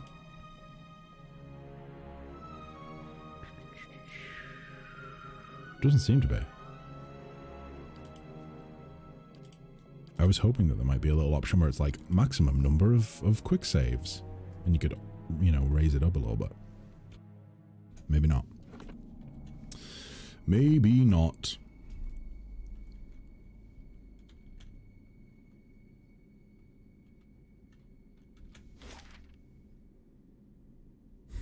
If there's going to be an exit, which way is it going to be? Probably this way, right? Drake up here. More loot and enemies over here. Exit over here. Oh boy. From what incredibly little I know of level design, which is basically just from playing video games, I'm going to assume that's the case and it's over here. Let's hope I'm not wrong. Because we have no chance of taking another rest. Get out of stealth. Just have at 'em. Have at 'em. Hey. You honestly, I think we'd need to move you back. Move you back. Following Never mind, we can't. You're stuck. Unless I move these guys out of the way. Following you.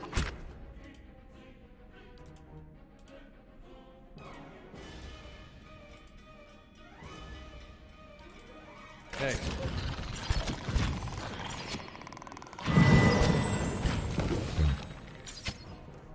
Okay, so this was much easier.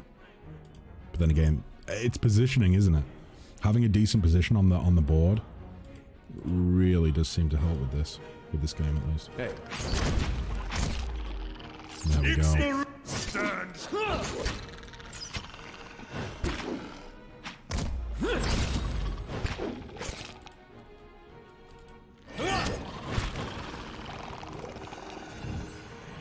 Okay. Oh, Bloodstone and Peridot. Or Perido. Peridot? 180 copper. Nice. Right, further we go. Let's wait until Kanar actually catches up so he can find traps for us. This looks like stairs. Oh, but there's enemies. There's enemies. We were so close. We're almost at the exit. I can feel it. Oh, dearie mate. Oh, no. There's quite a few of them. So if you guys go for that one. Everyone else, focus on this boy.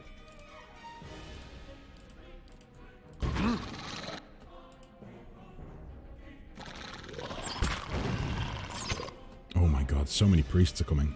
Well, 2 of them. Not quite so many, but still.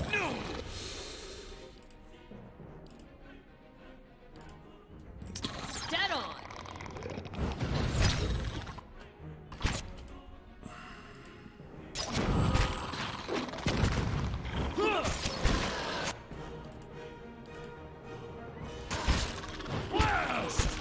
Dead on.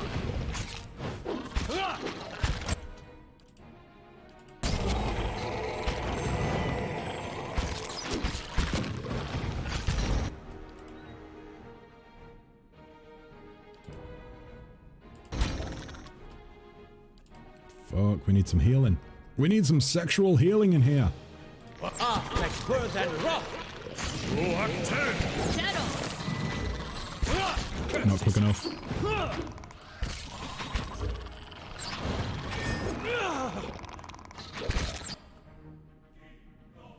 Shit, who summoned the skeletons? I didn't realize that was even a thing that any of these guys could do. Was it Durance?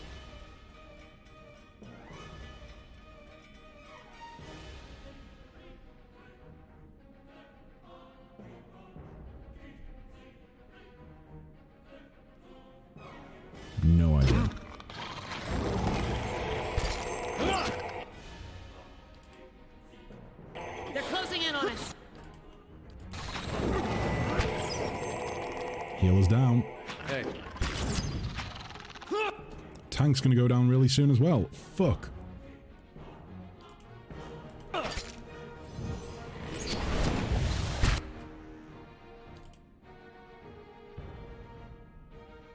Kinda stuck over here. Right, back up. So back up.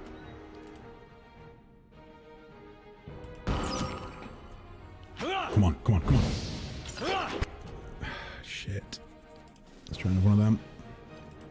Come on, just stay on your feet, Adair. Just stay on your feet. You've got this. How bad?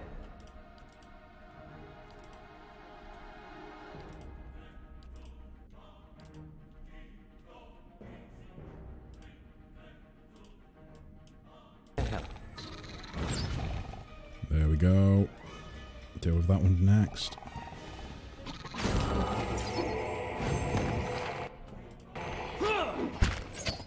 Come on, come on, come on, come on.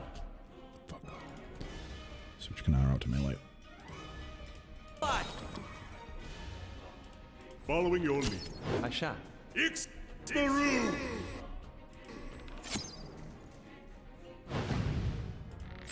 Got an arrow for this one. Come on, we should be fine here. Fingers crossed. There we go. Yeah, we are definitely not leveled for this well, level of Odd Newer. Definitely not. And I'm going to take that as my lesson, and I am going to exit. And we will come back and finish clearing this place out when we've, I don't know, maybe like another level or two. The Drake is supposed to be level 6, but it might be nice to have another level on it. Oh, are you fucking kidding me? Now we're back up to level 4. I knew I missed a fucking level.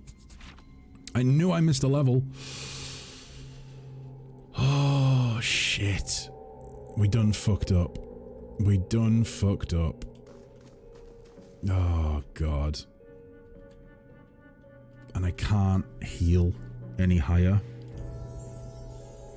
Sagani has a level.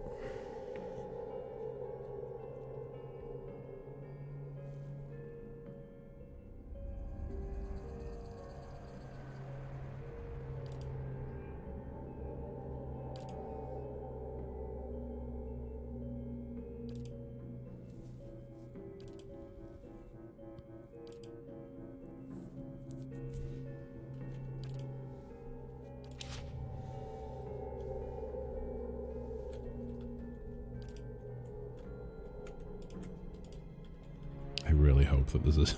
I really fucking hope there's an exit somewhere around here. Otherwise, we are absolutely screwed. I think I need to hold Adair back. I can't have him go in, otherwise he's going to go down. Fuck.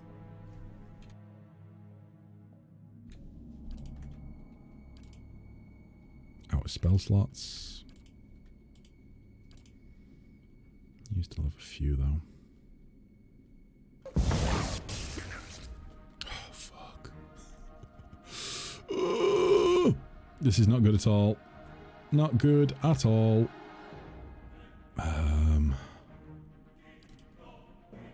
Fuck, how quick are you going to be able to get that off? No, don't put it there. Too late, too late.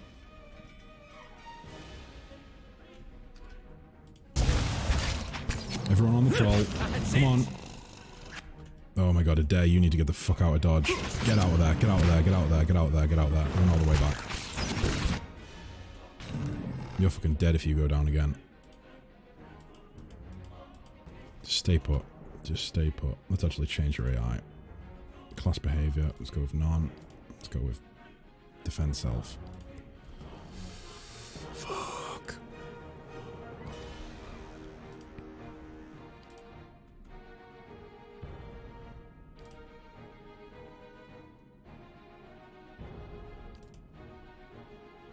Wait, that hits allies as well. Oh no, no, it heals allies. How bad?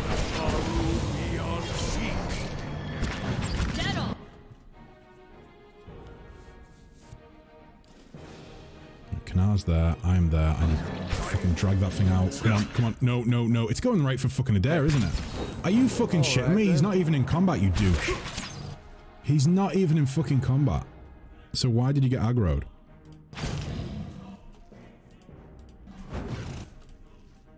Fuck me. Oh shit. Misclick.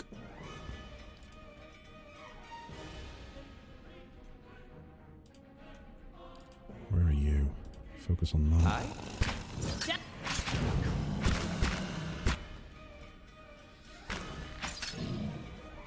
Oh my god, Kanar's down.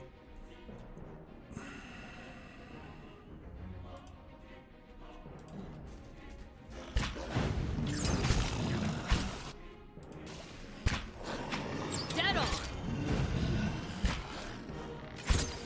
I am keeping an eye on that fucking troll. Just to make sure it doesn't go for a dart.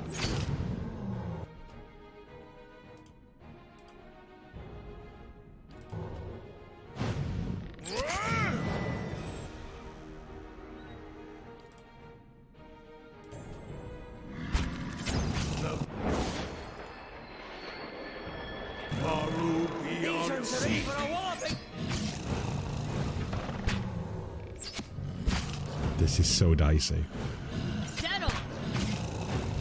So dicey. Come on. There we go. Right. So that was just a brief taste of what we can expect down here on level 4. Oh boy, oh boy. Adair is like dead if he goes down. That's not a good feeling. Let's just leave Adair there for the time being. Stone beetles, these guys are fairly easy, right? Oh, they have the fucking ranged attack though, don't they? Oh my god, there's so much shit here. If I like came the wrong way, could I have gotten out via level 5? Fuck. You need to get back. Be arranged. Be arranged.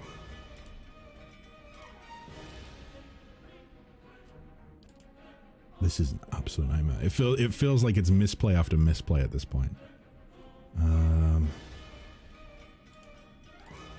Again, I think you need to go back to ranged as well, because you're just not holding your own.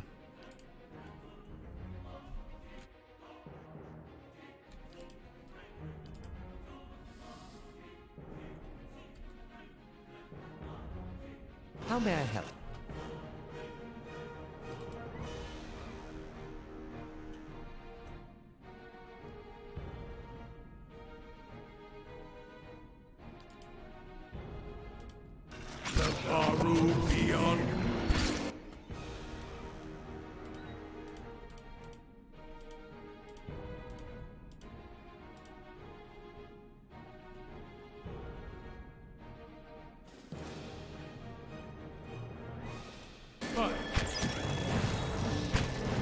There come the beetles.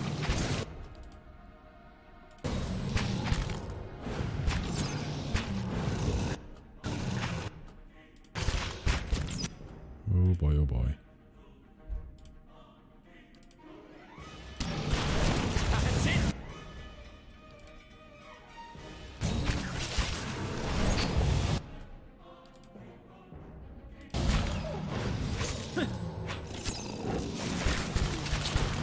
How's it going? Voices, we made one hell of a fucking misplay, and it has really came back to bite us.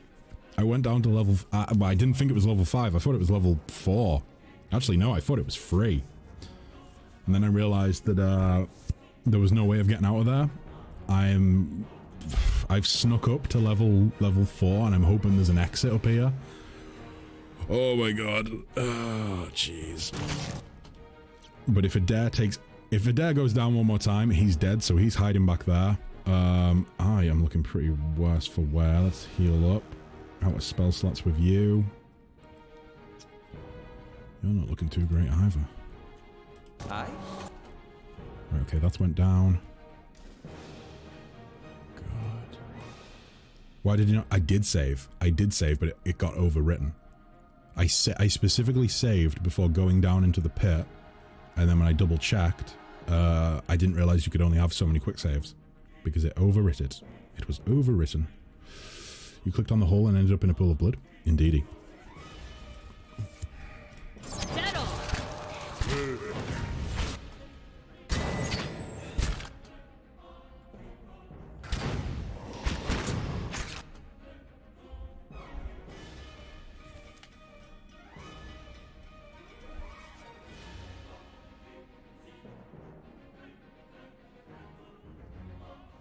Bear with me just a moment.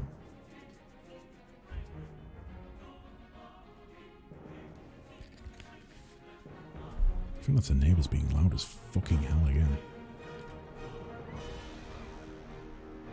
Adair and Kanar are dead? No, they're not. Well, I mean, Adair's like on last health. And he's gonna die if he goes down again. Kanar is, oh wait, Kanar actually... Shit.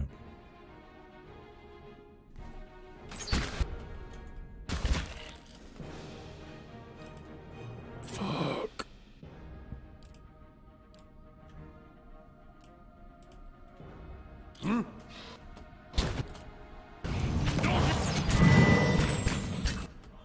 Oh yes, that did nothing to heal me at all. We can't hear the neighbours, aim the microphone at them. Maybe it's something juicy. No, it's just them being absolute fucking cunts.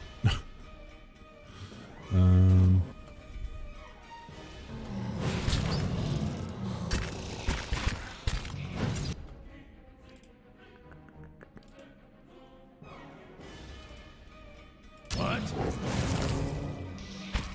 Oh yeah, this is the end. Fuck. Yeah, there's no surviving this. Feels like This. Not yet. Talon. There we go. Dead on. I need to fucking check it out. I need to like... Yeah, no, there's... fucking reload. I need to figure this out. There must be a way out.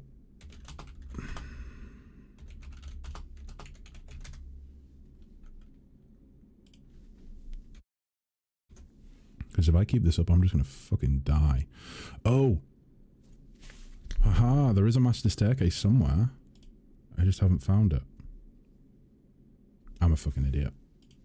Well, no, I'm not an idiot. This is my first time playing the game. I will give myself some credit. I'm not an idiot. It's my first time playing the fucking game.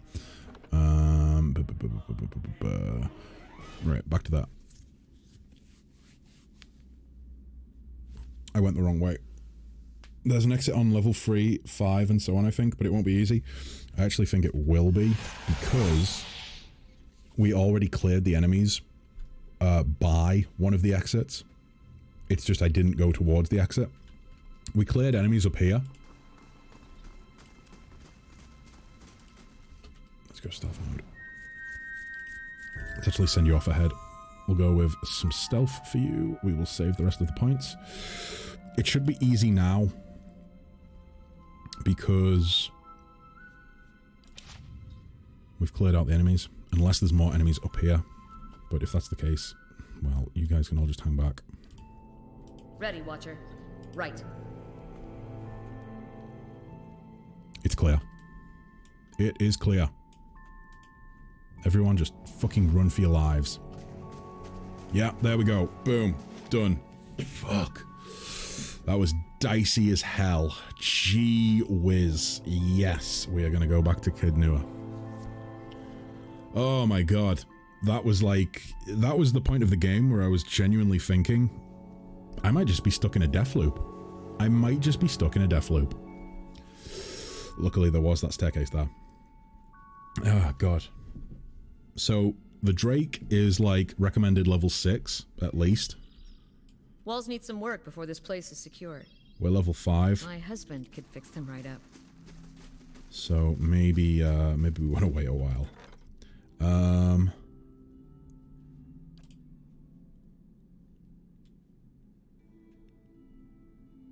4 days, 8 hours remaining. Okay. Am I able to, I'm not able to rest here, right? Or did I upgrade it? I think I might have upgraded it, actually. Let's go ahead and do that. What's it called? I forget what the name is. I think it's outside the actual...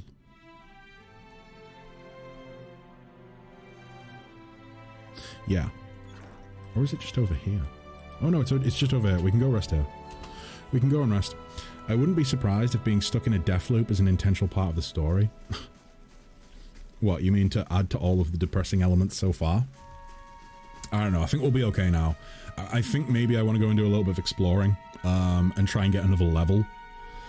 Get up to level 6. Do Radric's Hold at level 6, just because it'll make it a little bit easier. And then after Radric's Hold, maybe that'll help us ding again. Level 7. Level 7, come back to Oddnewer. Level a little bit more there. And then after that, I think we'll maybe just go to Defiance Bay. I think Defiance Bay is maybe supposed to be higher level. Not entirely certain.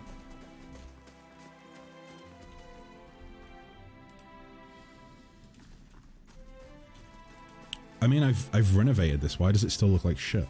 Did you encounter any mimics? I have not encountered any mimics. Thankfully. I thought this was all supposed to be fixed up. It still looks terrible. There's cobwebs everywhere. The place is ruined. What the fuck did I pay for? I paid for restoration. This is not restoration. The outside looks great. The inside looks like a garbage heap. Hopefully upstairs looks a little bit better. Unless this is the half. In which case that'll be fixed by tomorrow. Oh yeah, this looks better. It's just this place that looks like a shithole. Okay. Can we just go in any bed? Builders are cowboys? Yeah, cowboy builders. Boy oh boy, no bonus. I'll take it. I'll take it.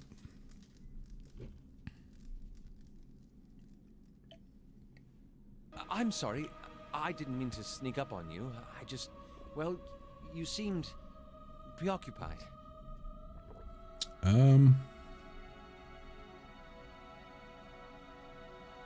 What's in your mind? I suppose I've just noticed you acting a little, unusual lately. Talking to people who aren't there, remembering flashbacks of your previous life. I just want to make sure you're doing all right. I mean, we've already explained to him why that is the case. I guess I don't really know what to make of this either. Then I'm in good company. Yeah. I should let you rest. It looks like we'll have another full day tomorrow. Quite possibly. But I think that's the rest is over, so never mind. Is there any loot in here? Any loot at all? Nope. Nothing in that.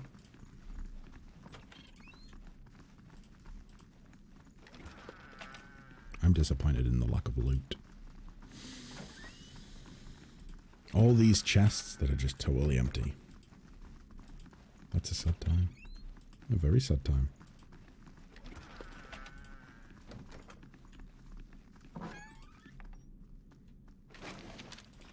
God, everything's absolutely empty. I mean, I don't know what I was expecting, but if there's something that's interactable like this, I expect it to have something in it. Upstairs wasn't available before the renovations. Ah, okay. So in that case, they've given me empty chests with the renovations that don't have any loot in. Interesting. Furniture is brand new. You just paid for it. How could they not be empty? Yeah, I know. I understand that, but like, if that's the case and they are empty, why make them interactable? You know. Like, it's a bit like saying, oh well, this here is empty. Like, why can't I interact with? If I can interact with empty chests, why can't I interact with like these empty cupboards? You know what I mean? It's just kind of dumb. Don't make it interactable if there's nothing in it.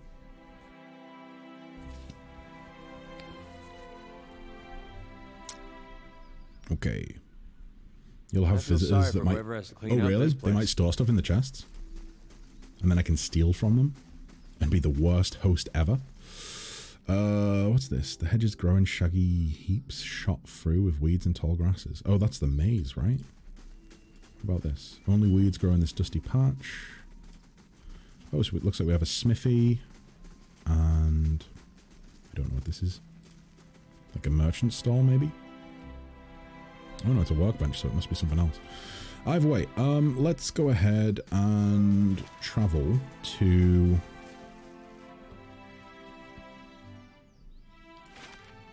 Oh no, we can't travel from here, right? We need to exit. So we're level 5 now.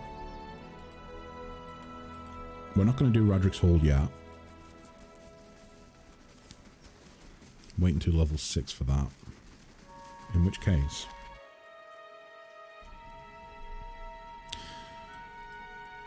do I want to go back to Black Meadow and go to Madmere Bridge? I think that might be a good shout, right? You need more... oh yeah, that's a good point. I do need more supplies. Fuck. Gilded Vale it is then. 1 day to travel.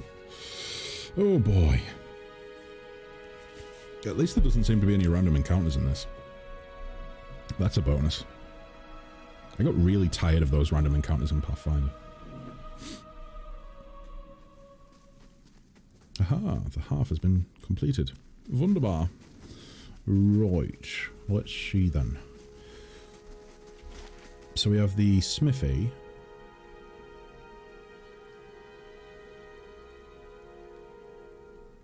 It's just a smithy, right? So can I buy camping supplies from here? Maybe.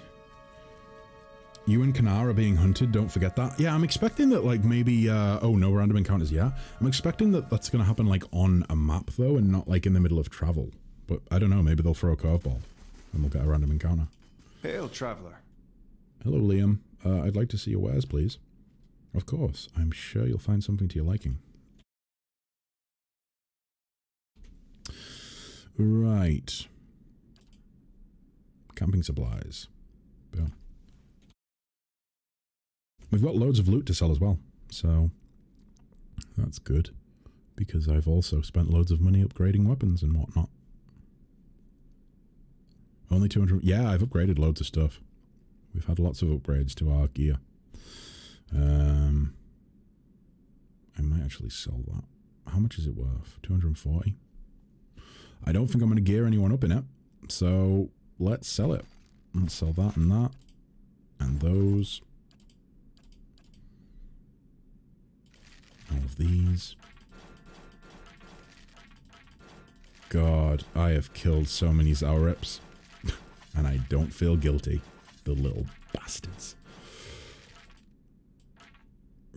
He doesn't have a limit on what he can pay me, right? Like I can just sell everything to this guy. If you're not planning on using traps in combat, you should sell them. Yeah, I'm probably not going to use traps in combat, so I will sell them. Although then again, I could always revert to my childhood method in Knights of the Old Republic. When you only have one party member left, and you decide, you know what, I'm going to plant as many mines as I can, and I'm just going to hide behind all the mines and watch the enemies blow themselves to pieces. We could always do that. No hoarding. Yeah, this really is a game where I'm not allowed to hoard. I have to be smart. I don't like being smart. It's no fun. I will hoard ingredients though, because I feel like those actually do have a use. Right, so we'll sell all that. We have enough lockpicks. Back into there. Sell these as well. Yes, plus. Ripple sponge. Padded cap. Oh no, I didn't mean to do that. No. Sell that. There we go. Another 200 gold. Okay. I don't want to respec anyone. That's it. So. What else could I do? That cannot be enchanted. Resolve and perception.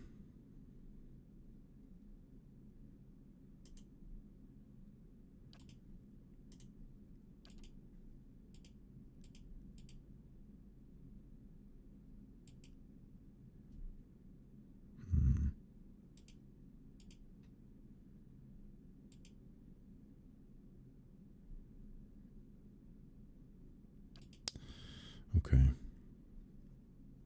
I think I upgraded this as well, didn't I? Yeah, quality is up to, I believe, fine. Yeah. So next is exceptional. So we need a Vifrak brain, a ruby, 2,100 copper. Yikes. You are not doing very well as a tank, I've got to say. Can we help with that? Possibly.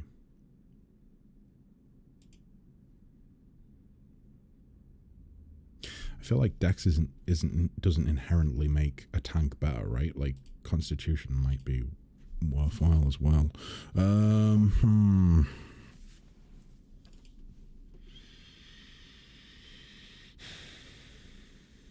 Again, Alof being on the back line, I feel like he doesn't really need better armor for the time being. Same with you. It might be nice to get... Then he, no, I already geared you out. Never mind. What about the weapon? Can we enchant the...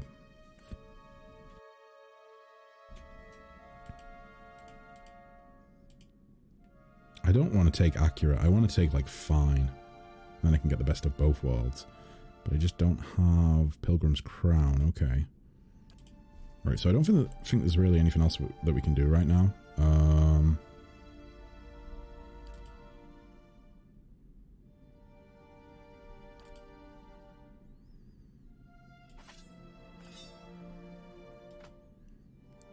could sell that. Let's sell that.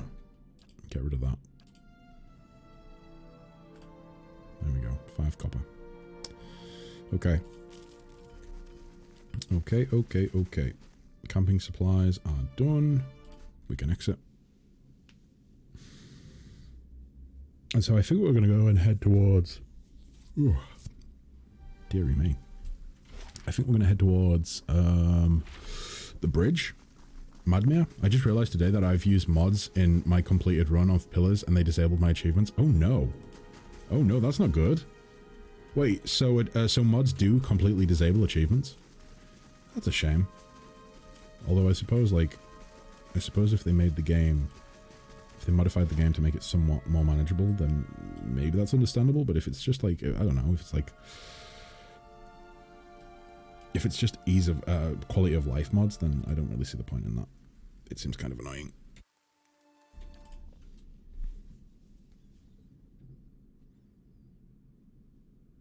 What a surprise I got before when I dropped down into the pool of blood and got the achievement for getting to level 5 of Odd Newer. And I was like, wait, what? I thought I was only at level 3. Why am I at level 5? No, it turns out we were indeed dropping to level 5, but we had to go back up to level 4. So I wonder how that works then, because in theory, to meta game, going to level 5 would be easier than level 4, because you go down to level 5 and have to go back up to get to level 4, so therefore you have to fight through level 5 to get to level 4, so it would make more sense for level 4 to be more difficult than level 5, because you've cleared level 5 to get to level 4. But logic would dictate that each level is progressively more difficult, so therefore level 4 should be less difficult than level 5. I don't know. I downloaded an editor and took a look at my save. Global variables, and apparently the game will flag your save as cheats enabled if you use mods. Oh shit. Level 3 is way harder than 2. 4 is on par with 3. Maybe slightly harder, but 5 is slightly easier. Oh, okay. Yeah, it was the Drake that fucked us up. So I haven't killed the Drake. I avoided the Drake and went to the room on the right, which took us to the exit eventually. But I don't know, like, we'll go back and deal with it next level, I think, because it was recommended level 6 from what I saw. But I think that's probably going to be like the story of this game, that we keep wandering into areas that are just too high and we need to come back once we've leveled up a little bit.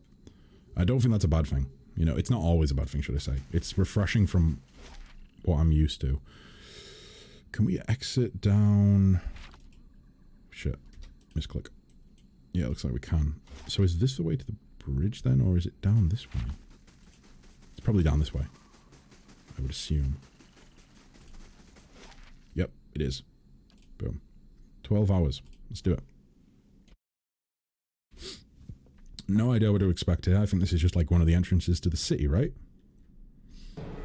Oh, immediately combat. Immediately combat. Okay. Just a little Zaurip.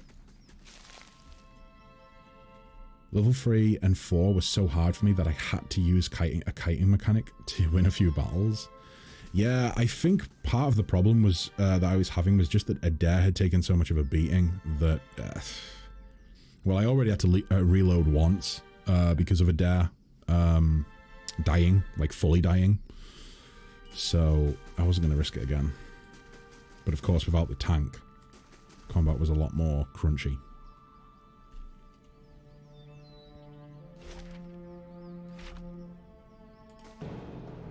I feel like we should be fine here. Yeah, it's just a couple Zaurips. It's just a couple Zaurips. What harm can they do? It's fine, guys. It's fine. But what are the Zaurips guarding? Oh. Some dead... Are those supposed to be sheep or deer or goats? I think they're deer. Oh, there is a troll.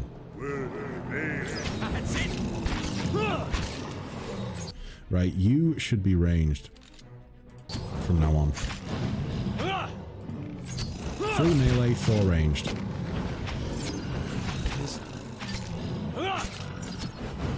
We don't really have much separation in regards to like 3 distinct rows. Maybe I'll do that if it becomes a problem in the future, but for the time being, 2 clusters of allies works. Oh look! More loot goblins. Yes. Amazing, isn't it? Ooh, what's this way? Anything? Nope, nothing at all. What about this?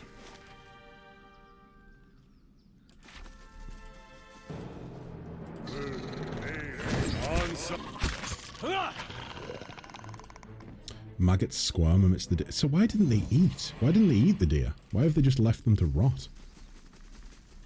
Seems very wasteful of them.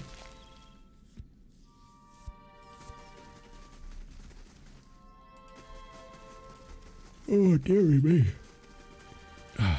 Friggin' tired today. Peregrine, dumb looters can't be bothered to find an honest wage. Curse my luck, the woman mutters, kicking her foot into the ground and upturning a clod of soil. As you approach, her ears twitch and she turns to greet you. For no rational reason. It's kind of annoying. Oh yeah, sometimes the game's AI will switch companion weapons. No, I think that was my fault. I think I had kitted him out with the melee weapon to replace Adair after he went down in Endless Paths. But if the AI actually will switch weapons, that's incredibly annoying. That ruins like any element of strategy that you might try to have. Hail, traveller, she says with a half-hearted hand wave. The bridge to Defiance Bay is out? Are you fucking kidding me? If that's where you're headed, you'll need to find another route. What destroyed the bridge? The river has been rising on account of all the storms. Here, where the river narrows, the flooding did the most damage. The Orlan woman... Oh, she's an Orlan? Folds her arms, a scowl overtaking her face. Guess they don't make things to last around here, do they? One of the stone columns collapsed in a flash flood, taking the whole middle section of the bridge out to sea. Madmere Bridge was the most direct route from Gilded Vale to Defiance Bay. Merchants and travellers now have to find boat passage or add days of extra travel to loop around the bay. So I started a ferry service, thinking I'd earn some coin and help others cross it over to the bay. Peregrine shakes her head, her ears twitching as she speaks. And that was a bigger mistake than that time I allowed a cipher to court me. Mistake? How so? I've been attempting to turn a quick copper, but she bites her lip, her face turning flush with anger. Just my luck, the blasted currents threw my ferry into the rocks, dashed it, and my profits to pieces. Making matters worse, when I went to prowl the shore to salvage whatever shipping crates didn't sink, a pair of looters attacked me. She stomped her foot into the ground. Those damn brigands had the nerve to attack. I managed to avoid harm, but now they have stolen, by force, all that is left of my fortune.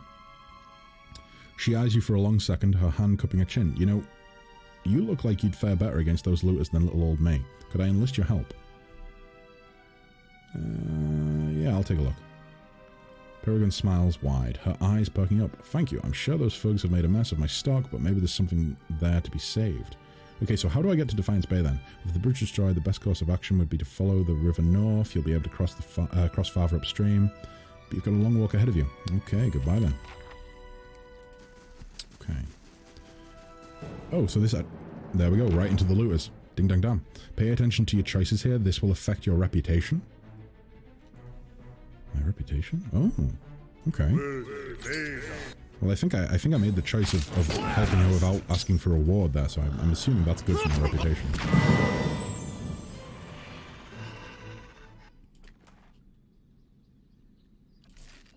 Okay. More blood moss. Hanwen? Do I recognize that name? Should I recognize that name? I feel like I do, but I don't know where from. Honestly, it sounds kind of like someone that was with the merchant caravan that we were with. But maybe not.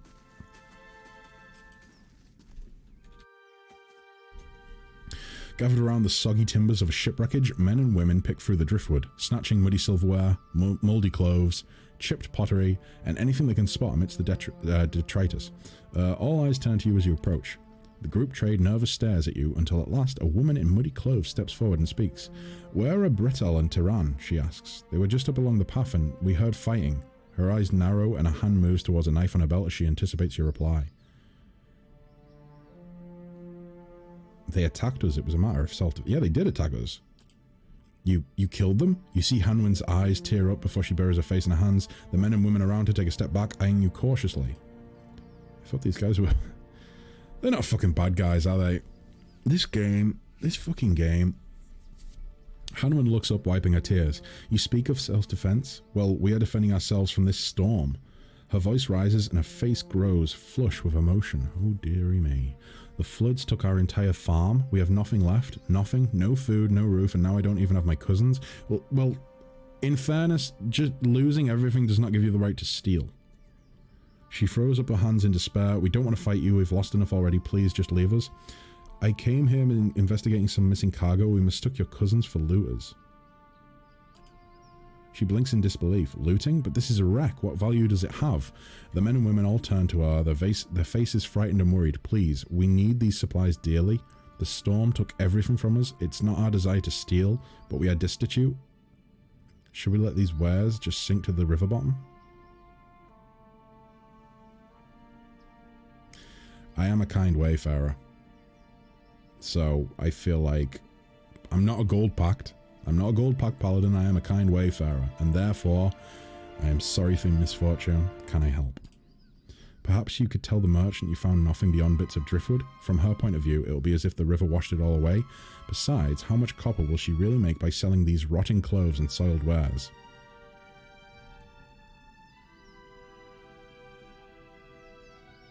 I will see what I can do.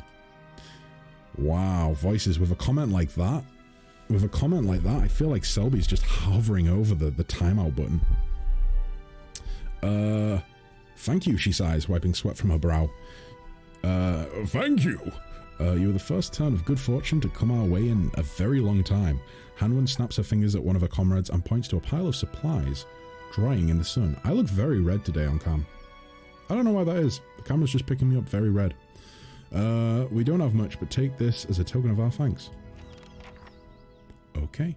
Back to Peregrine we go. This is stuff that I could take. Let's just take a look. Okay, there's nothing. There's nothing we could take. The frayed end of the rope drifts in the river.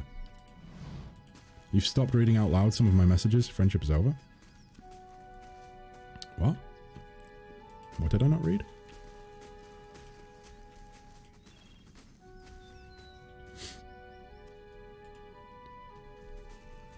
Must I keep looking over to check you aren't slandering me? I think that's going to be the case. You have to defend your honor. You know, in Germany, defending your honor, that's like an actual law. Like, if someone physically assaults you, you can defend yourself. If somebody slanders you, you can also defend yourself. What a world. Boom. Drycap. Peregrine. Hello. Listen, I picked through the wreckage, but I found nothing salvageable. It must have washed away. Peregrine kicks her foot into the dirt several times. I figured just as much. Well, thank you for your assistance. I suppose I need to figure out how I'll recover my investment.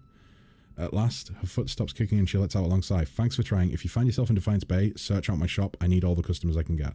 Yes, we will give her some trade since we did not manage to get any resources back.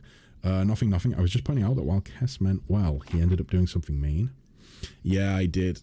I meant well, and then I killed some poor woman's cousins on accident, by accident, whatever. And then, of course, by trying to do well again, I have lied to a merchant who has lost money. But then again, if she's got a shop, she's in a better position than those who are literally homeless and are having to wear totally ruined clothes that they find in wreckage. Who are you? Oh, that's another one of those boys. We don't need to talk to him. Oh, more of them. More of them. So I'm assuming this is just going to be blown Looks out, like right? we'll be taking the long way to Defiance Bay. Yeah. Yes. Bean. Okay. What's this? Skein bone. How far are we off leveling? Oh god, we're quite a ways off. I mean, yeah, I suppose we've only just dinged not too long ago, right? Let me see. Oh, more Zaurips. Why don't you like touching strangers? Maybe some of their secrets will reveal something useful. I don't think they will. I think it's purely just messages about, like, the backstories that they wrote, right? Plus, I mean, if I read out every single one of those backers' backstories, this playthrough is going to be a lot longer. A lot longer. Wait, where's the little cup that I could have... Oh, there it is. Fine hatchet. Ooh, camping supplies. And, 6 times 6 copper. Nice. Nice. I also just think it's rude to touch strangers, you know? Like, I think personal space is definitely something that I enjoy. I enjoy my personal space, and honestly, if someone was to come up and touch me that I didn't know, I'd probably react quite aggressively, you know? I don't want people in my personal space. Like, what the fuck are you doing? Don't touch me. You don't know me. And if you don't know me, and I don't know you, you have no fucking right touching me. That's like a crazy thing to do. There are some crazy people in the world. Crazy, crazy people. What if the person touching you was a child? Then I probably wouldn't react aggressively, but I would kind of be like, hi, and then back up, because, you know, basically, we live in a day and age now where literally being near a child that is not yours can be dangerous. Like, I remember growing up, we used to have, like people on our street, like, neighbors on our street, that, like, as children, we could quite happily, like, talk to and spend time around. And it feels like as the years have wore on, that's becoming less and less the case. It's kind of sad, you know? Like, people are so paranoid about, like, what people might be like in secret that, that people are just very, very paranoid. So, yeah. It will take you 1 day and 22 hours to complete your journey. I mean, I think that's the way we've got to go, right? We've got to go from there to there. So let's do it. Boom.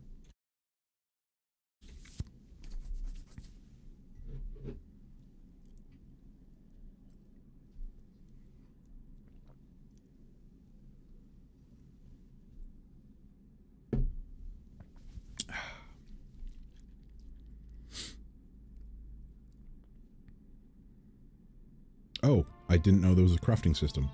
There is a crafting system. I mean, I suppose that makes sense, right? Because there's... Oh, what's this? Is this more... Yeah, this is more fucking backers, isn't it? Yeah, yeah, it is. It is. Lots of backers. But yeah, I suppose that makes sense given that you can literally gather so many resources. And I suppose not all of the resources that you gather would make sense to be in, like, armor upgrades and whatnot. Oh boy, is this gonna be a tricky one? Oh no, I didn't mean to do that. Let's do a quick save. Okay. Level 5. Let's try it. Let's try it. Okay, she's got 2 trolls with her. Okay, she's got 4 trolls with her. I actually did play Pillars of Eternity a while back. I got to the first village. Oh, Gilded Vale. You actually did play it? I didn't know that. I thought this was, like, totally new to you.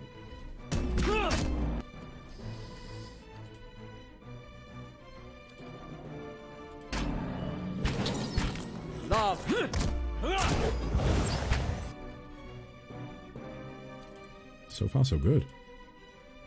Right? We should be focusing on that. animal companion. And, oh, actually, I think these guys are immune to... Maybe not. Let's try it. Ready, Watcher. Shadow!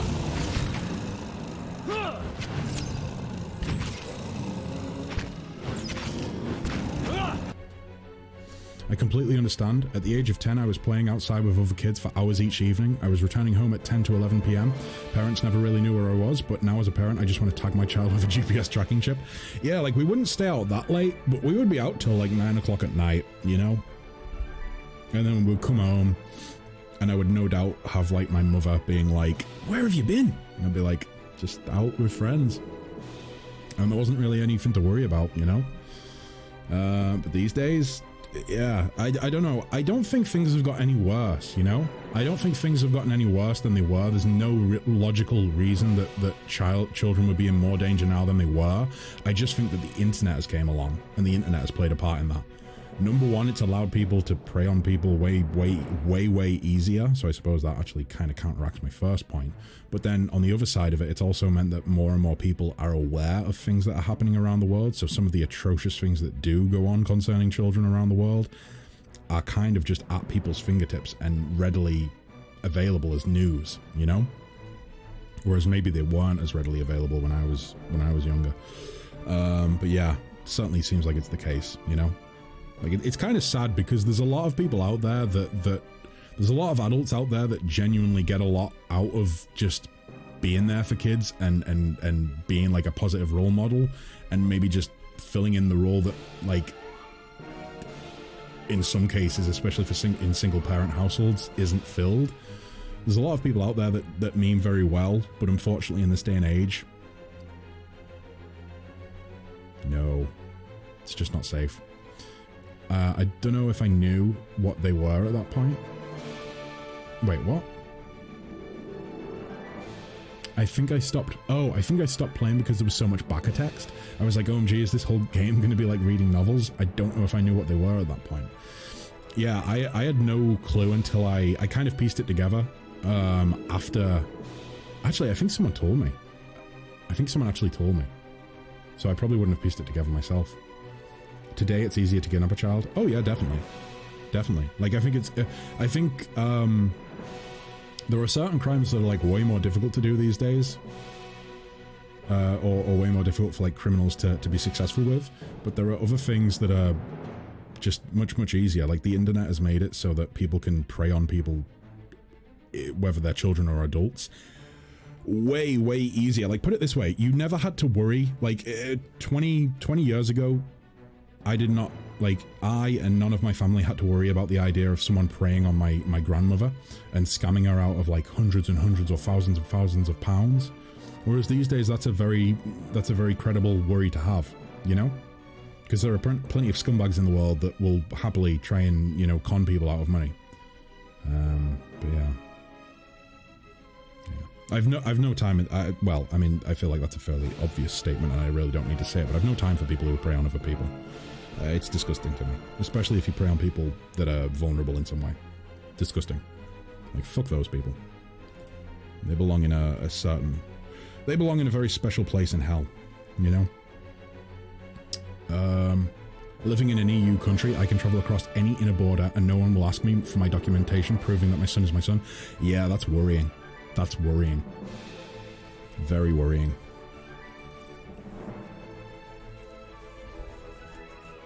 I think that's one of the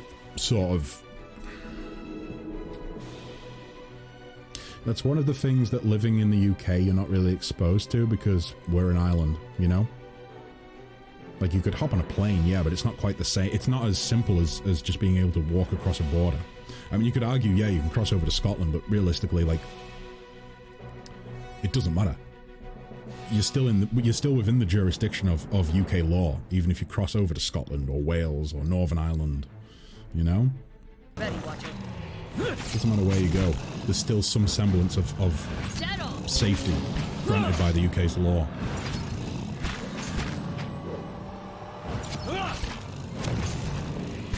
Fortunately, my son will be a gamer nerd. Will be a gamer nerd like me. He'll spend more time inside than out.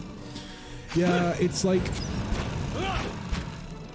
I don't know. Like, I think gaming is one of the more positive things that people can partake in, but it also has the potential to be really damaging, right? Like, there are so many people that you meet, or that, like, I personally have met during my time as a gamer, who, I don't know, they just haven't became the most well-rounded people. And I don't think that has anything to do with them being gamers. I think it's just purely the case that, like, they haven't became well-rounded. You know, there's multiple reasons that can end up being the case, you know? But, I do think that there's some element to there's some element of the way that society has went in terms of, like, technological advancement that I think truly has damaged people in a way. And I think I've discussed this in past on the stream, like the idea of like you can only really have, in my personal opinion, and I feel like people will maybe agree with me on this, I feel like you can only have so many people that you actually know as part of your close-knit group, you know? Like, and the idea of having hundreds and hundreds and hundreds of people that you are close to is impractical, and it's just a lie, you know? Like, that's why I don't really agree with social media.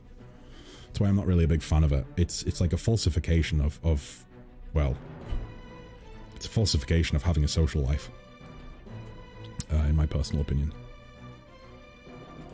And maybe that's because maybe the reason that social media is so successful these days is because people have less opportunity to have the same level of social life as people perhaps did 20, 30 years ago. And as a result of that, social media offers basically like a cure to a lack of ease of access to social interaction, you know? I'm closely monitoring him. Gaming addiction. Oh yeah, gaming addiction is a real thing. 100%. 100%. Like, there are people I grew up with that would wake up in the morning, and this was like, let's say it's not a school morning. Let's say it's like weekend or holidays. They would wake up at 8 a.m. They would play video games from 9 p.m. in the morning. 9 a.m. in the morning till like midnight, and they would maybe have a break to eat. But there were also kids that I knew. There was one or two that I knew that would actually miss meals because they were just playing video games. And like, we got to the age where some of us started to put on a little bit of weight. Some of us gamers started to put on a little bit of weight because obviously you're not really being that active, right?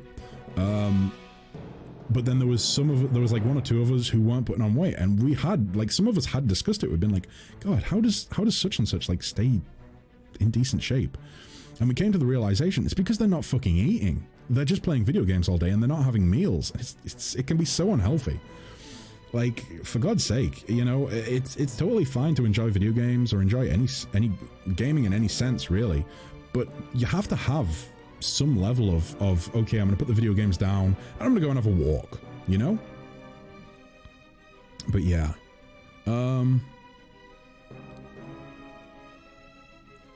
currently I'm using games and gaming theory to teach him some behavior skills that he lacks. Yeah, you have mentioned he's autistic. I believe you said that you were using gaming as kind of like a system of God, I forget how you phrased it. You were using it as I'm assuming it's exactly what you're referencing right there. So to teach him behavior skills, which makes total sense, and I think that's a really good idea, you know? TikTok is a cesspool, 100%. It's not policed effectively. The number of times I've went on TikTok and like I've even like Betty uses TikTok as well. Like, she uses it more than me. I just occasionally have a little browse to find funny videos.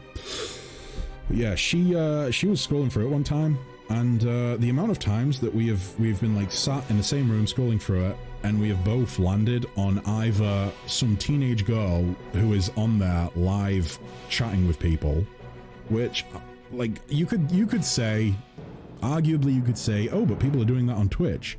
But I really do feel like even though Twitch has its downsides, it is safer than TikTok. Because the comments that I was seeing coming up on some of those like live streams were fucking weird. They were fucking weird. And I'm not, it's the sort of comments where, like, if I had a child and they were doing that and they were getting comments like that, I would fucking annihilate the people that were commenting that shit. You know? It's disgusting. I saw an interview with an investigation journalist yesterday that targeted live streams held by underage children and discovered so many groomers. It was horrifying. Yeah, no, I think that there's like an organization over here in the UK. I think it's like Predator Catchers or something like that. I don't know. I forget what it's called. But thank God that they exist, because quite frankly, the police just aren't able to do enough. If you had a 12-year-old daughter, says Josh, would you rather she had unlimited internet access or unlimited access to the local area? Okay, Josh, could you expand on that? Like, do you mean as in, would I rather that she could go on the internet and she could do absolutely anything that she wants and she had unlimited access, or she could go wherever she wants within my local area? Like, do you mean local area as in like the place I live, or do you mean like local area network? If you could clarify for that for me, then I think I can answer that. I can definitely answer that. They would promise in-app gifts if the child would strike us. That's disgusting. That's disgusting. Neither. Same answer if it was a boy. If I had to pick between the two, I would much rather. I can answer this safely because I know the area that I live. If I had to pick between the two and I had to make a choice of whether they have unlimited internet access or unlimited local area access, 100% I would go with access to my local area. I know the majority of people that live here. In fact, no, I know like everyone that lives here. I live in a very small place. There is no way. And I'm not saying this is like, oh, there's like 100 people that live near me and I know every one of them and I know that I can keep my child safe. I'm saying it as someone who knows that there's literally like maybe 30 people tops that live near me. If that. Like 30 people. And that 30 people includes people that are in the same households. There's not a lot of people around me. It would be pretty easy to, you know, keep safe, you know, compared to like city living. Like that's one of the reasons that I do prefer living rural as opposed to cities, as opposed to in like a city like I was. Mainly because if I have children, then I don't know if I'd want to raise them in a city. And that's mainly through like my own experience. Like the shit that I got up to as like a student and whatnot, like I would not want to raise a child in an area where that shit was going on, you know? But yeah, no, I do agree with Voices. Like the answer of neither, like if I didn't have to choose between one of them, then neither would be amazing. But again, rural just feels kind of safer, you know? The people I have met, it felt less like they were addicted to games and more that they found real life too difficult. Well, there's a difference between having an addiction to video games and wanting to have some sense of escapism, I think. Like, just because someone plays games all the time and maybe looks like they might be addicted, doesn't mean that they are suffering from, like, addictive personality or whatever, you know? Like, it could just be the case that they need some escapism to deal with their life. That's a perfectly understandable thing. That's a perfectly understandable sort of motive. I'm not going to say it's healthy, because I don't think it is. You know, escapism is... In some ways, it's a really good way of dealing with your problems, but in other ways, it's actually probably more damaging, you know? Like, it's tried and tested that exposure to the things that we do not like is better for us than... Well, there's probably certain scenarios where that's not the case, but generally speaking, exposure to the things that we are uncomfortable with pays off in the long run. It's like when you treat phobias, you have to have exposure to your phobia in order to get over it. The rural side is way safer for kids, 100% agree. In reality, what do you think more 12-year-olds in the UK have? Unlimited access to? Oh, sorry. What do I think they have more access to? Unlimited access to the internet or unlimited access to the local area? I would say local area. Nothing's stopping. I feel as though... But, that's a difficult question, Josh, because... There are a lot of parents who probably aren't keeping an... I know for a fact there are a lot of parents that are not keeping an eye on what their children do online because they're just ignorant to it, or maybe they're lazy, or they don't care. some people are just kind of naive to it and they don't understand it, and so they don't realize that they have to do that. I think we're getting better in regards to that. I think there's more literature out there that provides people with an understanding of what's happening online. But at the same time, I'm going to change my answer. I think it's switched. I think kids have less access to their local area nowadays than they do to the internet, because it's kind of, I think there's been a weird switch where kids went from being able, like Voices was saying earlier, being out till like 10, 11 p.m. at night as a kid and feeling safe. I think there's been a weird sort of switch where parents maybe don't feel as comfortable having their children just being out and about roaming freely. So instead, they've got access to the internet.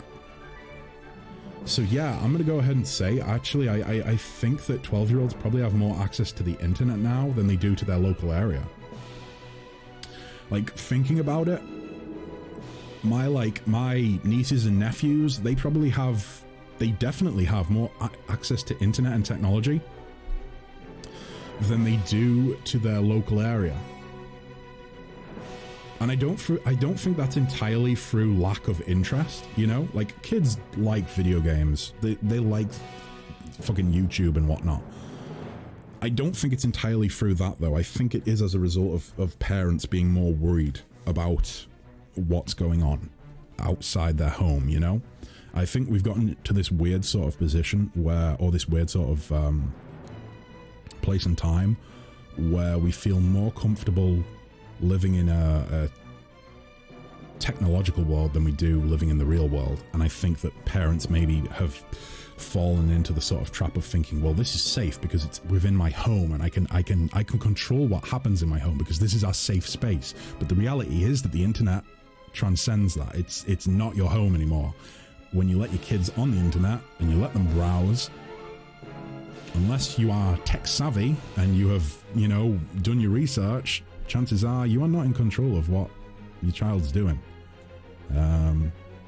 So for that reason, I would say that probably unlimited access to, I think more children in the UK have unlimited access to the internet as opposed to their local area. I hope that answers the question. I know that was a bit of a rambling answer, but I don't know. I kind of think that having conversations, like, not every answer needs to be, not every answer to a question needs to be concise, you know? Like, sometimes with a question like that, you need to talk through it. Because I am in no way articulate enough to just have an answer right off the bat, you know?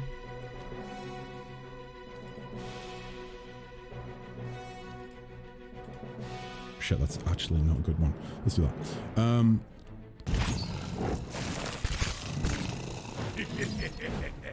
Boom. Firewall that blocks certain pages, or better yet, firewall that blocks all pages except a few select ones. See, I think that some people would see you say all pages except a few select ones, and they would be like, that's terrible. That's like, what sort of access do they have? No, it's not true at all. Because realistically, what reason does your child have to go on, you know, let's say they watch YouTube. Okay, they watch YouTube, and maybe you have a few channels that you allow them to watch, you know? You don't want them watching adult content. Like, for instance, I grew up watching fucking, like, so much content that would have been probably, like, not inappropriate in a really horrible way, but just like stuff that language that kids probably shouldn't have been listening to. Like, I used to stay up late as well and watch a lot of the old comedy shows and sketch shows and panel shows and whatnot. And for those of you unaware, UK comedy can be pretty fucking blurred in regards to the language that they use and the opinions that they present. At least, definitely some of the older ones. So yeah, probably stuff that kids shouldn't have been watching. But like, if you have, like, I know that my siblings, they actually make the effort to sit down with their kids and go through, like, what are you watching on YouTube? What channels are you subscribed to? And they sit down and they go through it, and then in their spare time they will go away and they will look at those channels and they will make sure that it's content that's safe for, you know, kids of their age. But as well as that, like, if your kids are only using the internet for entertainment, then they have no reason to be on other sites, you know? They have no reason to be on TikTok if they're not, if you don't think they should be on it. I don't want my child to watch Happy Tree Friends. Yeah. See, that was... Happy Tree Friends was one I stumbled upon when I was younger, and holy fucking shit, it fucking scarred me in a weird way, because at first, like, I wasn't too young. I wasn't that young when I came across that shit. But like, even like being a slightly older, I mean, I think I was a teenager when I came across that. Like a young teen, like maybe like 13, 14, something like that. But even coming across that then, I was still kind of like, holy shit, this is, I mean, obviously I wasn't thinking holy shit, but like I was, in theory, thinking like, holy shit, this is really weird. Why I've not seen anything like this before. But yeah,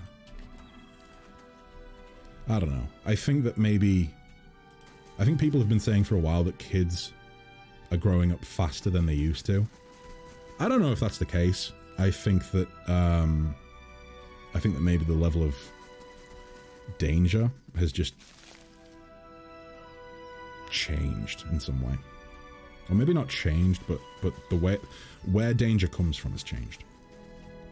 The UK is trying to put online safety laws in place to stop kids seeing inappropriate things, but I don't see how it's possible to make a blanket law. Yeah, Selby, I'm going to be totally upfront about this. This is because the UK government is so fucking backwards. It doesn't matter which party's in. I'm not talking about parties right now. I am talking about the UK government as a blanket statement.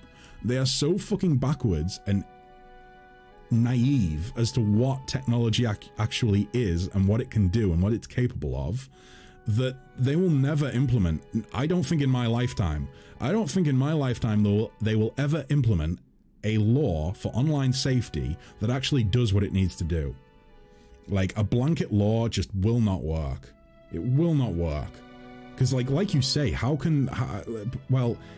is it possible to determine whether something's is appropriate or not when you have, like, what is appropriate for one person might be inappropriate for another person? There is no way you can have a blanket law to dictate what is appropriate and what is not. It's just, it's undoable. It's stupid. It's ridiculous.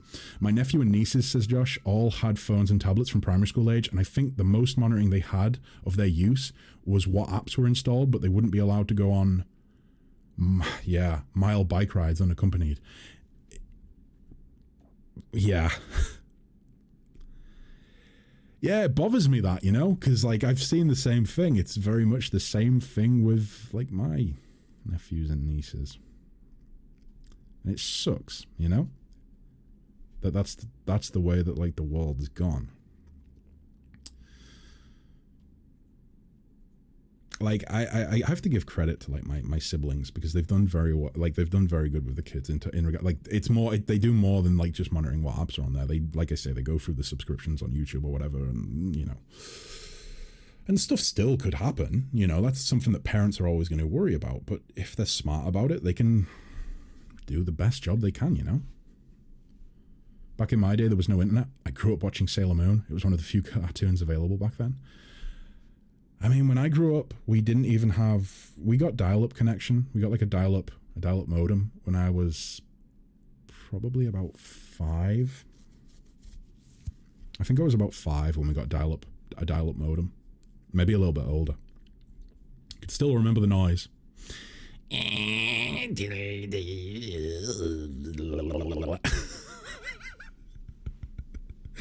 Oh, geez.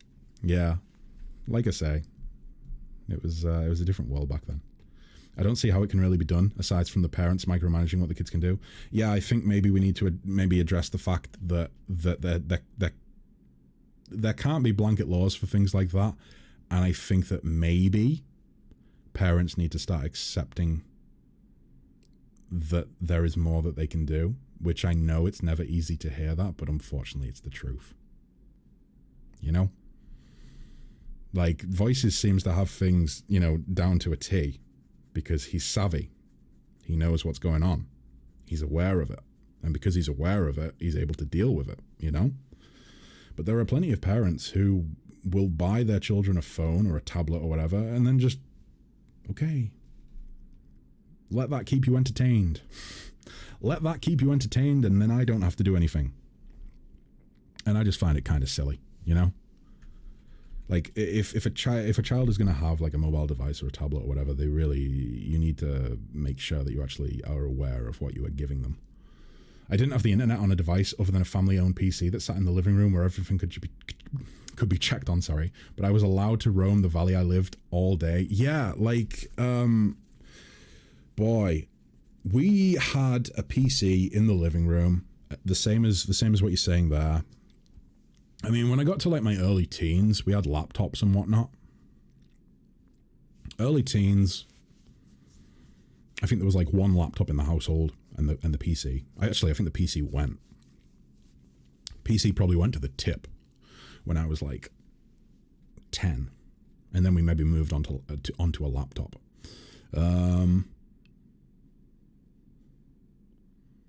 But besides from that, like, even in regards to gaming, I didn't get into online gaming until I was like maybe like 14. No, I want to say 13. It was when I started secondary school. It was like my first, or let's say, yeah, it would be about my first year, the middle of my first year of secondary school. That's when I started gaming online. That's when it kind of opened up to me. And prior to that, everything was local. If I wanted to play a game, it was a single player game. That's why I played so many RPGs and, you know, story-based games rather than multiplayer games. That's why I grew up on the games that I did. But yeah, it was all like on. None of it was online until that point. Whereas, yeah, we could go out as well, and we could travel, like, we could literally end up wandering up mountains that were covered in snow with next to no clothes on. And then come home soaking wet, freezing cold, and it would just be fine, you know? Like, it's to the point where the reason that I'm having, like, I've said about having, like, issues with my foot at the minute. The reason that I'm having issues with my foot at the minute is most likely because I broke my foot when I was a child. I didn't realize it was broken. My parents didn't realize it was broken, and so I didn't get treatment for it, and it healed wrong. And I never questioned it until I was like 18, 19 years old. I looked down at my foot and saw a lump on it, and I was like, what's that? And then I looked at my dad's foot and saw he didn't have a lump on his foot. And he said, that's weird, what is that? And then I felt it and realized it was a protruding bone, or a protruding fragment of bones just sticking out of my foot. Like, the world was a different place. I feel like you could, it's all to do with upbringing as well, but like, my upbringing was very much a case of like, you know, if you've got, oh, what's that? You've got a wound? Rub some mud in it, you'll be fine. Rub some dog shit in it. And I think that's kind of changed now, you know? The only way that I see is more internet education on grand scale. Children, yeah, but it's no good just teaching the parents. You need to teach the children as well. But I think teaching the parents first is the best idea, you know, because then the parents can actually impart that knowledge onto the children rather than relying on some sort of government scheme to teach both, because that's just not going to happen.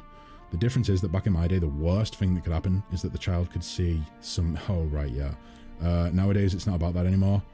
I mean, with that being said, like, there were definitely predators back then, you know? Like, my dad specifically, like, he's told me about, there were stories, you know, that I've been told by my dad, of, like, people that he knew growing up that, you know, did get preyed upon. Yeah. Some parents in the UK recently sued Meta, blaming them for their teenager's suicide because she doom-scrolled Instagram. Again, I know the story that you're referring to. It's very, very sad. It's a tragedy, but at the same time, I think the parents need... this is going to sound horrible, but the parents need to have some sort of responsibility. There will be plenty of people that step out from me saying that and say, or if they were to hear me say that, would say, that's terrible. They're grieving. It's like, yeah, it is a tragedy. It shouldn't have happened. It's terrible. But at the same time, if her parents were policing what she was doing and they had conversations with her about what she's doing, and they kept track of what she's doing online, it wouldn't have happened, and you cannot argue that. If you turn around to me and you say, well, that's not true. If her parents... You're telling me that if her parents policed what she was doing online, she wouldn't have ended up doing this? Well, I'm sorry. You're blaming Meta for allowing her to see these things. It starts at home first. It starts at fucking home. Jesus Christ. It's ridiculous. Like, yes, Meta maybe do have problems. Definitely. But all change starts in the home. You know? And as for blaming a company for something like that, like, yeah, fair, so be it. If that's what they need to do, they're grieving. And I can't imagine the loss that they're dealing with right now, but education needs to change. We need to educate parents. You know, parents need to be equipped to deal with that shit. It's not just about the companies. You know? And I understand that might not be a popular opinion, but it's the opinion that I hold, you know? I can respect if you disagree with me, but, it's just, yeah. One major mistake is that parents use punishment to correct unintentional behavior. I'm not even going to read any further into that because I think I know what you mean. I will read further into that, but I want to make a quick point. Punishing a child for accidentally stumbling across something is the worst fucking thing ever, because what is that child going to do? Oh, I stumbled upon this, I told you that I found it, and you punished me. Well, in future, I'm just not going to tell you then. I'm just not going to tell you that I stumbled across something.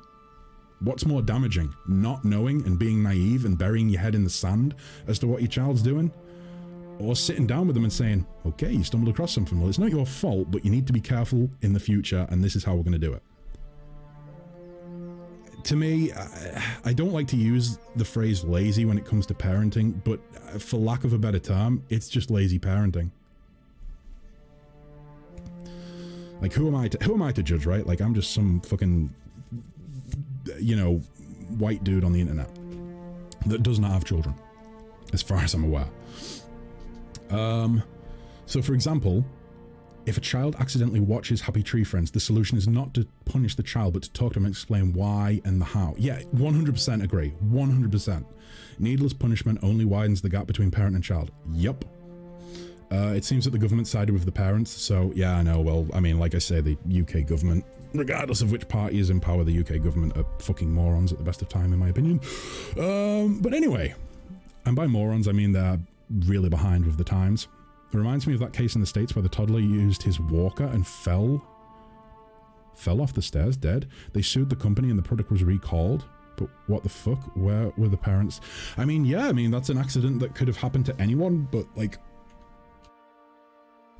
by not like keeping track of where their child was, I kind of feel like that's negligence on the parents. I mean, I don't know the full story, but going off what you're saying there, that's kind of negligence on the parents' side. It's not a fault of the product, right? Jeez. Yeah, this took a very serious turn, but I don't know. Sometimes I like talking about this stuff. Or maybe like is the wrong word. I don't like talking about this stuff, but I think it's important to have meaningful conversations, you know? Like, not every stream can be just a happy-go-lucky stream where I have fun and there are no problems, you know?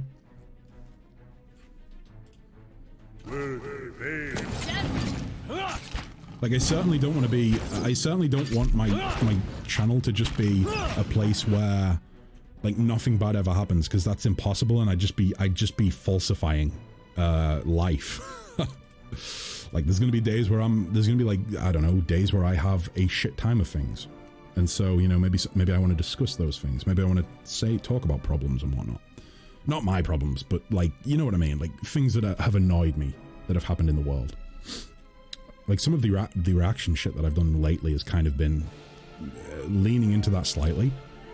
Like, I did think about talking about the Amaranth thing on stream, but I'm not even going into that. It's so fucking toxic. Like, some of the people, or some of the comments people have made about it is so fucking toxic, and just... Put it this way, I'm kind of at the point where I don't even want to know what people think of it. Because if someone happens to fucking come out and say it, it would ruin my opinion of people. You know? Classic American things. In a country where the peanut bag had a label with put in mouth and chew, or the iron has a label, don't use on the clothes you're wearing. Ugh. I can turn it into happy talk. If you look at this from an evolutionary perspective, it's kind of natural selection. Oh, what, you mean like the social Darwinism? Or what is it? The Darwin Awards as well?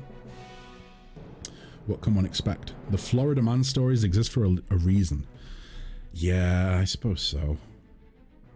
But with that being said, I don't think there's anything inherently about growing up in the States that makes you like, I don't think there's anything inherent about being an American that makes you in any way less intelligent. I don't think that's true at all, you know? I don't think that's true at all. I think perhaps if you were to, it might just be that the States is a much more well-documented part of the world than, for instance, like the UK. At least in the grand scheme of things, I would say.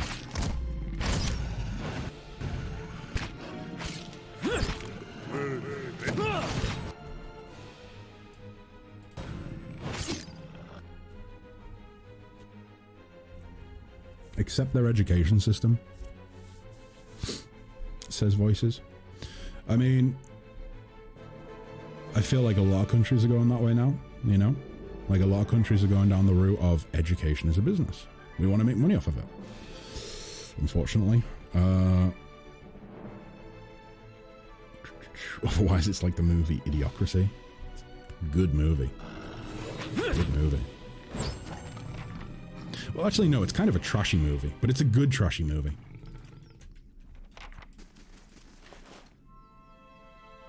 Ooh. Special hand axe.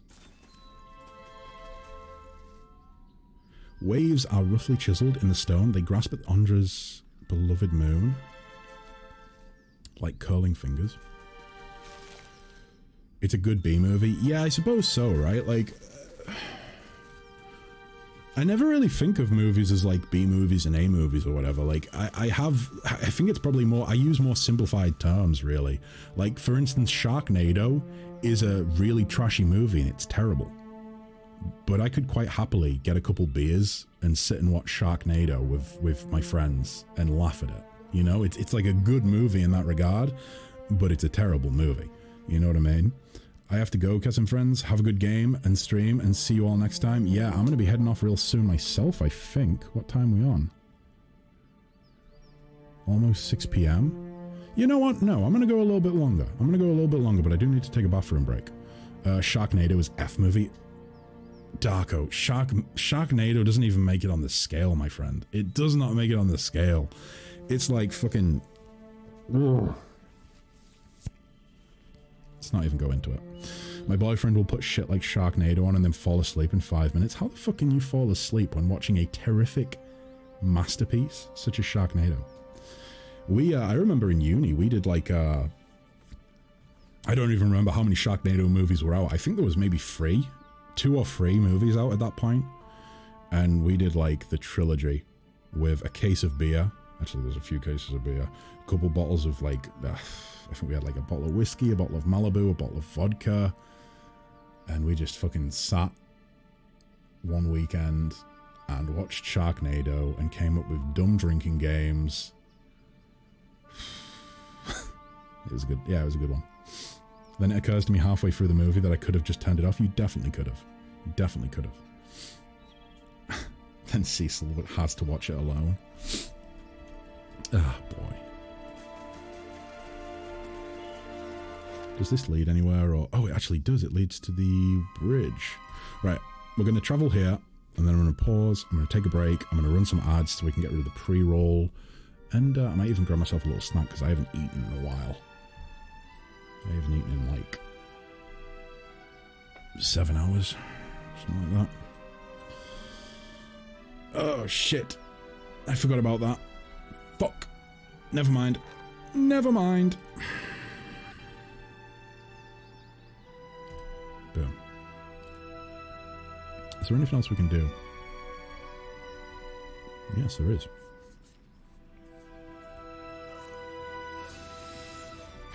And what does this do? It just repairs the pool?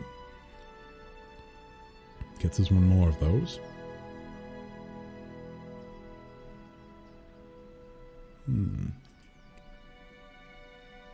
Ooh, bounties. Well, I mean, high-level bounties, we don't need those yet. We're still a baby boy.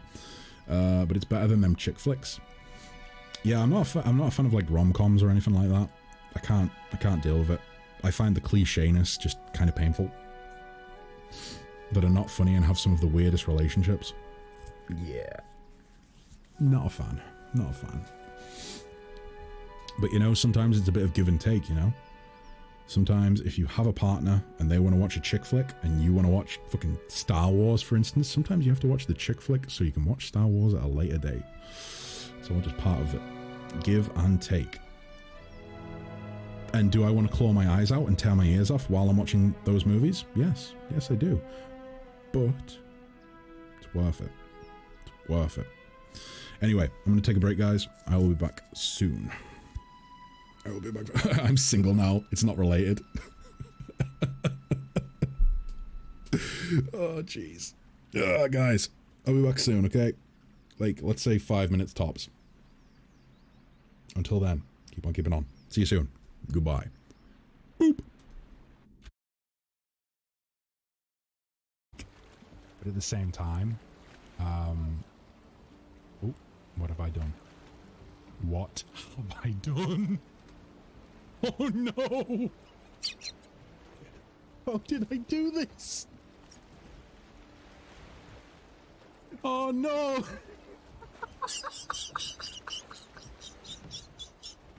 Jesus Christ! Show that you are a man. You now own this habitat. You know what, Trashworth? You're right. We own this habitat. Ah! We don't own this habitat!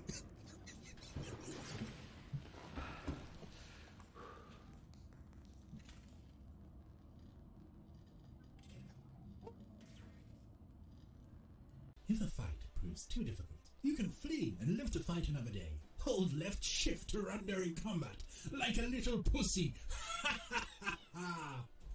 Okay, so it's telling us that we should run. Let's see. Sealer. We will win this war, Sealer. We're going to win the war. We might not win the battle. We might die terribly. But we will win the war. Camellia. I'm sorry, what was that, Camellia? Open your heart to me. No, you're coming on too strongly. Chill the fuck out. I think we're safe. In fact, if we had like a ranged weapon, we could probably just chip away at its health. I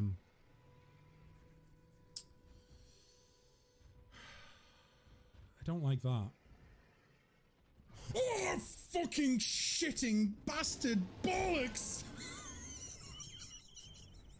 It's not quite as good as I want it to be, but it is much better than the webcam. Color looks much better, right? And there's a bit more detail. I think part of it is that maybe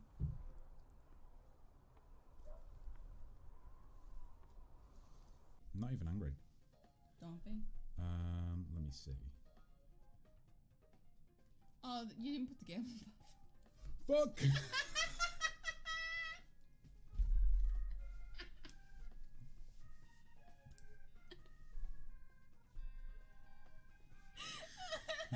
Can we,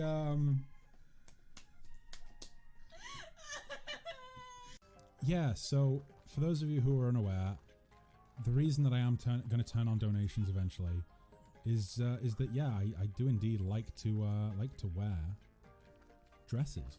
And, you know, I need an excuse to wear one without feeling like I'm just joining the crowd. Right.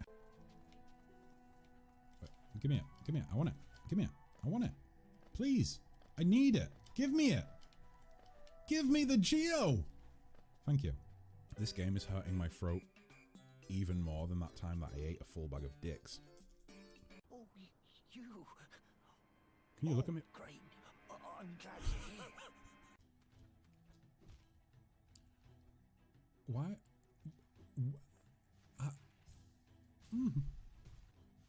I wish I was trying to be this bad. I wish that this was me pretending to be this bad.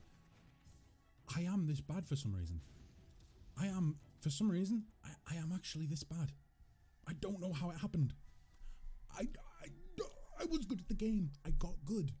I killed the Mantis Lords. I did. And then after I killed the Mantis Lords, what did I do? I smited the Soul Master. Yeah, I did that. I was good. I was amazing. That looks like a fucking big horse. Oh my god, it's enormous. That's not a friendly person. That's not a friendly dude. Welcome to the stream, Emma. I hope you've been well. Oh my god, I don't trust this at all. Have I ever lied to you? You haven't ever lied to me. That's the annoying thing. You haven't lied to me. Is this going to be the point in time where you prove that you... Oh no! You lied to me! You lied to me! I need to concentrate. I'm sorry, Reynold. I'll leave you to concentrating.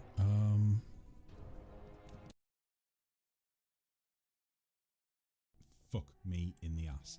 Don't clip that. To start with, we need to establish a stock of items for the store. If we have nothing to sell...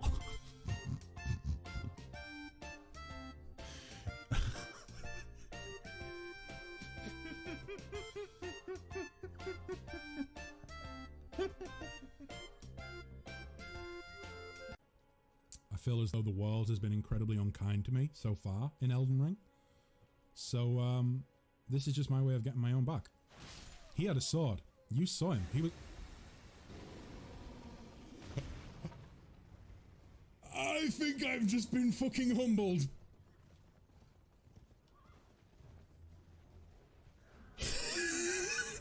Away. So it's like... really vacant stare to the heavens, but then also kind of like...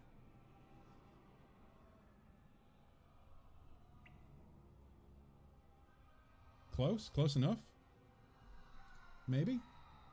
Don't really want to make camp in the water. I mean, I suppose realistically there's no reason not to, right? Let's just do it. Camp. Oh no, we actually can't. Oh, that's a nice feature. We actually can't. No, we can camp in the water. Never mind. It's not a nice feature at all. It's not an attention to detail. We can camp in the water. Oh wow, look at that bedroll. Oh jeez. Really? Whatever. Hello, darkness, my old friend. I've come to talk with you again. Because a vision of a hollow knight gave me quite a wicked tasty fright. And the bastard is shooting at me now. Holy fuck. I've got no health. I'm dying. Ugh. And, you know, we describe how gravy is made. We try and impart some of the joys of drinking gravy. And then this is how the divorce starts. I swear to God, I am trying to stream. I do not have time to argue about gravy. You're looking for a fight. I'm not looking for a fight. I'm looking for gravy. You drank it all, didn't you? I did drink it all. I did drink it all. Please, cover your nuts in chocolate and bestow them upon me. If you don't like the voice I'm doing for Tia, give me a cue. And we're back. And we're back. Oh boy. What are we talking about? Horror movies? Yeah, I don't mind horror movies, but like there's stuff I'd much rather watch, you know? Like I don't mind some of the classics, like, you know, The Shining, for instance. A lot of those Stephen King movies, some of them were actually alright, others were total garbage compared to the books. I feel like that's such a pretentious thing to say. Like, oh, the books are way better. But I mean, it's true, right? A lot of them were better in book form. And I think part of that's to do with, like, you know, you let your own imagination kind of fill in the gaps, which is part of good horror, I think. But yeah, I'm not a massive fan of horror movies. I'd much rather watch other things.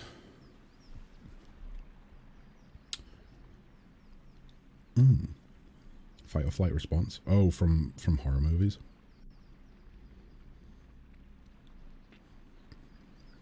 Either way. I have actually realised that I have... Oh shit, what is going on? Why can't I move? Why can't I move the... Oh, it's because it's a very small map. Never mind. But that doesn't make sense because I still can't... Oh no, never mind, I can. I'm an idiot. I'm an idiot. Okay.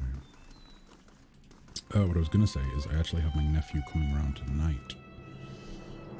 Which is why I'm keeping an eye on the time. But I should be able to keep going for a little bit longer.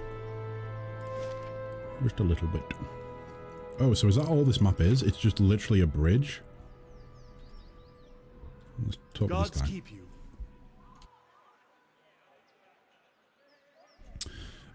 What can you tell me about Defiance Bay?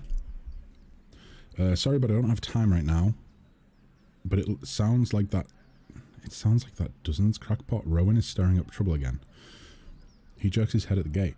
He'd be all too happy to give you a rundown of the city, liberally flavoured with Dozens propaganda, of course. What? Dozens? I'm looking for the Temple of Wodica. He scratches his beard, not sure why you'd want to go there. He shrugs. It's in the first fires if you really want to see it. You seem to be on edge. What's the problem? Thousands of them, truth be told. We've got refugees coming in from all parts under some misguided notion that things are actually better here. That the legacy somehow passed us over. So they show up with no prospects and little money and just end up making a worse mess of things. He looks you up and down. No offence. None taken, I understand. Makes total sense. And good luck to you. Okay. Copper Lane. That's a very homey name. Okay. I mean, I honestly don't know what we're hoping to achieve here. I think I might be underleveled to come to Defiance Bay. But regardless, I want to find... Oh. The city at the heart of the Deerwoods Revolution now seems on the brink of another. Refugees line the streets, homeless and hungry, displaced by Whiteone's legacy, hoping for relief within the city walls, and finding none. Dissidents congregate to protest and to heckle, calling for an end to animancy and the ouster of their duke. The city's militiamen cast fearful looks as they patrol the streets, their hands trembling at the hilts of their weapons. The capital of a country that had not long ago incinerated a god now appears to be a spark away from sharing the deity's fate.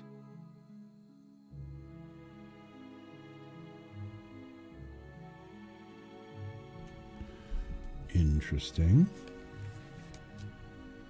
So the city's on basically it's at melting point.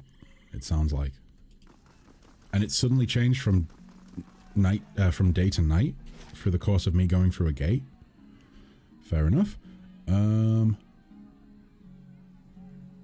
So with the marketplace, we have Brackenberry, the catacombs, First Fires. That's where the temple is. The Hall of Revealed Mysteries. Scrivener's Dormitory. Lumdala's house, world map. Pernisk's house. Expedition Hall? Sounds interesting. But I think we need to be head to the First Fires, right?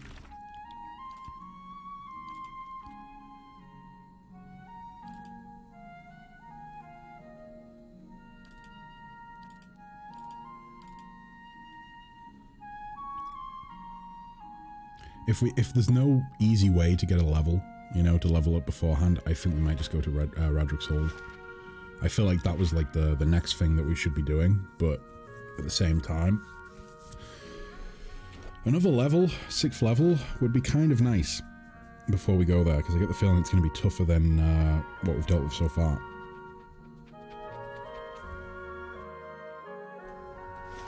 They come. Oh yeah, they are. They're here. Okay. Boom.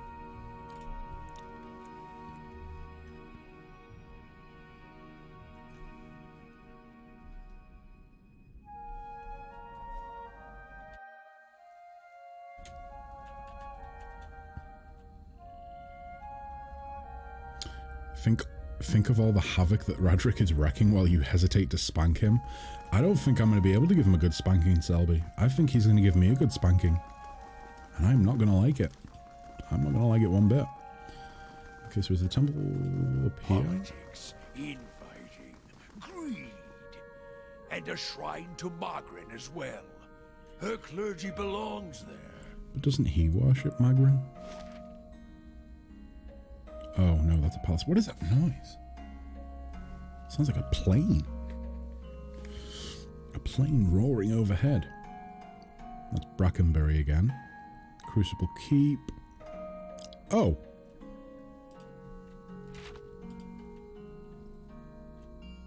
Is this like a Temple of Aethys sort of story again? I really fucking hope not. Well, this would be our Church of Woodica. Dear Woodens. Probably the first thing we burned during the Revolution. Praise to the exiled queen. May her crown be restored and her justice prevail. Come to pay your respects to the queen that was. Who are you? Lord Ardwellen Rugford III, and pleased to make your acquaintance. I came to the Deerwood on one of the first ships from Adia, and unlike the yokels and hut dwellers around here, I still keep to the old ways.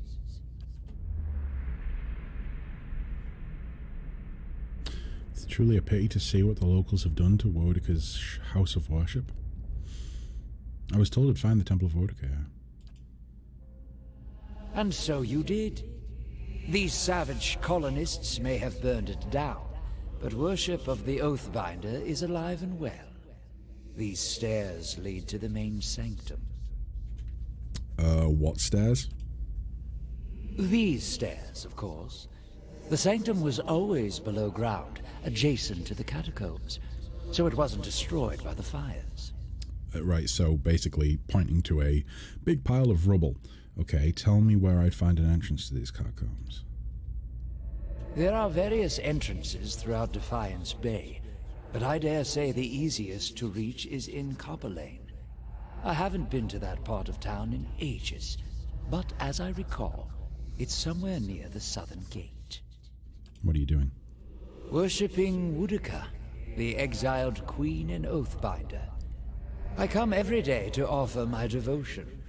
I'd love nothing more than to book passage back to Adia, but it is my Emperor's wish that I serve in these barbaric lands. And so I do. I'd like to know more about Wodica. A queen among the gods. She oversees laws and oaths.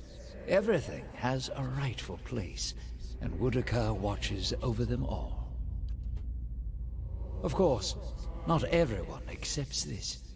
Even among the other gods, her authority is questioned. But Wodica is also goddess of memory and vengeance, and she remembers. She'll remember every slight and trespass when she reclaims her throne. You know that you're a ghost, right? I beg your pardon? Is this some sort of joke where you come from? I'm serious, just look at yourself. A madhouse. That's what this town really needs. Well, goodbye then. Sagani draws up next to you. You alright? Looked like you'd almost lost your footing for a minute. Feels that way when I see into the ether. She watches you quietly. You really are a watcher, aren't you? Once in a great many generations, one of my people is born with the ability to speak to souls. Usually, such individuals become elders, or a lone set of tracks in the snow. She cocks her head. I would have thought my journey would be easy if I could see what you see, but looking at you, I'm not so sure. Yeah, neither am I. Believe it or not, I once would have rejoiced to know that I'd be picked to travel far in search of something great. But even these gifts come with a cost, don't they? Forgive me if I was a little skeptical of your abilities before. I can't say I've met a real watcher before. Oh, don't worry about him. He just likes doing... he just likes doing that from time to time. Seems to cheer him up, so I just let him. Oh, Adair, you are too pure. Once you've seen it a few times, the shock wears off. I love these guys. So great. Every time he goes a little strange in the face, I try and see if I can hear anything. Kanar grins. It hasn't worked so far. See if you can get him to tell you what the spirit said. Oh, God. I'm enjoying the companions so far. They're pretty cool. They feel a bit more real in some way than Pathfinder's companions. Right, so I can't get down there. I need to go to the Copper Lane district to be able to go through the catacombs in there. I feel like that's probably like a way... we're probably way too underleveled for that. I feel like this is like Act 2. So, for that reason, we're probably...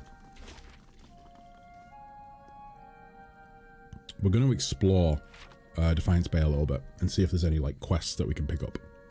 However, not today. Not today. Because I need to make food and get ready. So, I will be back tomorrow. We will be playing some RimWorld, and I will show you all what wonderful progress I've made. What wonderful progress I have made in the name of Disco Britannia. I'll try and get another stream in on Sunday, but it'll be a later stream. 7 PM BST most likely. Maybe even later than that. Could be 8 PM BST. I don't know. We'll see. But either way, guys, thanks for tuning in. I hope you've enjoyed the stream. And I'll be back tomorrow with RimWorld. Until next time, keep on keeping on. Stay safe. Be happy. And of course, goodbye for now. Goodbye. Boop.